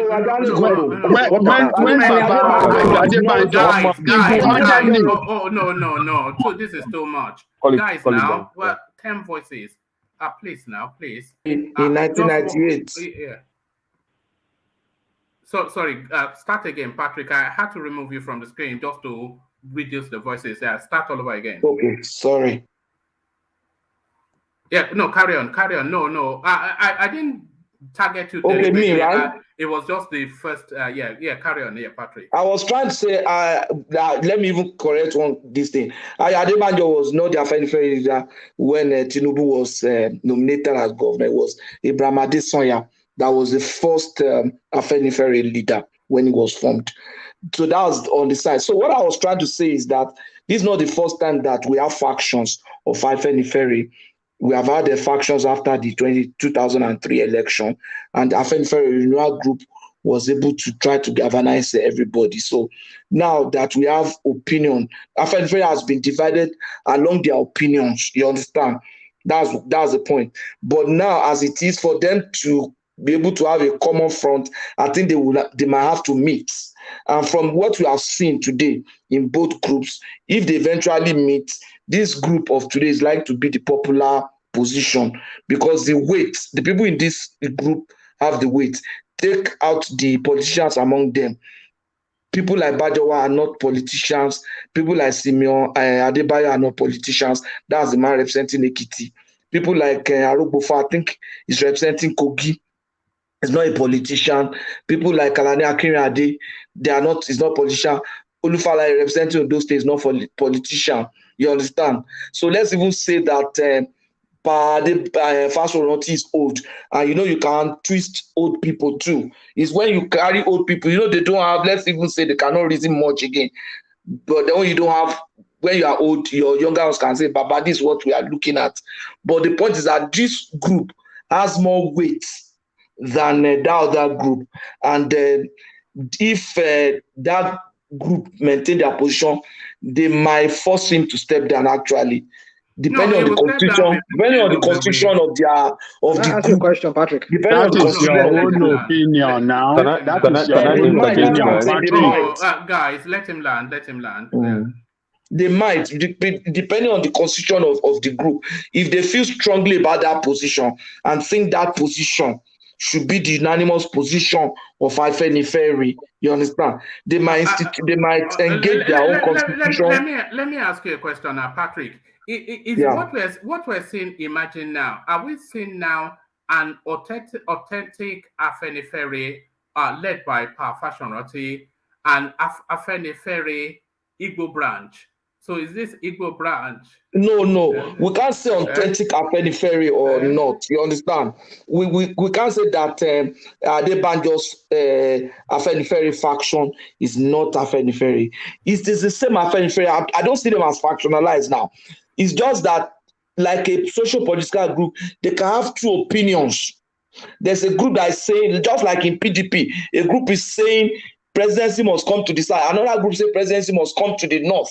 But what eventually happened was that they had a primary and the party has taken a position. So you could take a group, for example, in 2003, a group of Afenifere say, look, let us support Obasanjo. He's one of our own. And a smaller group, the Tinubu's group and some younger generational group said no, that it is dangerous. And so it became very tough to the point that Abraham Adesanya was cursing Tinubu, as in cursing him with curses like that. And he left. And that thing was on until that man died. So this opinion. It doesn't mean that. Hold on, Patrick. Do you think that is what is playing out with Adebanjo now? That looks like it. So, because can I say something? It's not as if Adebanjo's faction is not authentic. No, it's still the same affair. Patrick, you are Tinubu supporter. You are APC supporter. So your opinion or your position cannot be objective. You are pro Tinubu. No, I'm just drawing from history. Just hold on. What you are presenting to us now, that, one is authentic or this is authentic, you are on the side of Tinubu and you are on the side of Fasoranti. That, look, among all the people that you see there, who among them holding a portfolio of leadership in Afenifere as of today? You don't know. There's none of them. You want me to answer but compared to the World Conference made by Ayobanjo, hold on, let me finish. When Adebanjo held a World Conference with all the executive leaders of Afenifere, from the chairman, him as the chairman, the vice chairman, the secretary, and all the leadership of Afenifere that hold executive portfolio. All of them were there. So we don't have to be spinning things and be lying to ourselves. You are drawing conclusion. I don't want me to respond. It's not conclusion. That is the fact. Conclusion. I'm not saying confusion. Hold on, Patrick. Respond to that, and then we take the interjection from Playtown. And then Kulata will continue with his thoughts on that space to the end, and then I'll move him to another topic. So respond to that, then the interjection from Playtown, and then Kulata can carry on with his narrative. Let me answer the question. The question is that the people in Adebanjo group are the ones who hold executive position. You understand? Then the corollary to that response is this, that Afenifere is a socio-cultural group. They are essentially guided by the socio-cultural norms of the Yoruba people. You understand? If Adebanjo is present in a meeting, even though if Fasoroti is present in a meeting, even though Adebanjo is the president, Fasoroti is likely to have a higher say. And if you look at the caliber of people in Adebanjo's, in Fasoroti group, people like AKEREDOLU were people who were like executives, but it's like that group is yielding the ground for these younger people. That's just the truth. The older group are the ones that you are seeing today. Now they are yielding the ground for the younger people. The people in Adebanjo's group were younger, the caliber age group of maybe Yinka Odumaki and the rest. Now, when the younger ones you have yielded ground for are doing something that you think is they are erring, the older ones normally step in to say, let's call these people back and do the right thing. Let's just watch how things unfold that's not true. This week. That is not true. Okay, what you are because saying I'm is not supporting true. Tinubu. It's not. I have not made any position. That's not true. That's not true. Baba Fasoroti has retired. He has no. He has retired. Don't let us look. Okay, let us just call spade a spade. Don't let us be spinning things and misinforming people. Let us say the way it is. This is a well-structured organization with leadership position. We know them. So those that are out of the place, that have no role playing, though they can still be regarded as Afenifere, because Yorubas, that is who we are. So they can still be regarded as Afenifere, but Afenifere is well structured along the leadership line. Those that are in the position of leadership, we know them, and those are the one on the side of woman. I believe that this will be like a topic for the rest of the week. All these ones, can I interject now? They have no role in the leadership. They're not playing any executive role. They're not playing any active role. They can still talk, oh, we are Afenifere, but they are not playing any active role as far as the administrative and operational of Afenifere as a group is concerned. Let us just call it spade a spade. Don't let us run our own sentiment or our own what do you call it? Our own opinion and be putting it out there and be lying to people. Let us just stop it. All right. Let's take our Playtown's interjection, and then Kulata takes the floor back. Playtown. But be brief with it, though. Be brief.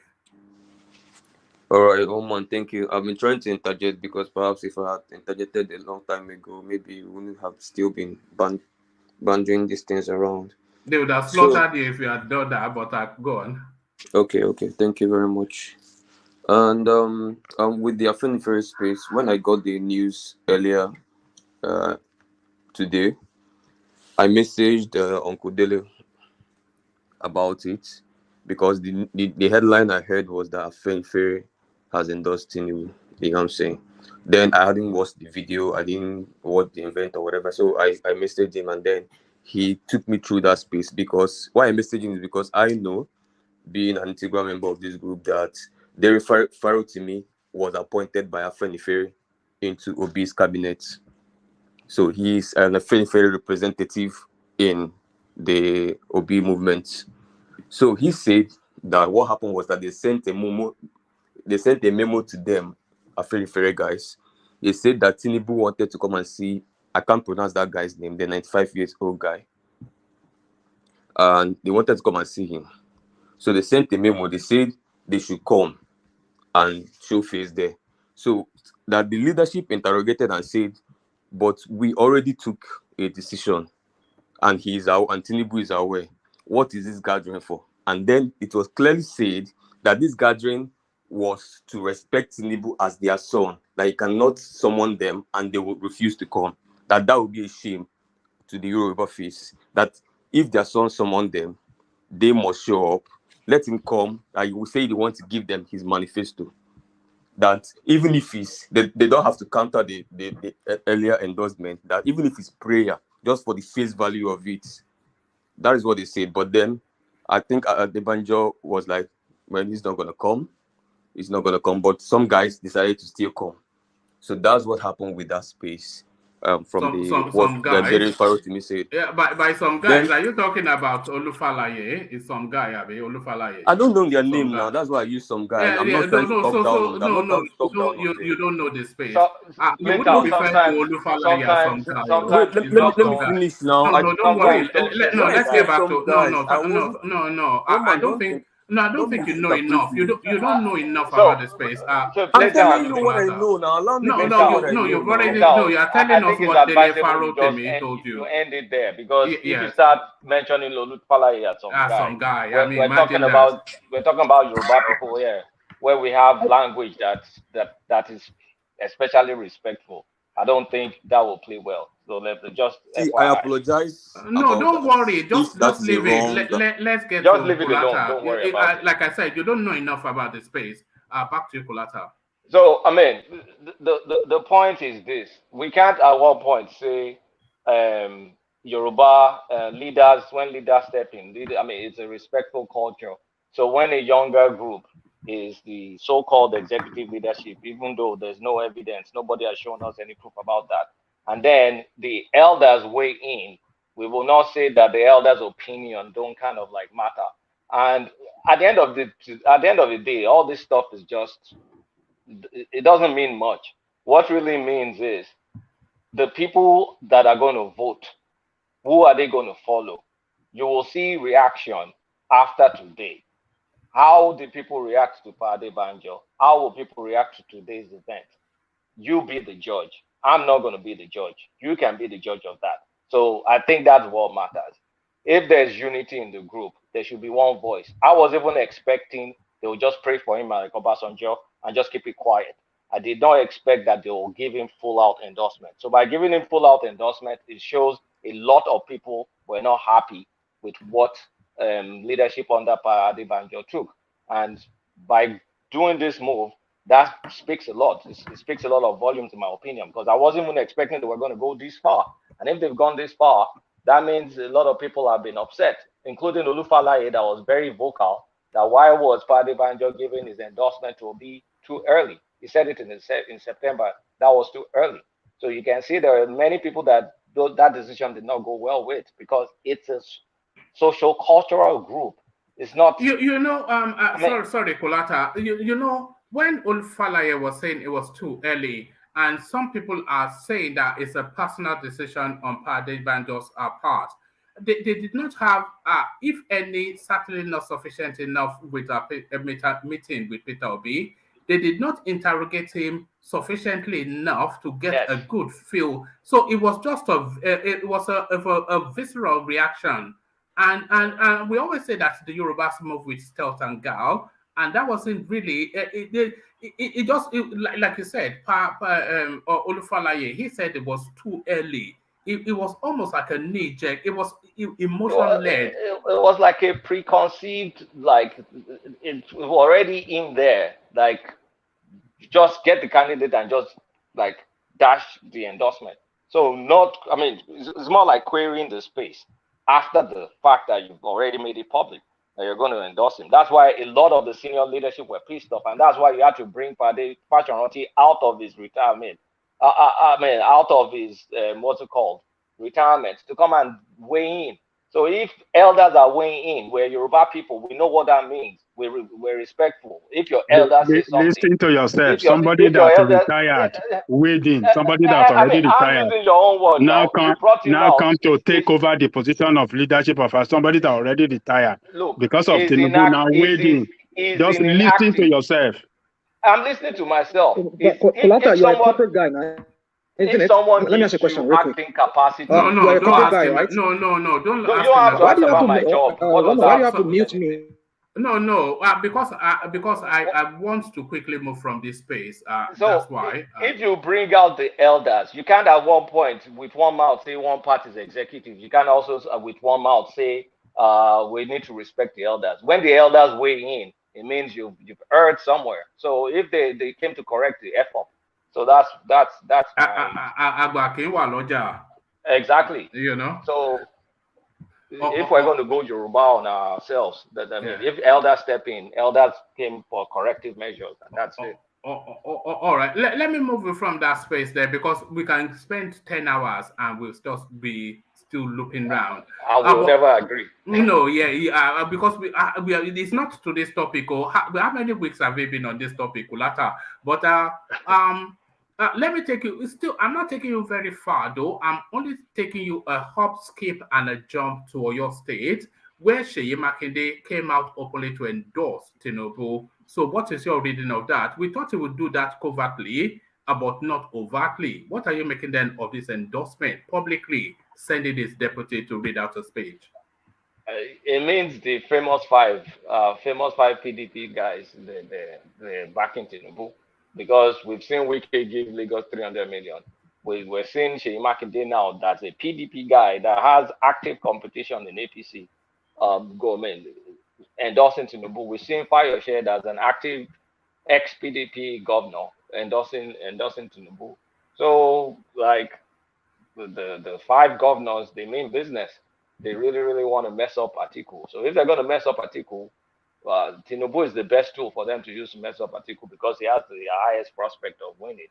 And when you look at 2019, in the South states, it's only Rivers State that APC did not make 25%. And even that Rivers State, they made 23%.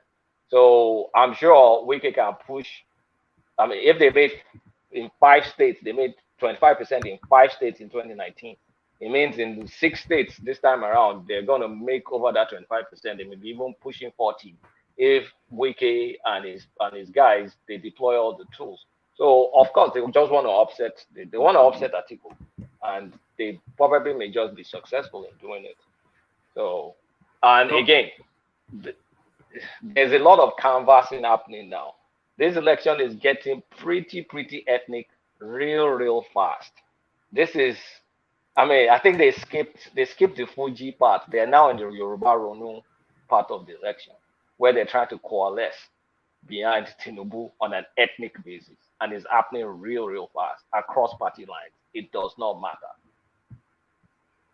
All right, Kolata, you're saying it's happening really fast. There are no obedience in Ondo. So the only person that can say that categorically is the person that is saying it factually, at least according to him, Governor AKEREDOLU. So, of course, just my conversation with Saki Fadao, who was somewhat hinting that they did go and knock on every door. Of course, he didn't. So, as a broad statement, he's saying that he cannot see the entry point for an obedient narrative within that space.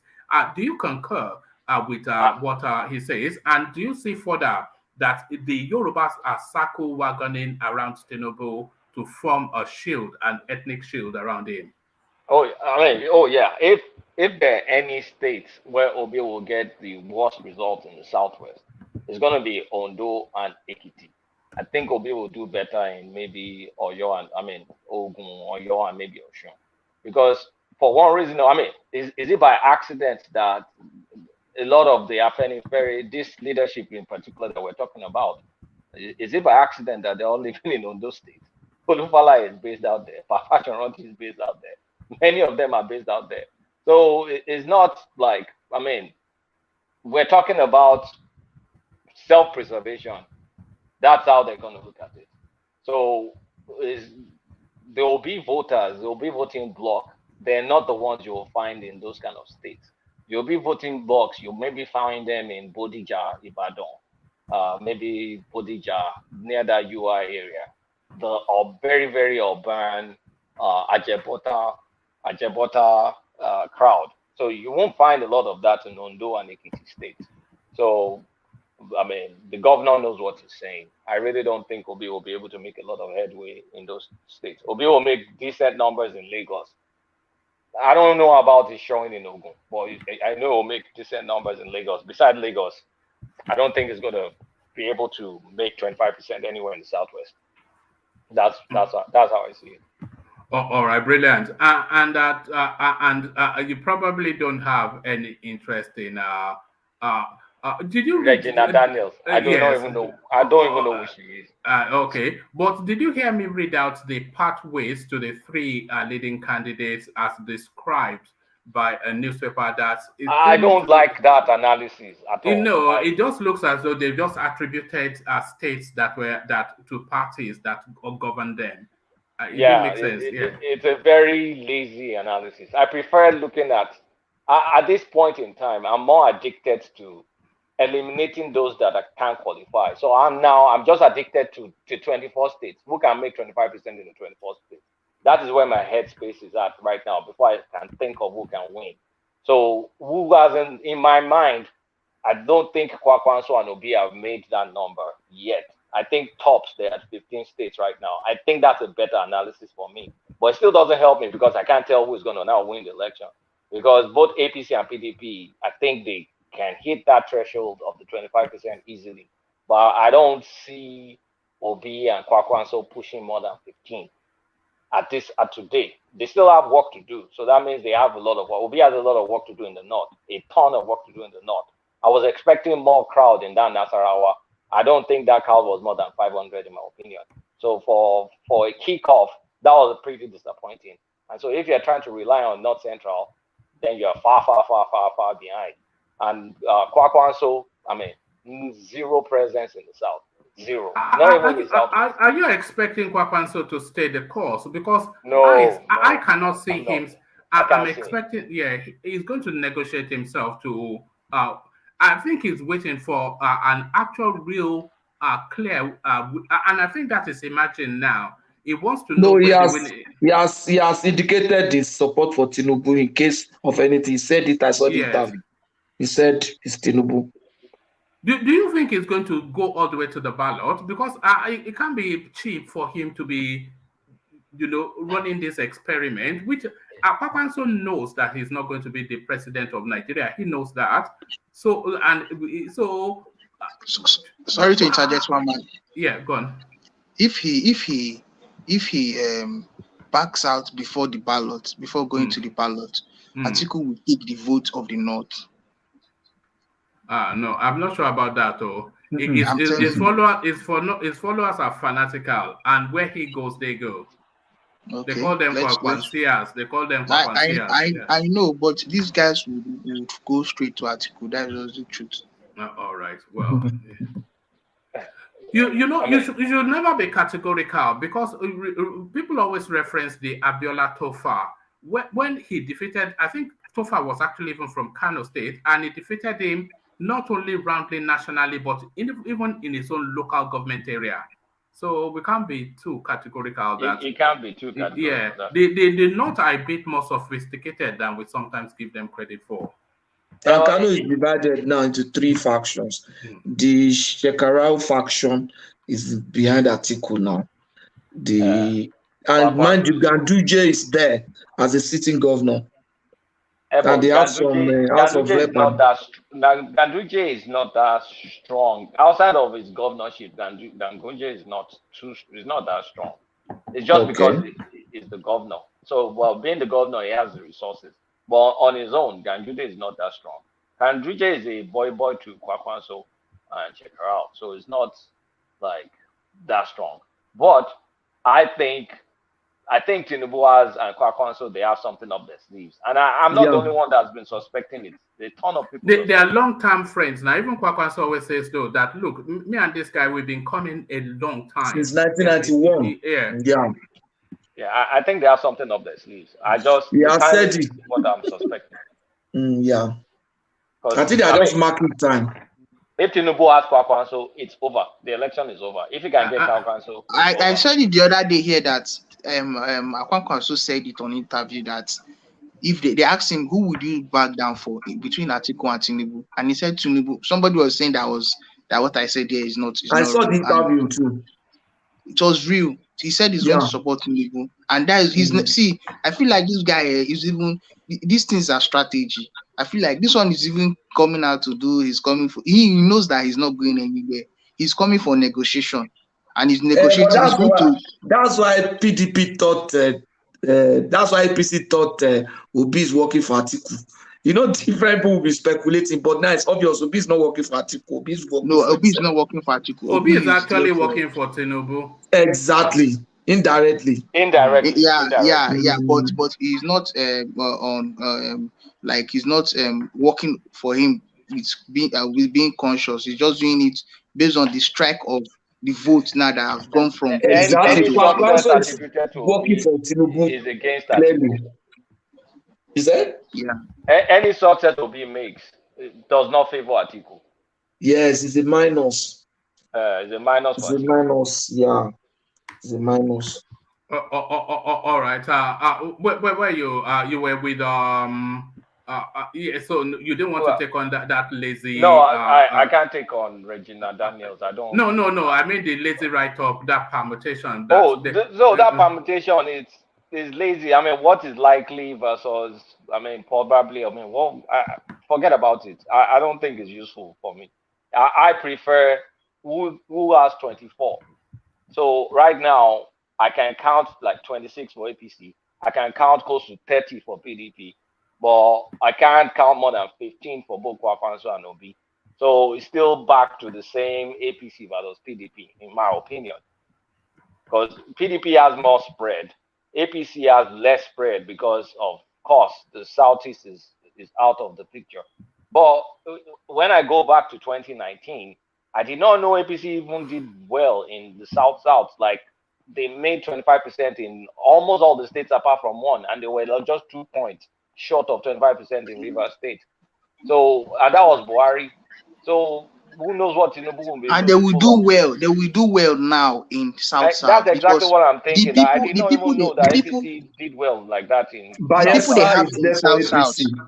The people they have in South. In Bayelsa in 2019, 36%. Yeah, they will do well. Do you know they are supposed to even have had an APC governor in Bayelsa? In Bayelsa, if not for that, yeah. So they will do with people like Asari Dokubo, Tompolo, exactly. All those guys. Ayeri in Delta State. This guy Friday Osanebe in Delta North. This Ove guy Tony Kabaka in Benin.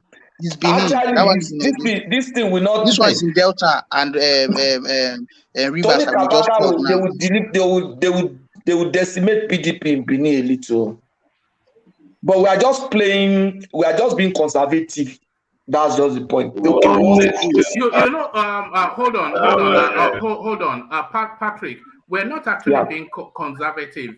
You know what we are being. We are delicately trying to navigate around the Obi sentimentality, because what we know as factual, we cannot state it categorically because of the delicate sensibilities of that space. We know for fact that almost certain if APC does not take Edo and Delta State, it will take some doing, irrespective of whatever noise some people are making.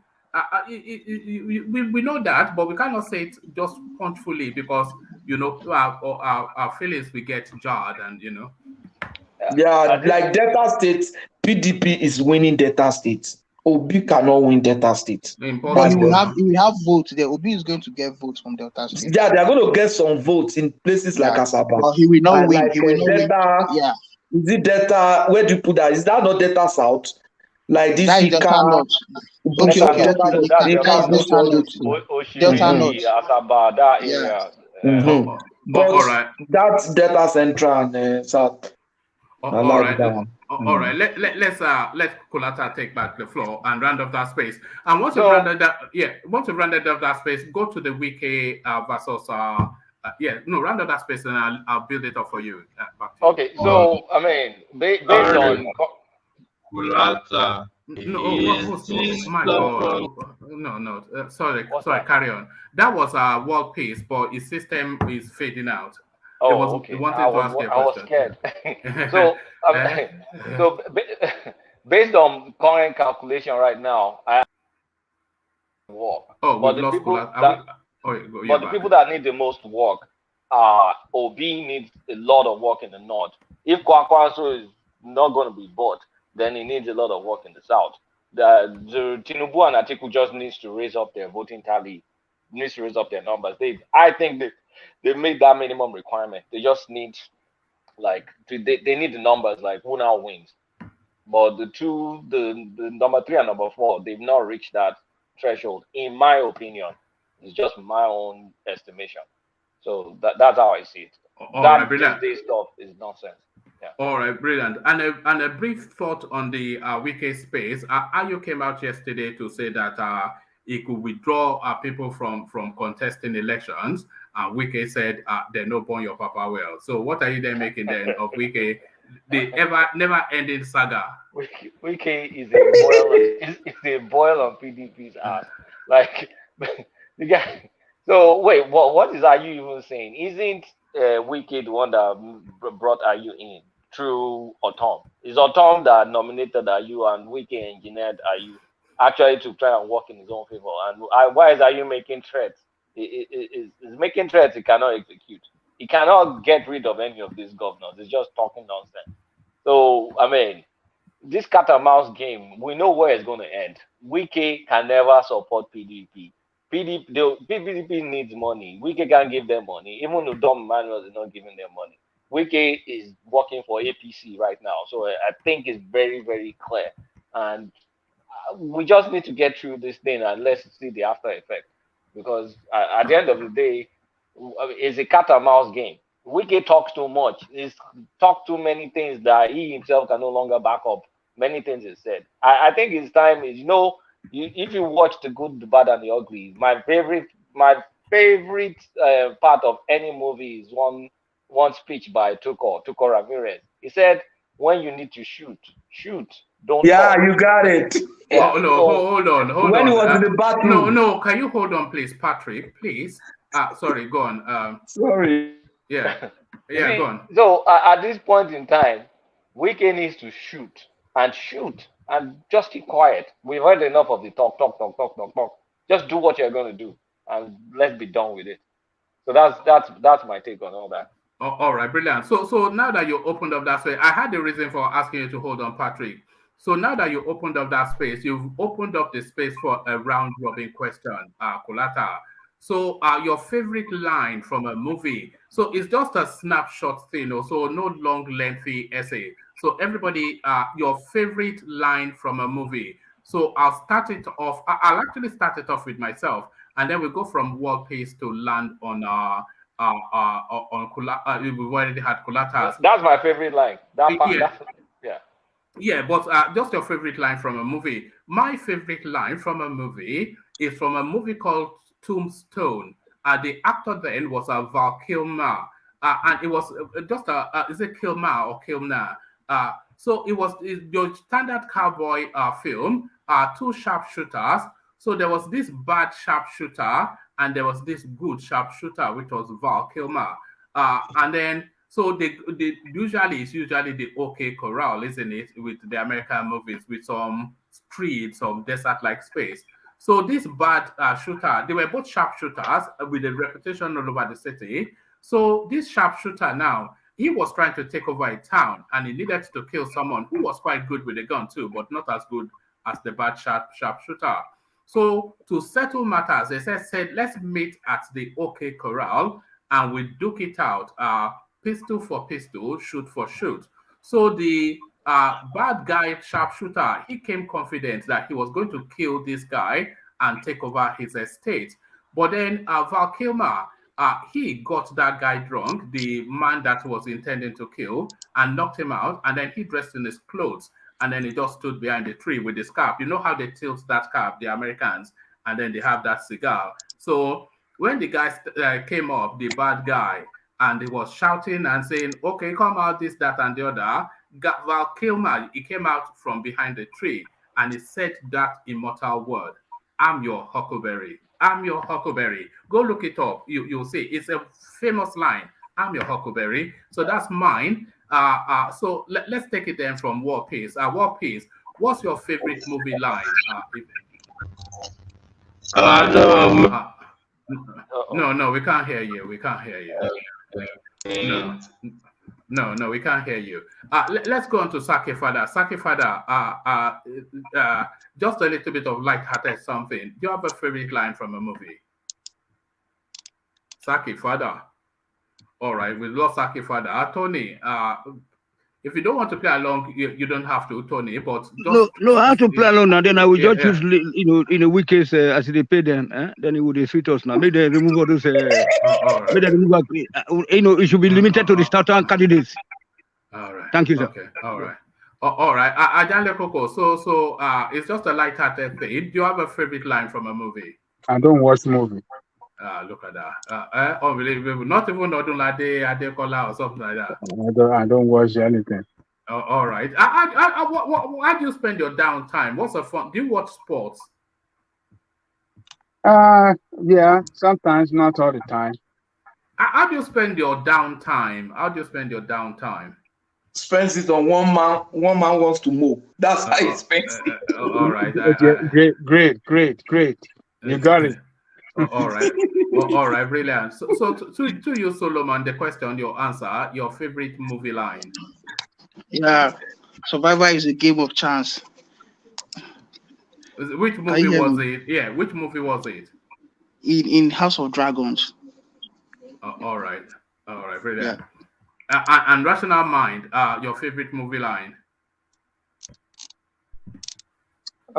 Yeah, I think there was one I repeat on this platform. That was the Queen said that to Balian in the Kingdom of Heavens. He says sometimes you have to do.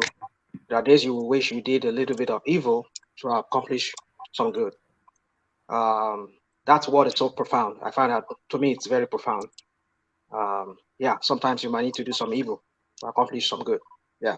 All right, brilliant. And that question to the comment section as well. If you want to play along, let us know your favorite movie line and which movie it comes from. If you want to play along, just drop it in the comment section. We go on to Patrick. I think we suspect we already know Patrick's. But Patrick, your favorite movie line and which movie it came from? Yeah, my favorite movie line is a Yoruba movie. That's in Tolu Anile. There was a mortuary attendant in Tolu Anile, and he normally takes dead bodies and sell to people outside. Very funny line. And so when they caught him, they invited, they say, Baba, when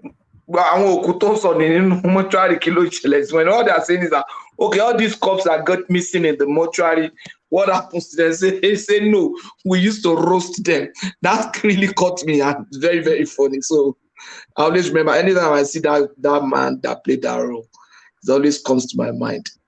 All right, brilliant. Playtown, the question, your answer, your favorite movie line, which movie was it from, and why does it resonate with you? Playtown. Have we lost you, Playtown? Are you sulking? Don't tell me you're sulking. Playtown. Are you there? Playtown. We can hear your system humming, but we cannot hear your voice. Playtown. Is it network issues? What's going on? Network issues with everybody today. That don't happen around there. Yes, I think it was Vex that I muted him, but I was explaining to him that I mute everybody just to bring the tempo down. But let's try War Peace again. Who has reconnected? War Peace. Let's try. Can you hear me now? Yeah, that's better. We can hear you now. Okay. Yeah, my favorite line of movie, I have forgotten the title, but it was between Sean Connery and this lady, this Catra Jones woman that married Antonio Banderas. It's about the robbery something. When Sean Connery said, losers try to win, when winners go home with the victory. So I kept that. And there it is. There it is. All right, thank you. I was coming to you, Playtown, but let's try again. Playtown, are you there? No, we can't hear a word though. If you scroll back, you can hear what we're hearing. And War Peace, by the way, if you scroll back as well, you'll hear what we're hearing when we're trying to speak with you. But we'll come back to you, Playtown. But let's go on to Ajale Koko then. So Ajale Koko, Back to you. We did try to come to you earlier, but of course, to kick you off from the Afenifere space and what is clearly an endorsement of Tinubu. So I think this is an expression of what the Yorubas want. That is what I think. But what are your thoughts, Ajane Koko? Yeah, greetings to our listeners around the world. Please click on the like button, share and subscribe if you haven't done so. Look, in Yoruba land, we have a culture of respect to elders.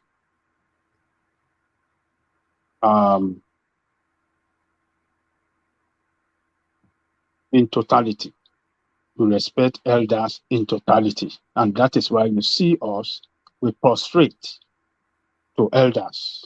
When you are greeting, you have to prostrate. So that is number one. Number two, and never Yoruba want to, a well-raised Yoruba person, whenever I want to embark on an effort that is so important to you, if it's not clear to that person, you have to go to the elders and seek their advice. So they can advise you, they can put you right on how to do, embark on that effort and not fail.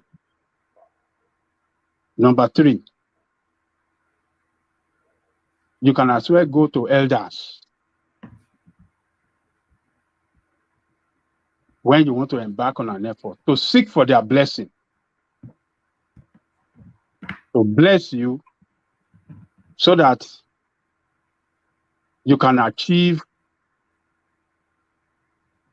the objective you are pursuing. And that is what, that number three is what Tinubu went to Baba Afenifere to do. He went to Baba Afenifere for blessing. To bless him, since he has, attained the ticket as the flag bearer of APC. He went to Baba for blessing. So going to Baba for blessing now with some Yorubas, elders around him, like Olufalaye, and some others that are known to be Afenifere, even though they are retired, they are not playing active role in Afenifere anymore. In the operational, in the administrative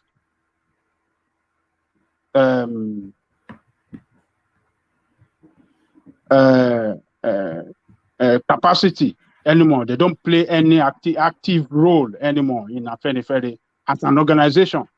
Should not be described by people that, hey, Afenifere is divided. Oh, this side have approved.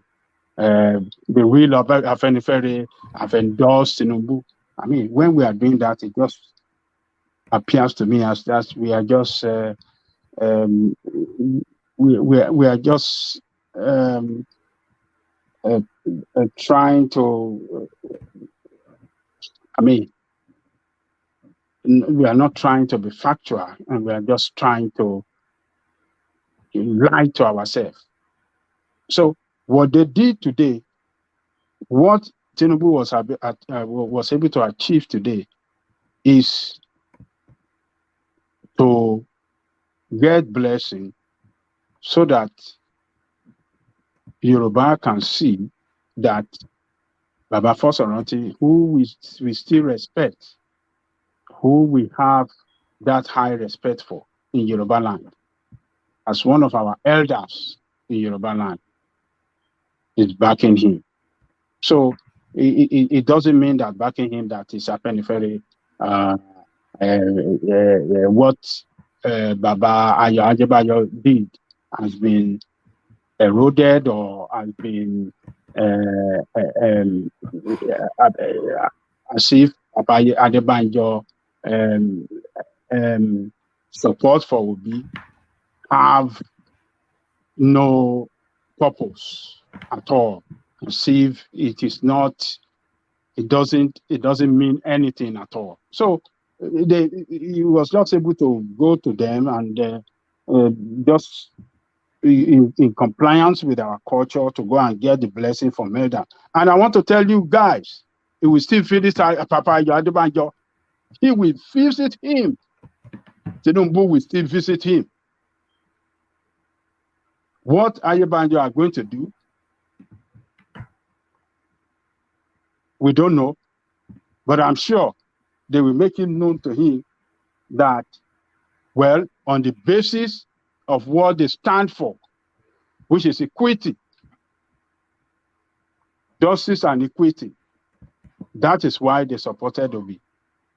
And they will bless, they will pray for him too, that God will be with him and God will, in what he's pursuing, God will support him as well. They will not, if Tinubu visit Ayo Adebanjo and Afenifere today, they will not turn him back. They will not tell him, don't come to us. They will not tell him, no, we are not going to, we have nothing to do. They won't do that. And I believe that Tinubu will pay a visit to them. Tinubu is a smart politician. He knows how to play. He knows how to play people. He knows how to, to maneuver his way. He's been around for a long time. And he's friend to them. Even Papa Yebanyo says it all the time on TV that Tinubu bring him gift every year. That is Yoruba culture for you. Politics aside, but the respect to elders is a different ball game. Tinubu still take gift to Baba Adebayo on Christmas Day. And Baba Adebayo does not, I've never said it before the world or at any time say he doesn't like Tinubu. No, it's politics. If Tinubu is playing a bad politics or carousing around a leader, the current administration, the current leader that have set Nigerian backward, 40 years backward in terms of, in the area of economy, in the area of our, unity in diversity, in the area of our political evolution, in everything. How do you want Adebanjo to say such person who doesn't listen, who has never done anything to bring unity in the country, and said that okay, they want to align with such bad leader? No, they won't align with him, and because Tinubu is playing politics with those people, it's in the same camp with those people, destroying Nigeria right now. And Adebayo are saying that we are not going to align with this kind of bad leadership. How does that constitute? To some of you, Kulata, and someone saying that Baba Adebayo hates Tinubu. How does that constitute hatred to Tinubu? For the fact that he's saying it's not going to align with APC, it's not part of them. People that doesn't even want the promise restructuring, and they never in one day talk about restructuring. We are going to 8 years. They are 8 years in government. How do you want Baba Adebayo to align with them politically? I mean, sometimes we have to look at things and we have to understand what Baba Adebayo and Afenifere, what they stand for. They stand for this. They stand for unity of that country. They stand for equity. They stand for justice, and they stand for everything that is good for that country, which is completely opposite what the APC administration stand for. They don't stand for goodness of that country. They have destroyed that country in entirety. The security of that country is in shambles. Economy is in shambles. Financially, Nigeria is in shambles. I mean, everything is just And because of that, they said we don't want these people in our life anymore. And you guys are describing that is hatred to Tinubu. They don't want Tinubu presidency, and that is why I mean they hate Tinubu because that's why they are not supporting him. I believe the last time we spoke about this, we said they should have supported Omoyele or Adewale. Forget about that.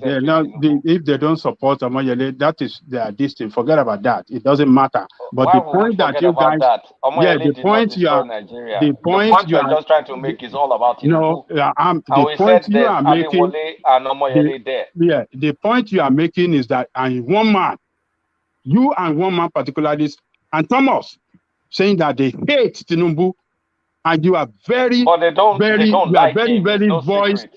They don't like him, and he is the one that make him governor. He is the one that single-handedly appointed Tinubu. He was the one single-handedly that make Tinubu the governor or a governorship candidate of AD. And now we are saying that he hates Tinubu. Why must he hate Tinubu? This is not just about Tinubu. There's Adewale there. There's Showore there. Look, I am taking you of what you said, that they hate Tinubu, and you and one man still emphasize on that. They don't like him. They don't like him. I mean, you guys should just be careful, for God's sake, for making this kind of statement. What is that? Why wouldn't they like Tinubu? Why would he hate Tinubu, for God's sake? Have you heard, what's the name of this guy again? The guy that was talking on Dr. Damages yesterday. Dele Farotimi. Yeah, have you heard Dele Farotimi talking about Tinubu? And you now tell me they don't hate him. Go and listen to that, Dr. Damages. Because of the criticism of Tinubu, how does that constitute hatred? We're talking about they don't like him. Tinubu have not done well enough. You know the difference between criticism and hate? He has not done good. I mean, how does why must you guys describe that as hatred? To like someone. They don't like him. They don't like him. No big deal. What do you mean they don't like him? Why would they like him? Question, please.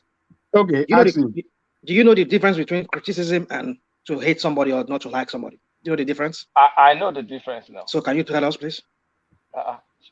I know the Alaka way now. We're 5 hours in rational mind. Okay. It's not. I know the difference. We don't have to go into me explaining what it means. Well, to me and to some others, if you are saying that they hate Tinubu, I believe that you are just saying that out of your own.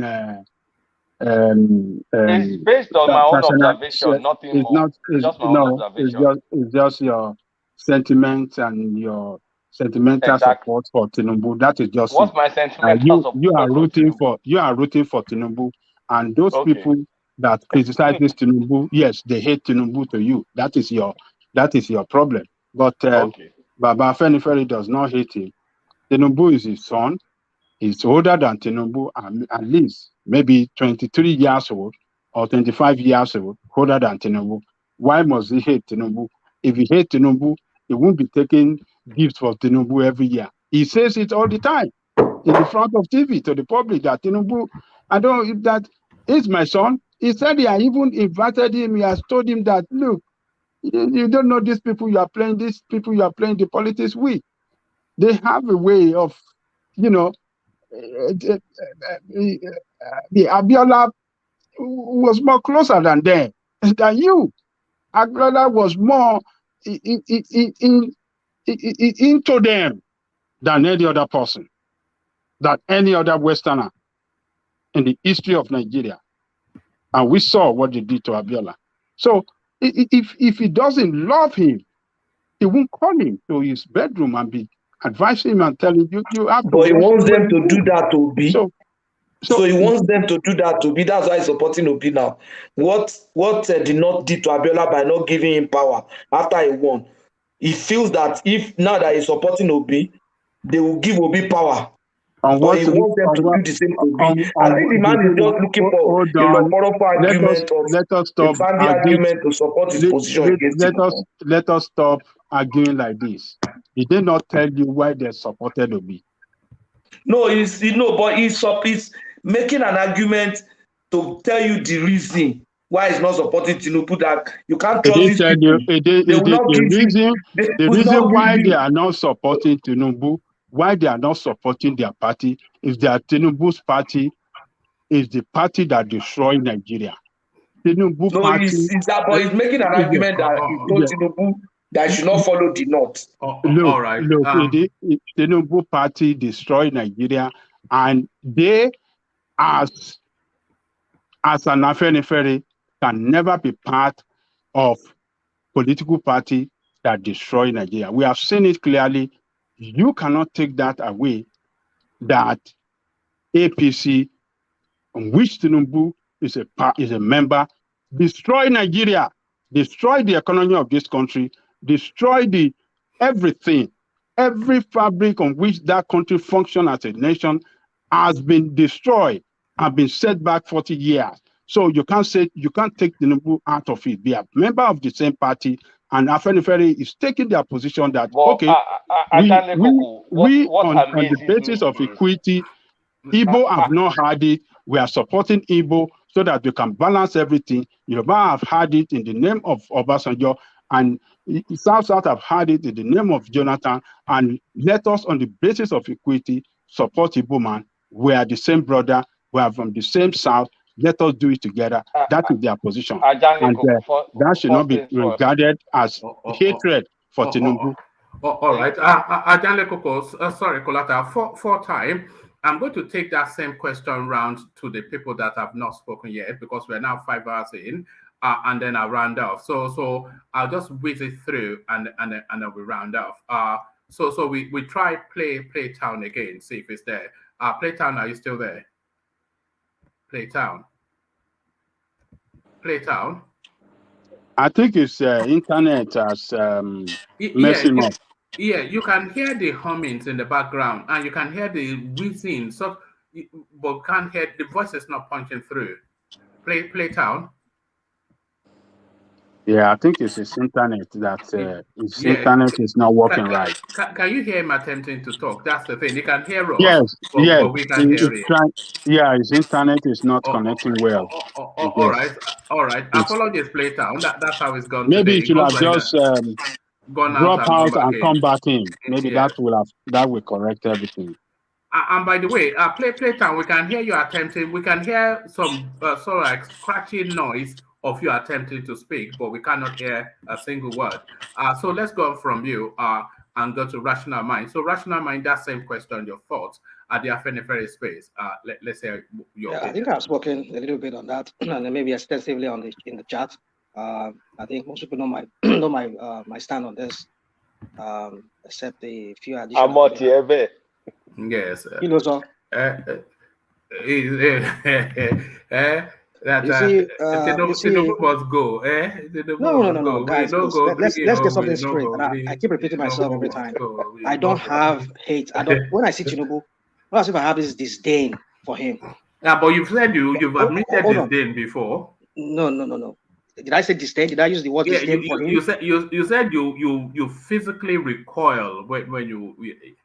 No. When I see him, what I see when I look at him is the politics, the things around him, the persona around him.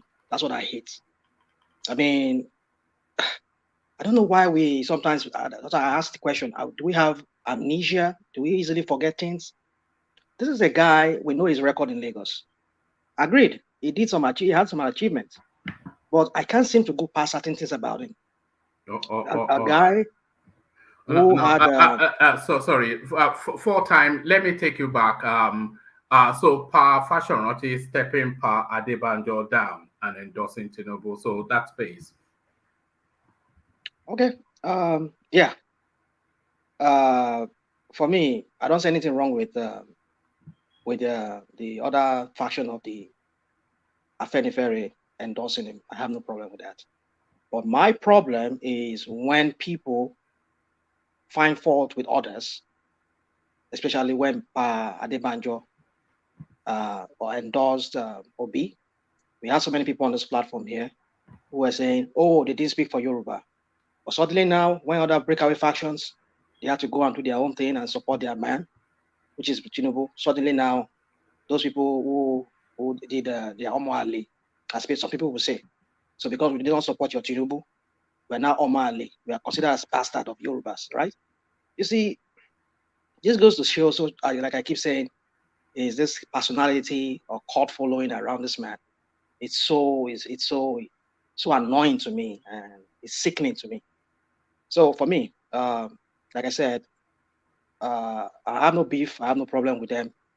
But it's when we try to spin things around that narrative of why they endorsed him, trying to say, oh, our Fashoranti is no, it's not illegal. If you go to if I think Afenifere is a register, they have a corporate, they're registered in Nigeria, the corporate affairs of Nigeria. They are a socio-cultural group, and I'm sure they have bank accounts, so they should be registered. So by any legal way, any legal term, or if you look at it legally, Pa Adebanjo is the legal leader. As long as Pa Fashoranti has stepped down in any corporate entity, you cannot do that.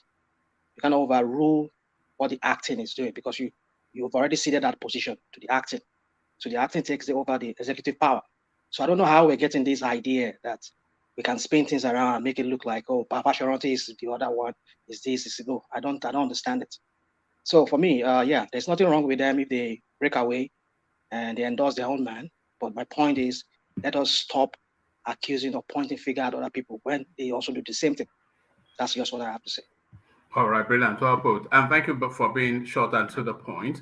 Let's take that same question to Tony. So Tony, we're speaking of the somewhat endorsement of Tinubu by the Afenifere group. Tony, your thoughts? Yes, that in the leadership hierarchy, they say that now the one way, the most senior member of the Afenifere is the leader. So but that guy now is a very considerate man by try to groom the younger ones, one of the younger ones that's coming to take over from him. So you still have the right to be guarding him on whatever role. So this one, and to my big brother Ajani Koko, that Fashoranti is is always still the leader of the group, as long as still living, because the law says that or the regulations say that, or the constitution of the Afenifere say that the most senior member remain the chief, the chief of the organization. So and then this is a Yoruba interest group. We could not use grammar to say that should call cultural or whatever. Do you know that Baba Fashoranti stepped down? Do you know that? No, no, but it's not dead. No, it's still living, sir. Hold on. But it's still living. Okay, Hold on. I'm listening. Okay. When somebody stepped down, is no more active. What does that tell you? Yeah, he stepped down on the basis of his age and head. Then he said, okay, my next person is no more active. There's another person that has somehow, as long as he's still living. Do you know the meaning of step down? No, do you know if somebody stepped down or retired? Do you know the meaning of that? Do you retire from work and then you come back to come and run the organization when you step down, when you already stepped down and retired? Yeah, but he has not been confirmed, because this man is still living. What are you saying? What are you saying? He's not dead. He's not dead. Do you know what you are talking about? Yes, sir. Do you know the meaning of somebody retired from work? When you retire from your organization, hold on. When you retire from your organization, if anything happened there, would they come and hold you responsible? At your position you retired, would they come and hold you responsible for that? Or after you retired, will you still be serving at the same time when you are retired? Yes, sir. In the case of military, military leaders. Hold on, Tony. Tony, just go straight to your your commentaries rather than open up because really, I'm really looking to round off soon. Yeah. Okay, I get you, sir. You know that. So give us your thoughts rather than arguing with Dan Legogo. Yeah. Okay. No, we're not arguing. Never. So this guy, as far as I'm concerned, it's just like a military, retired leaders of military.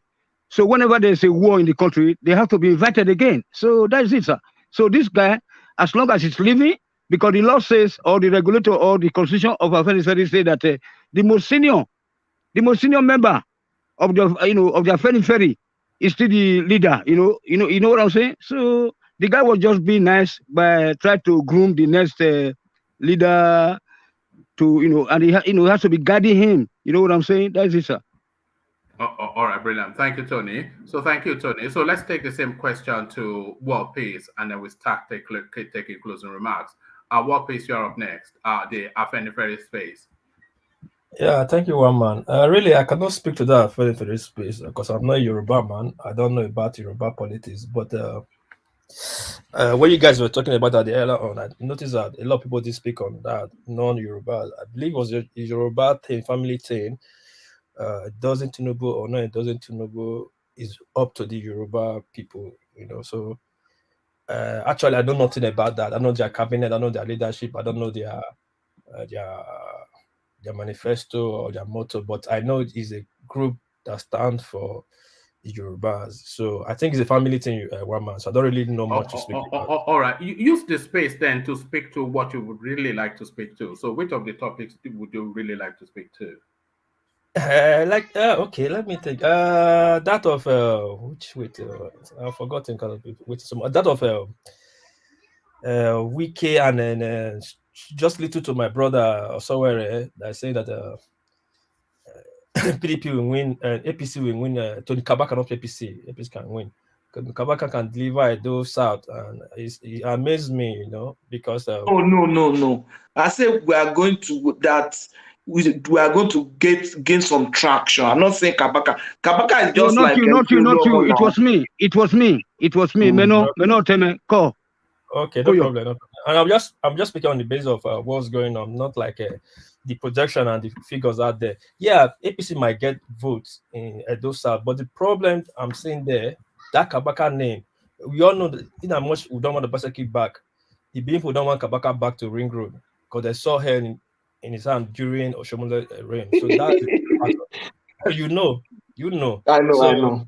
And again, this last move that the Tinubu team did in Edo again, installing Oshomole to connect Edo State again, South or Deputy South, is a big mistake again that will cause them a lot of vote again. It's a big problem. But that's the things we'll talk about later. And that of WIKE, I don't know why Clotta keeps saying WIKE should, if he wants to shoot, you shoot and don't talk. You can see the power of unity. WIKE is jeering you openly. If you know he gets 7 head, try and talk to Autumn. That's how we the South supposed to come together. Because the North can do that, but we cannot do it. Now, this is the first time somebody from the South is doing it. We one hand telling him he's talking too much. Let him talk too much. Let them get it over there. Anything that would destroy ATIKU, I'm for it. And anything that will give WIKE that power, I'm in support for it. So I don't really have much to say. Just little I can say is okay. I've enjoyed the season since, but that Yoruba topic took almost 3 hours. Yes, there was no shutting it down. Yeah, so but it's good that you guys. I tried to shut it down, but I just couldn't. Yeah, but it was good one man. You let it out. At least it was a family talk. It was just Dekoko, you, Sawara was there. So everybody, the Yoruba ties and Yoruba people spoke their mind. It's good. Sometimes let it air out and so when Pestica wanted to get interject, I wanted to tell him no, because you might say something that you will not have understanding to. It's a very deep thing, and you might say something that you don't know the meaning and you like offending somebody. I didn't even speak. I didn't interject. A lot of people didn't interject. It was a family thing. It's good that you and Daddy could trash it out and we will learn from it. I won't learn a lot, so it's okay. It's good, Mama, but it's okay. Always good. Ajale Koko will never let me get away with anything, yeah. And I will never let him get away with anything. So that's it. But my brother, you are right. WIKE is shooting, but WIKE is shooting a machine gun, not one shot. WIKE is just shooting. Yeah, let the not be shaking. Not all the time, not to be decided for us. Let him continue to shoot till February. If he loses that, he loses. Thank you, one man. Okay, thank you. So WIKE, Machine Gun Kelly. So we start to round off here, of course, to land on Ajale Koko, nowhere else. But gentlemen, I'm going to be somewhat strict with the timing this time around because sometimes the because after 5 hours, I think we've pretty much said everything that we need to say. So the closing remarks, so it's just a really short window for you to just capture something and then to reconvene. So no more than 2-3 minutes each, if you guys don't mind. We kick it off with Solomon, of course, to land on Ajale Koko. But Solomon, a very brief closing remark. Solomon, good to have you again. Good morning, everybody, and thank you, Omar, for the section. Thank you, everybody, for your contribution. And for that WIKE space, WIKE is just, I don't see him like somebody that is shooting anything. It's just his selfishness and his own. The thing he planned did not work out for him. So he's just being a saboteur to the PDP camp. So, and he should don't worry. He don't know this thing will make him. I don't think after this election, if anything, if God should make Obi to win this election, WIKE has just gone out from this political space. Except maybe Tinubu comes in and he eventually happens that he's working for Tinubu. He might still have relevance in the political space. But if not, he should just prepare to retire, or he go back and reconcile and try let them amend PDP and bring peace in PDP so that he will be relevant politically. Thank you, everybody. Thank you, one man. All right, brilliant. Thank you, Solomon, and thank you for spending the time. I know it's an endurance spending. It's almost like it almost takes like a physical toll sometimes, just to the weight of it. But it's such a delight that we cannot seem to escape it. This is why I say to people that you have to surrender yourself to it and be held hostage by it. Held hostage only to be released. Let's go on to World Peace. So World Peace, we're back with you. My contributor, we don't reach the final hour. I thank you. I like thumb up and share. I'm gonna buy coffee. Me, I put my. I want to my sins. I don't know that the coffee space is automatic or I have to do it manually because I have my credit card with you, one man that is there that you are billing me every with month. Me. Yes, now your call will be your Saturday. How can your credit card be with me? I subscribe to you now. They bill me every month now. You, that's my credit card is with you. I know. I mean, what I meant is that I subscribe. I'm one of the subscribers, so I get billings from my account every month. You know, from my MasterCard. So I think I was thinking maybe the coffee stuff is automatic. So I think I have to do it manually. I used to buy that coffee before when the Facebook option, when the Facebook had the option, but this StreamYard, I don't know how to go about it anyway, but I'll check it again and go through it. Anyway, I not get much to talk about. Thanks for the topic of the day and Tinubu. Well, was it a wild session today? So it got wild in the middle. It was too wild. It was too wild. It was too much. It was hot. I was just listening, you know. But it was good that people air their view. You know, sometimes you let them speak what's in their mind so that it will not be like you're oppressing them. And that shows to other people that this platform is different. I just came in, personal mind, you know. You see Yorubas attacking the Yorubas, you know. That's why I always tell people, let people speak. When some people are in other platforms, just one way, I don't like it. Anyway, people, thanks for today. Thank the panelists, thank Ajale Koko and the rest people. I not get much to talk. You know, I'm a family man. I'm carry my children go school now, English school. So I'll drop here. Peace. I'm out.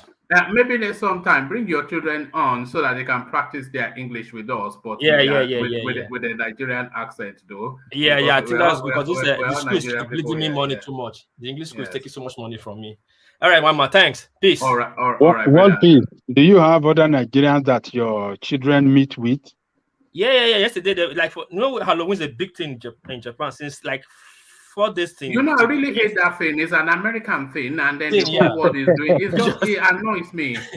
Everybody was all dressed in black all over London yesterday with their painted face. I wonder if the police should be allowing that, disguising your face. Do you know how many people died in Korea yesterday? A day for yesterday? Yeah, 100 and something, wasn't it? Can you imagine? Why? For Halloween? Really? Yeah. For Halloween? Nearly 200 people. Halloween. Nearly Wow. 200, yeah. And one celebrate our journey. I want to get it. Yeah, that's why my wife hates it. We want to celebrate that journey. She cannot, So, she cannot have, yeah. And again, one more before I forget, I wanted to say that last time. Please let everybody at least thank one man's wife, give him the accolade. It's not easy. My wife sometimes he complains jokingly, one man is taking more of the love from his husband, and you know, I don't have time. Don't worry, one man now, your man. Now your 6 man. hours. Now your. 6 hours. Now big sacrifice, so. We should stand up one day and give one man's wife standing ovation. It's not easy. Look at that. You know, I'll tell her to come on, but she'll never do it because she then want to make sure she's looking perfect. Tell her that we're appreciating her.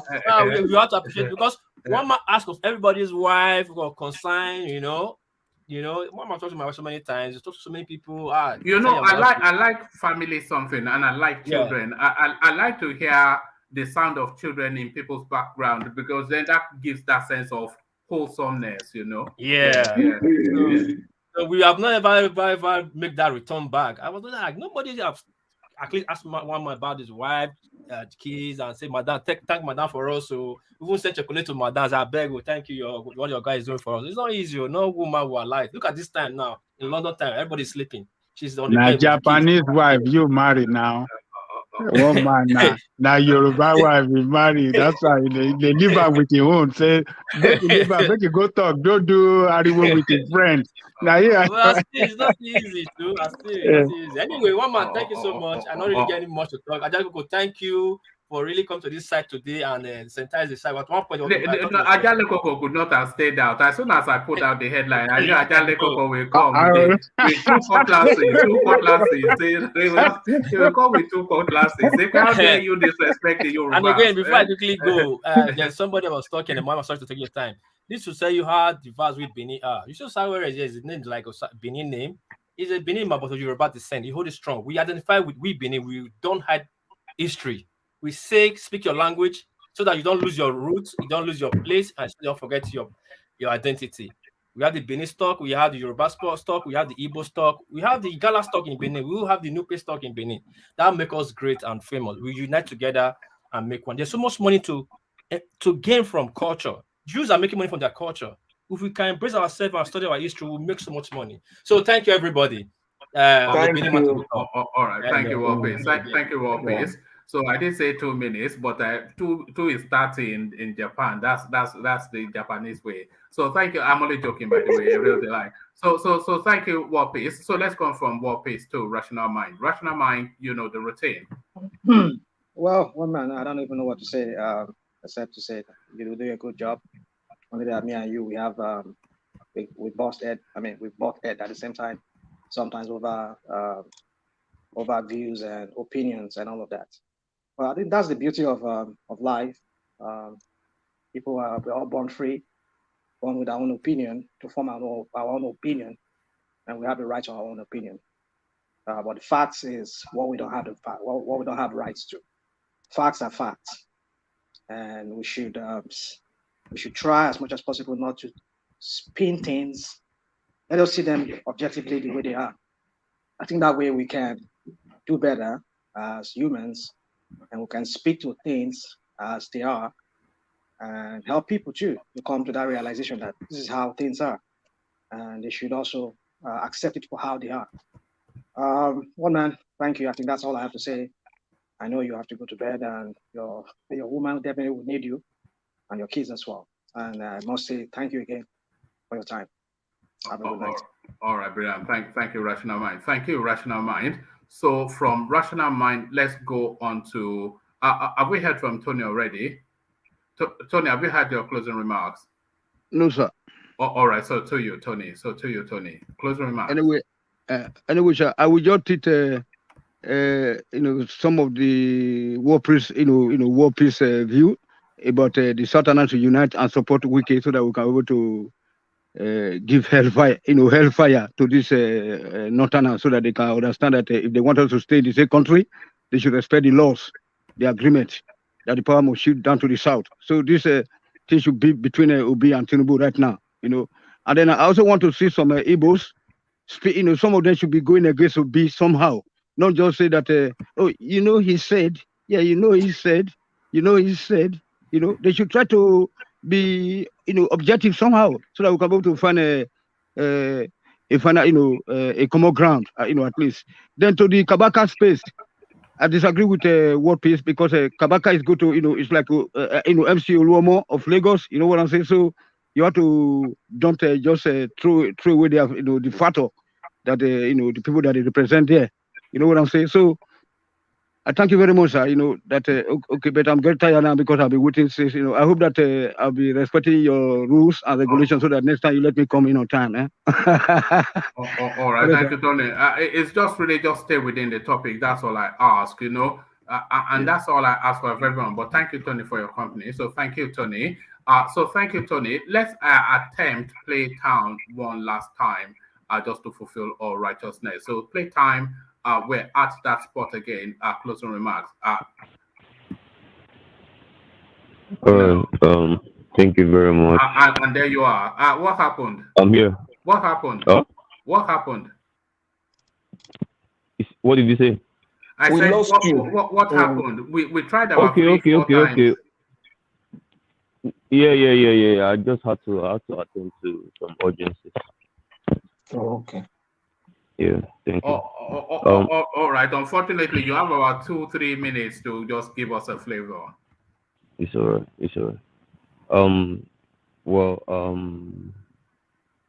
I want to thank everybody for their contributions, and also please remind us that we have to keep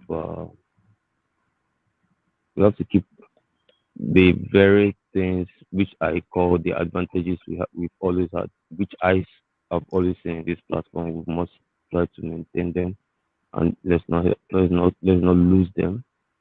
And that includes,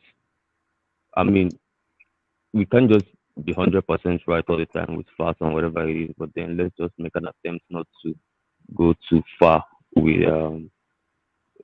things that are not very factual. Maybe that's going to help us in making arguments, because now if you don't, you will spend most of the time arguing, like people shouting over themselves, like most of the things that happen today, which I don't think is counterproductive really. So that's just my opinion. Thank you everybody, and thank you so much.